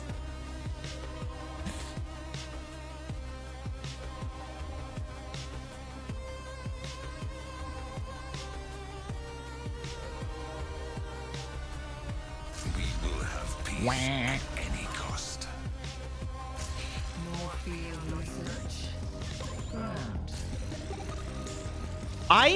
I am glad that Ramatra got one of the skins for the Gundam collab, because if anybody deserves a Gundam skin, it's the fucking Omnic. Like, it's a little disappointing that Zen didn't get one, but I don't know what they would have given him for his body type.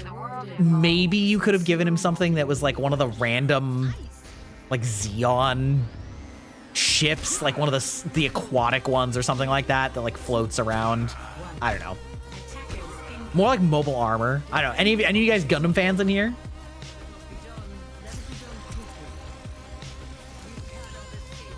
Wing?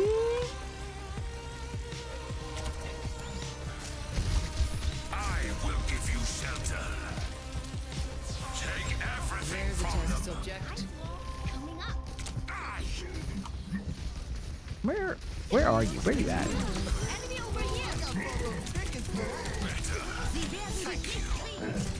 One of our enemies is being revived.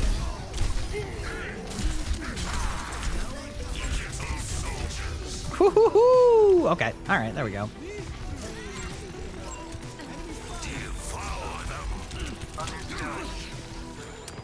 Unfortunate. Didn't quite seal it. Couldn't quite seal the deal. I believe the Unicorn Gundam would have been the best because of the floating panels. Yeah. Yeah, you could probably do that. It's just like such a, Take everything from them. Oh! I will give you shelter. Your miscalculations will cost you everything. Oh, she's running away? Mercy, I'm not gonna let you get that. Woo. I mean, maybe you're gonna get that, but... Safe with me. Devour them. I will tear victory from your grasp. Another one, fool. Another one. Put them in the ground. No one can resist my spell.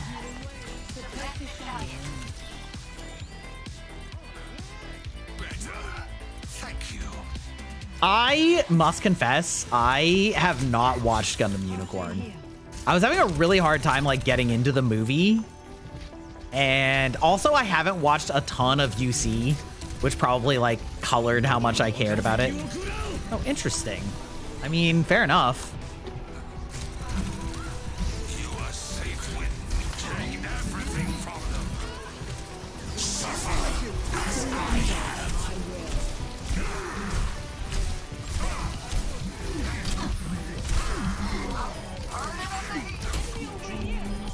That's fine.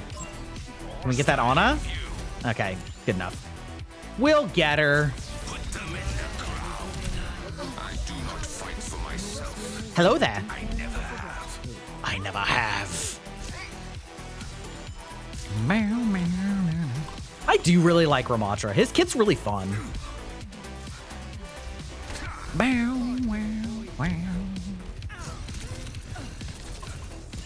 Not the best counter, not gonna lie, but it's also not a bad counter. I will give you shelter.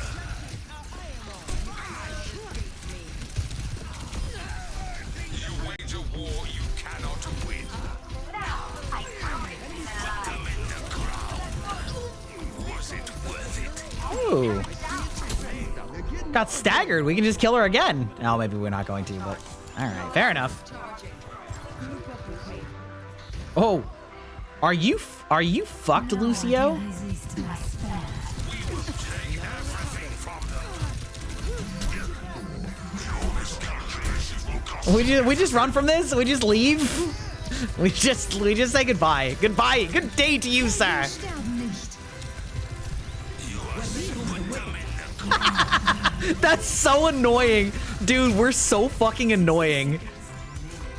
Like walling him in and then placing a slow field there is the most annoying shit in the world.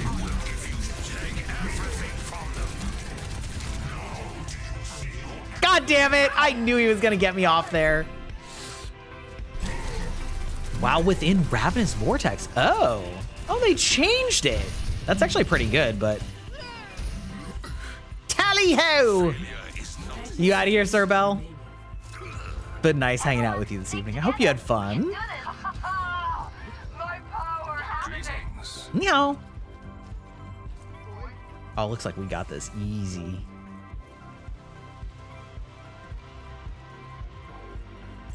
Watch it. 10 seconds remaining.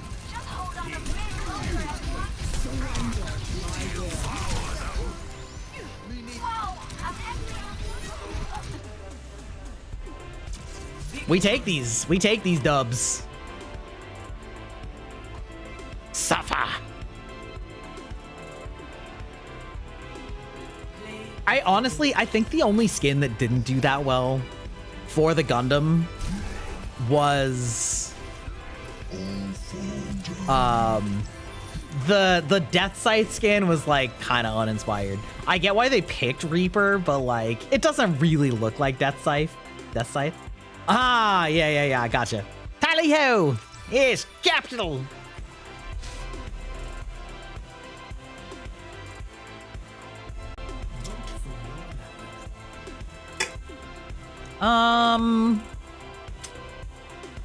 Tank again? Why, I never. I don't like playing defense. I just don't find it very fun. In fact, I just tend to prefer maps that are symmetrical game goals, as in like Flashpoint, Push, or Control are my favorite game modes. Because these see, here we go again.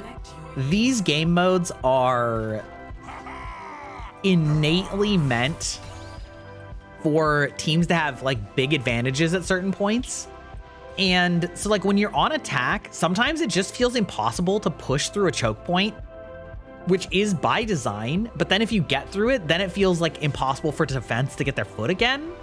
And I would rather that it just be more dynamic than being so direct on a few of those like specific points. And so, yeah, that's why I like the symmetrical maps more, but I don't know. It's fine. At least they got rid of 2CP, because 2CP was the one that was by far the worst about that.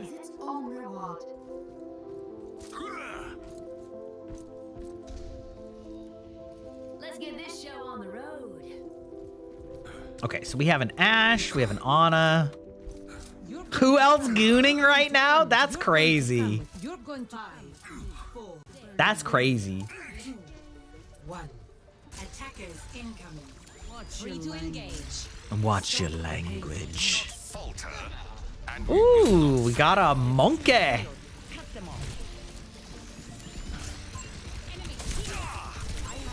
will give you shelter. Take everything from them.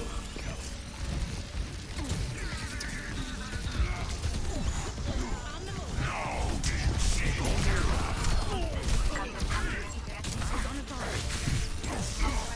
You are safe with me. Put them in the ground.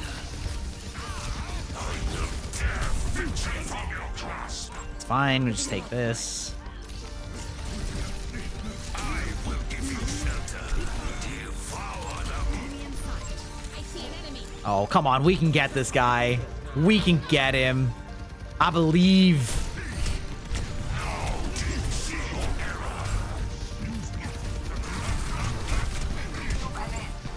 Take everything from them.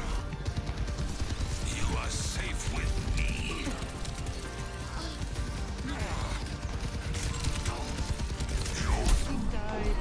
I mean, I got my transform off. I'm still successfully pissing them off, I think. Okay, well, it's fine. It's fine.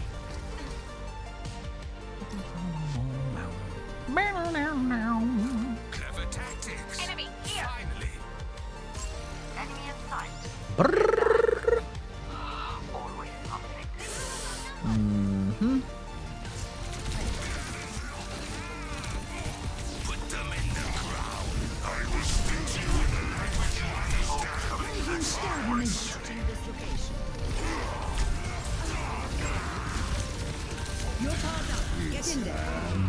Oh, the high noon. Fuck. All right, well, probably shouldn't have done that, but that's okay.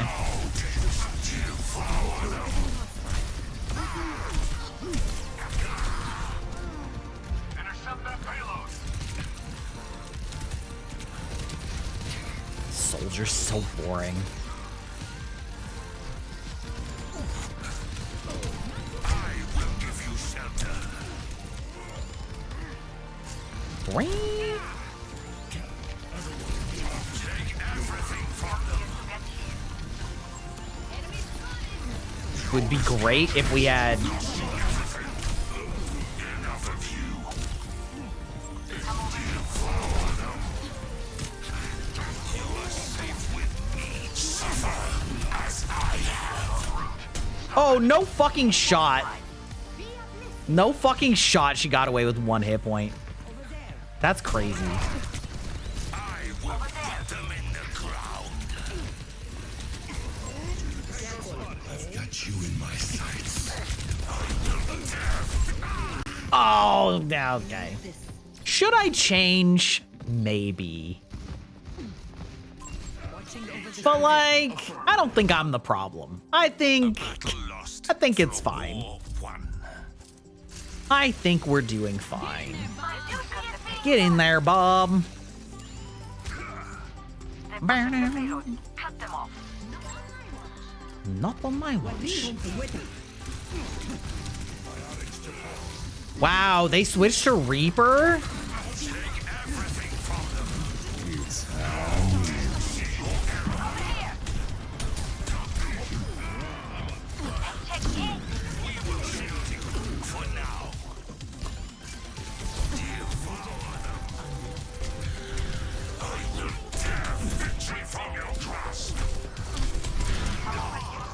Okay, alright, well... While the Vortex is... I mean... They switched off Soldier, so I'm not as concerned.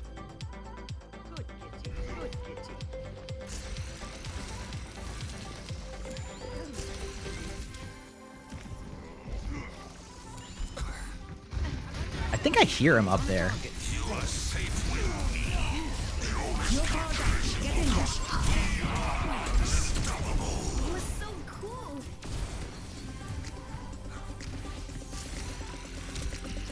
There we go. All right. Together, we are unstoppable. Ramatra, my king. I will give you shelter. Heroes never die. The flames of liberty put them in the ground. That's crazy that he's still alive there. Where'd you go? Oh no! Take everything from them. Suffer as I have. Oh fuck! No shot I'm still alive. No shot I'm still alive on that.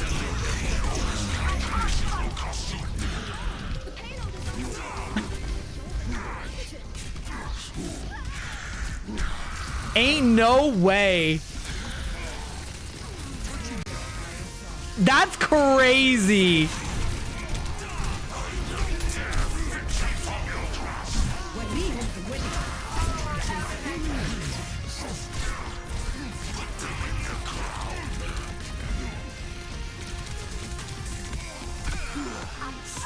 That's actually insane.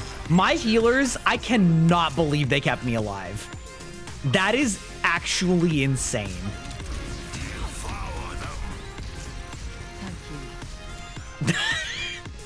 That's crazy.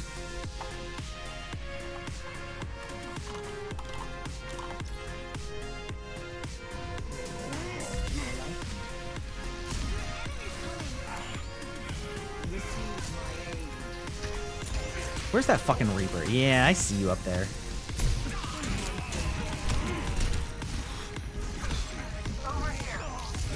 Where? Yeah, yeah.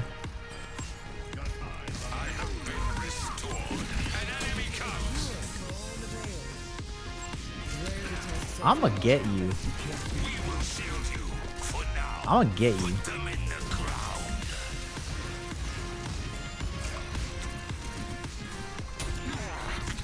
Ooh, she switched to Junker Queen. All right.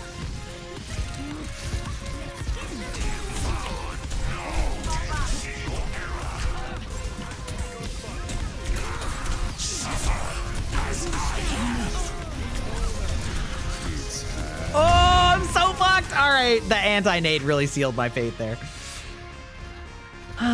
Okay, 2 minutes. Honestly, I'm fine fighting Junker Queen. Oh, that's less good.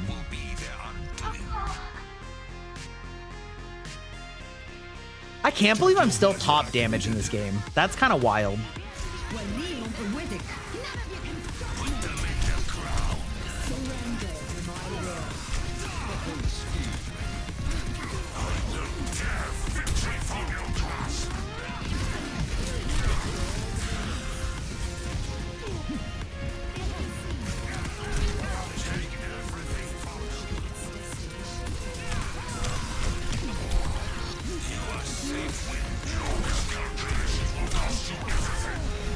Yeah, gotta use my shield to prevent the healing.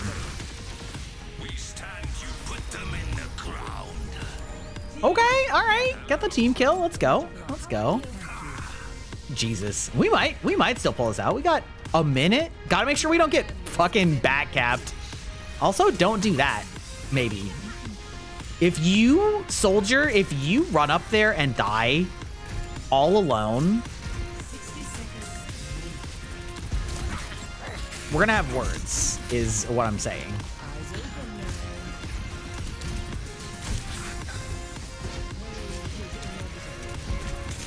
Time for the reckoning.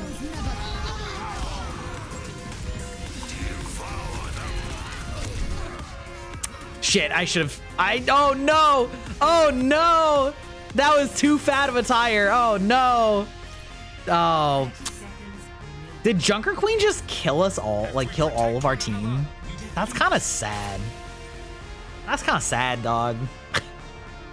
I tried. You wish you weren't suspended from Overwatch? Ruh-roh, what did you do? What did you do? That's crazy.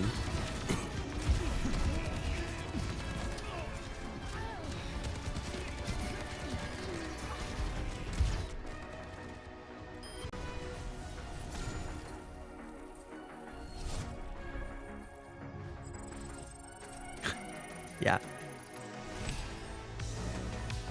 How are my challenges doing? Okay, one more easy. Weeklies.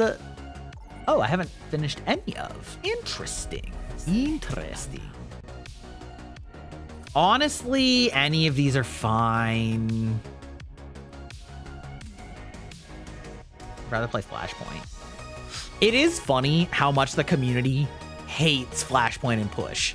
They will take the same escort maps and hybrid maps that we've been playing for 7 years over the newer maps, like every time. It's crazy. I'm so out of tune with the rest of the community, not the rest, but like a lot of the community. Oh, you got a bunch of leaves during like competitive play, right? Probably, right? Yeah, that sucks. Who should I play? They've got Genji. We could do... Oh, and Stadium. Oh, yeah. I haven't played Winton in a long time. A better world is possible today. I wish I liked Stadium. It was fun for like a week. And then everybody sort of learned what the best perks were. And like the time to kill is so short when you get fed damage that it's just miserable to play. Like, and it's so weird too, because for some reason the queue for support is the longest, when I feel like maybe it's because DPS is so clutch in that game mode that people don't want the responsibility of playing DPS. But like playing tank when you're just getting fucking annihilated is crazy. Oh.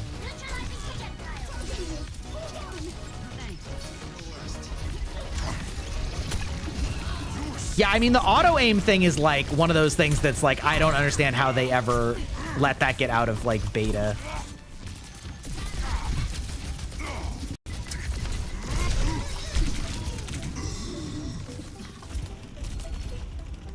Thank you, ma'am.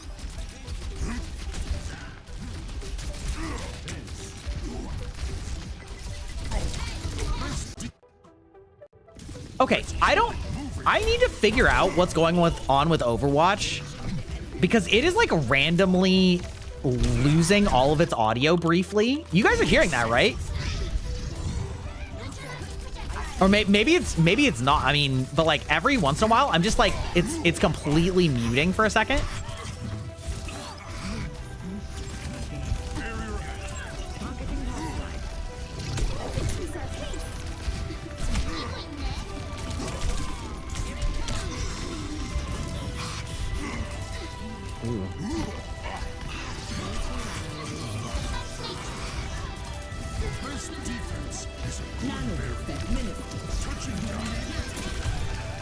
Oh my god, please. I was gonna say, please finish her off.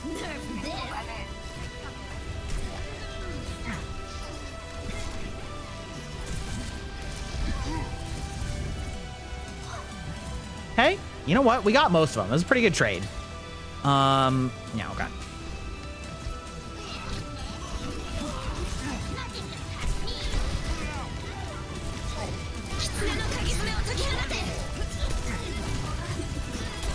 Please kill this bitch. No fucking shot. That's crazy. Okay, well. What do I want to do against their team? Because on the one hand, I feel like I'm good against everybody on their team except D.Va. But on the other hand, we're having a hard time like dealing with the D.Va, you know?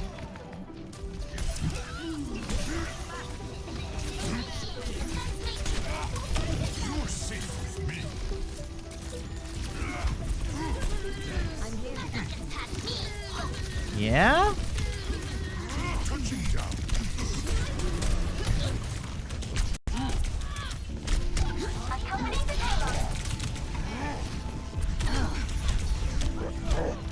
Okay, are we gonna do anything with that space? No? Alright.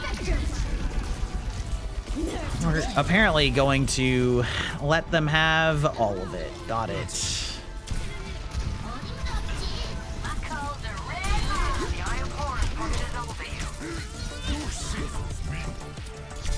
I'm just gonna kill everything other than their diva and then hope my team figures it out. Spoilers, they won't. Spoilers, they won't. Fine, I'll fucking kill their diva instead, I guess. Oh, but I don't want to do it as Zarya. That's boring. We'll just play Roadhog. Welcome in, Cookie Knife. Oh, no. Not too hard. I know, right? Oh, little micro stutter there. Okay. What's up, Raven Rider?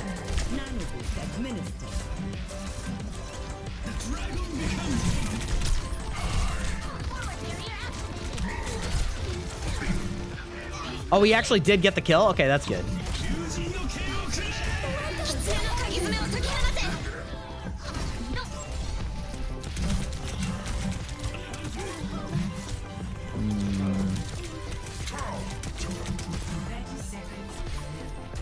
I can't believe you can't hook her out of that. That's crazy. That's crazy. Let's go! We backcapped them while they were shooting me. Amazing. Amazing. Oh, okay, that's fine. I'll just be the ult.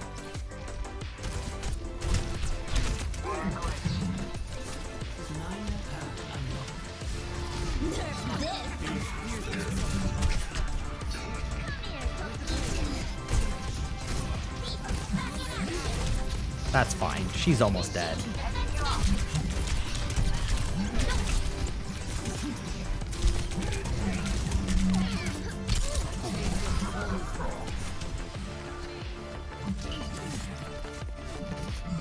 What's up?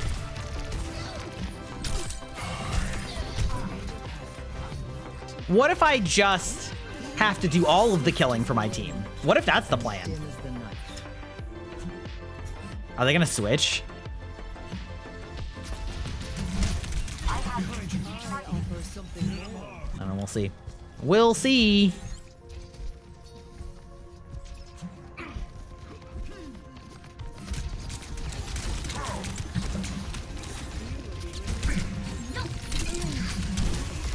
Oh, good bump though.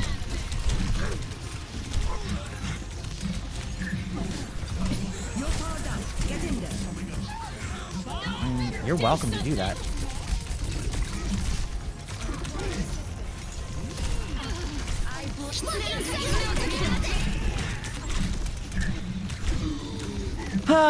Okay. All right. All right. All right.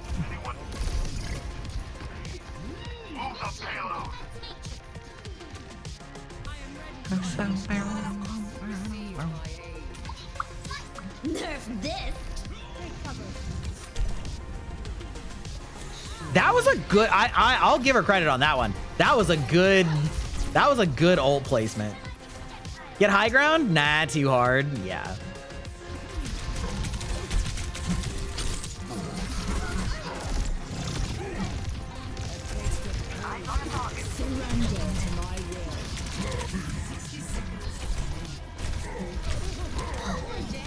That's fine. We'll just build ult. Like, take advantage of knowing when Diva's used her DM? No, couldn't be us. Okay, all right. I mean, really what I should be doing is, like, probably playing Zarya, but I just don't want to play Zarya. She's so fucking boring. Phone's overheating? Thank you. The danger of watching on mobile. It's so funny because I completely forget that people watch on mobile. And that's literally 60% of you guys watch on mobile. Like, I have the numbers on that. Nerf this. Tactical visor activated.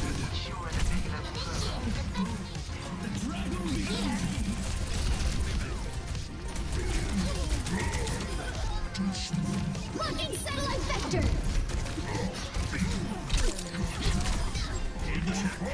It's a pretty good one.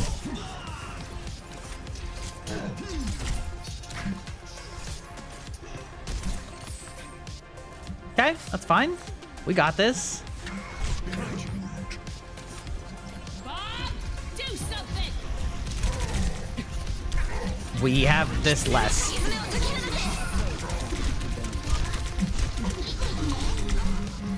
Yeah, okay. Well, we tried. We tried. Yeah, that's what I'm saying. Like, 66% is crazy.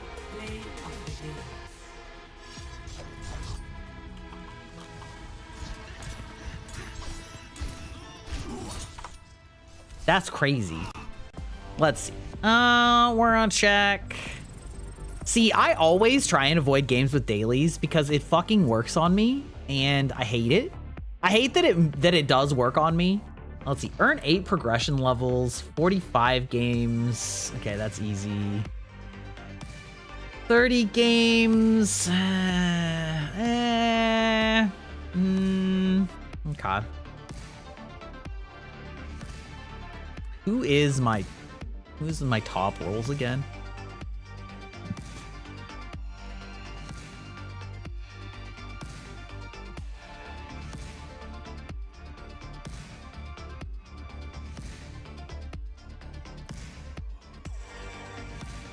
Rodog is up there.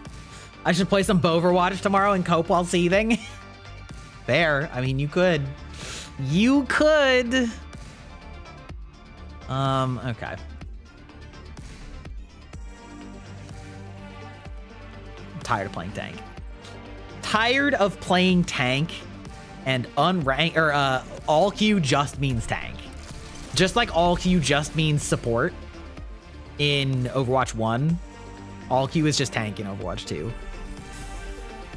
Meow, meow, meow, meow.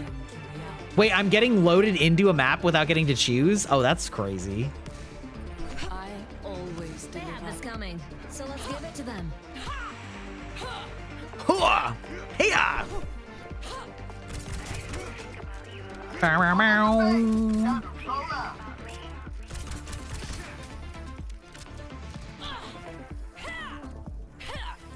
The Venice incident was the beginning of the end for Overwatch. A shame.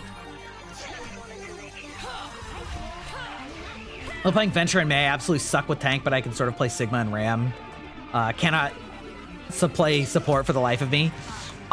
So I basically played Phil in all of Overwatch 1, which meant that I played support in all of Overwatch 1.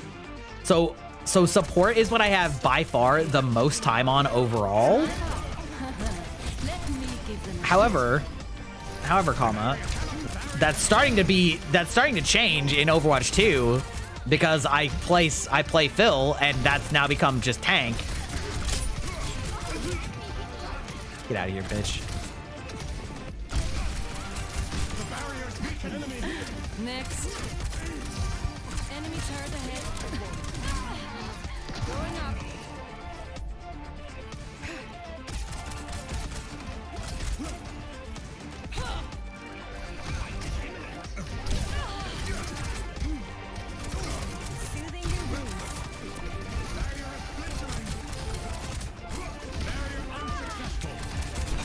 Thanks for catching me up.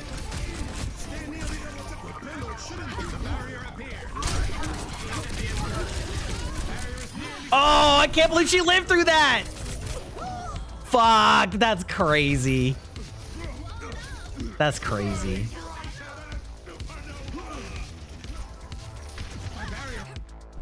For DPS, I like to play. I like playing Hanzo. I like playing a lot of DPS, to be honest. I'm very much like a flex player, though. I just enjoy learning lots of characters The only character that I'm like dog shit at is Widowmaker. Like actual dog shit is Widowmaker. Enemy here. Oh. Woo. Lord Almighty.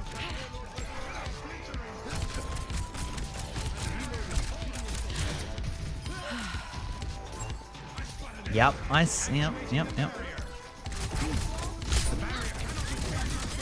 Never stood a Go. chance.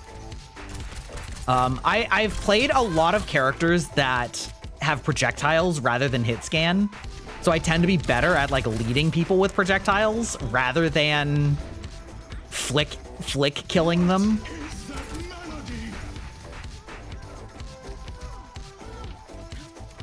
Okay, we're gonna see if that Mei comes back here.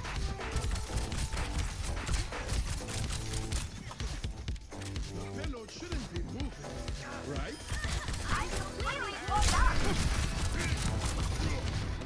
Meteor strike. Freeze! Don't move.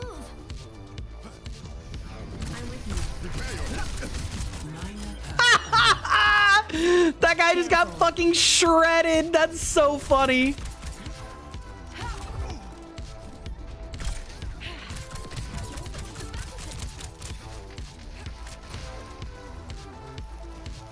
Should I be like really cheeky and try and get behind them? Oh, I knew I should have picked the perk I always pick. Hello there. Hello there. Let the kitsune guide you. Ooh.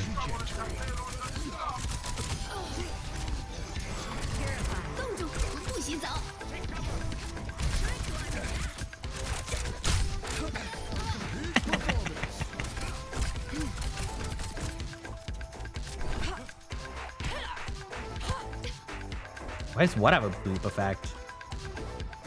What's he talking about?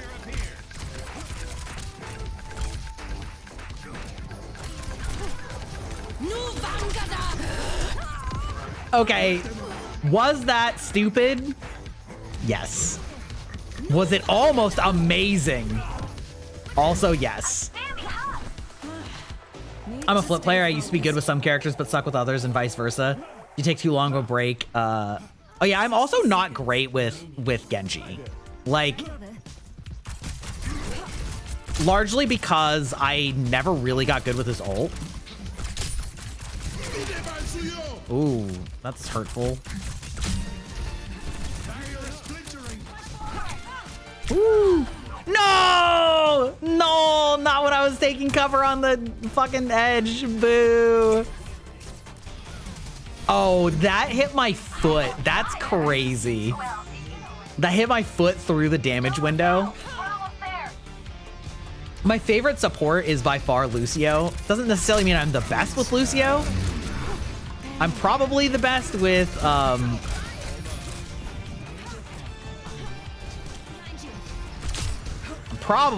Ana, if I'm being completely honest, just because she's so impactful.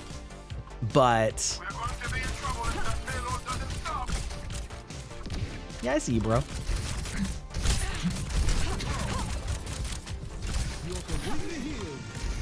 No way. Ain't gonna happen, bro.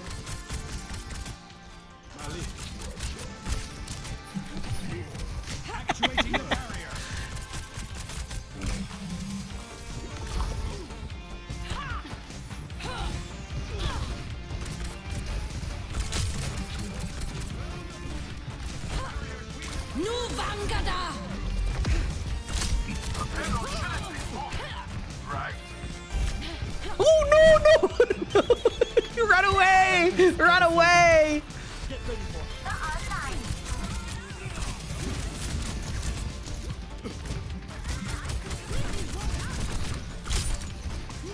Let them out.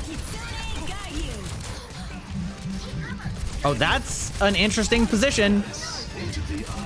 That's probably a mistake, to be perfectly honest. I mean, nice. Okay.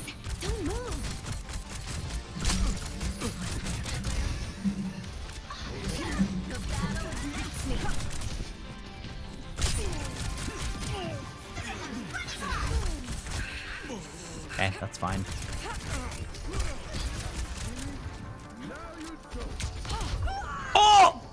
I think I jumped right into that. Take cover behind the barriers to shield from the hell of enemy gunfire.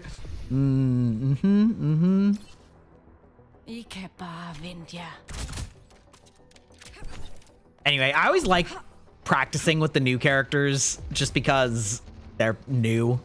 And it helps to like learn their kit. This character's very interesting. She's really fun. I really appreciate her like skirmishy playstyle. Oh, what the fuck? Where did you send that?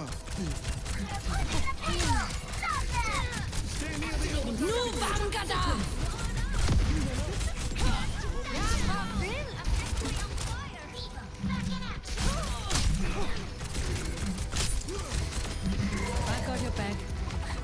For now, anyway. Over here. I'm with you. 30 seconds. There we go.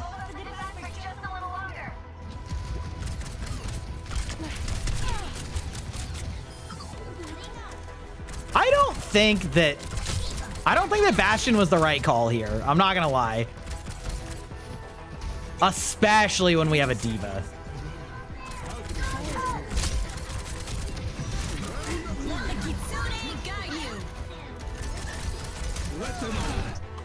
Ah! Got him. There we go. Victory. Okay. Alrighty, we're about to hit another ad break. It's been 5 hours. I think we're just gonna call it there.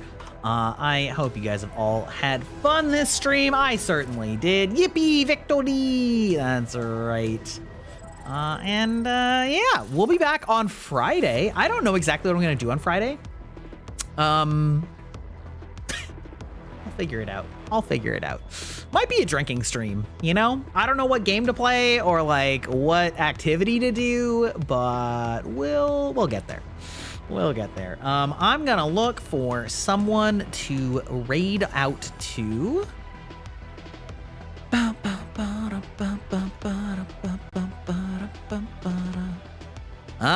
We're gonna raid to our friend Carbon, friend of the channel. He is working on partner, so I would appreciate if you gave him a lurk at the very least. But yeah, we'll see you guys later.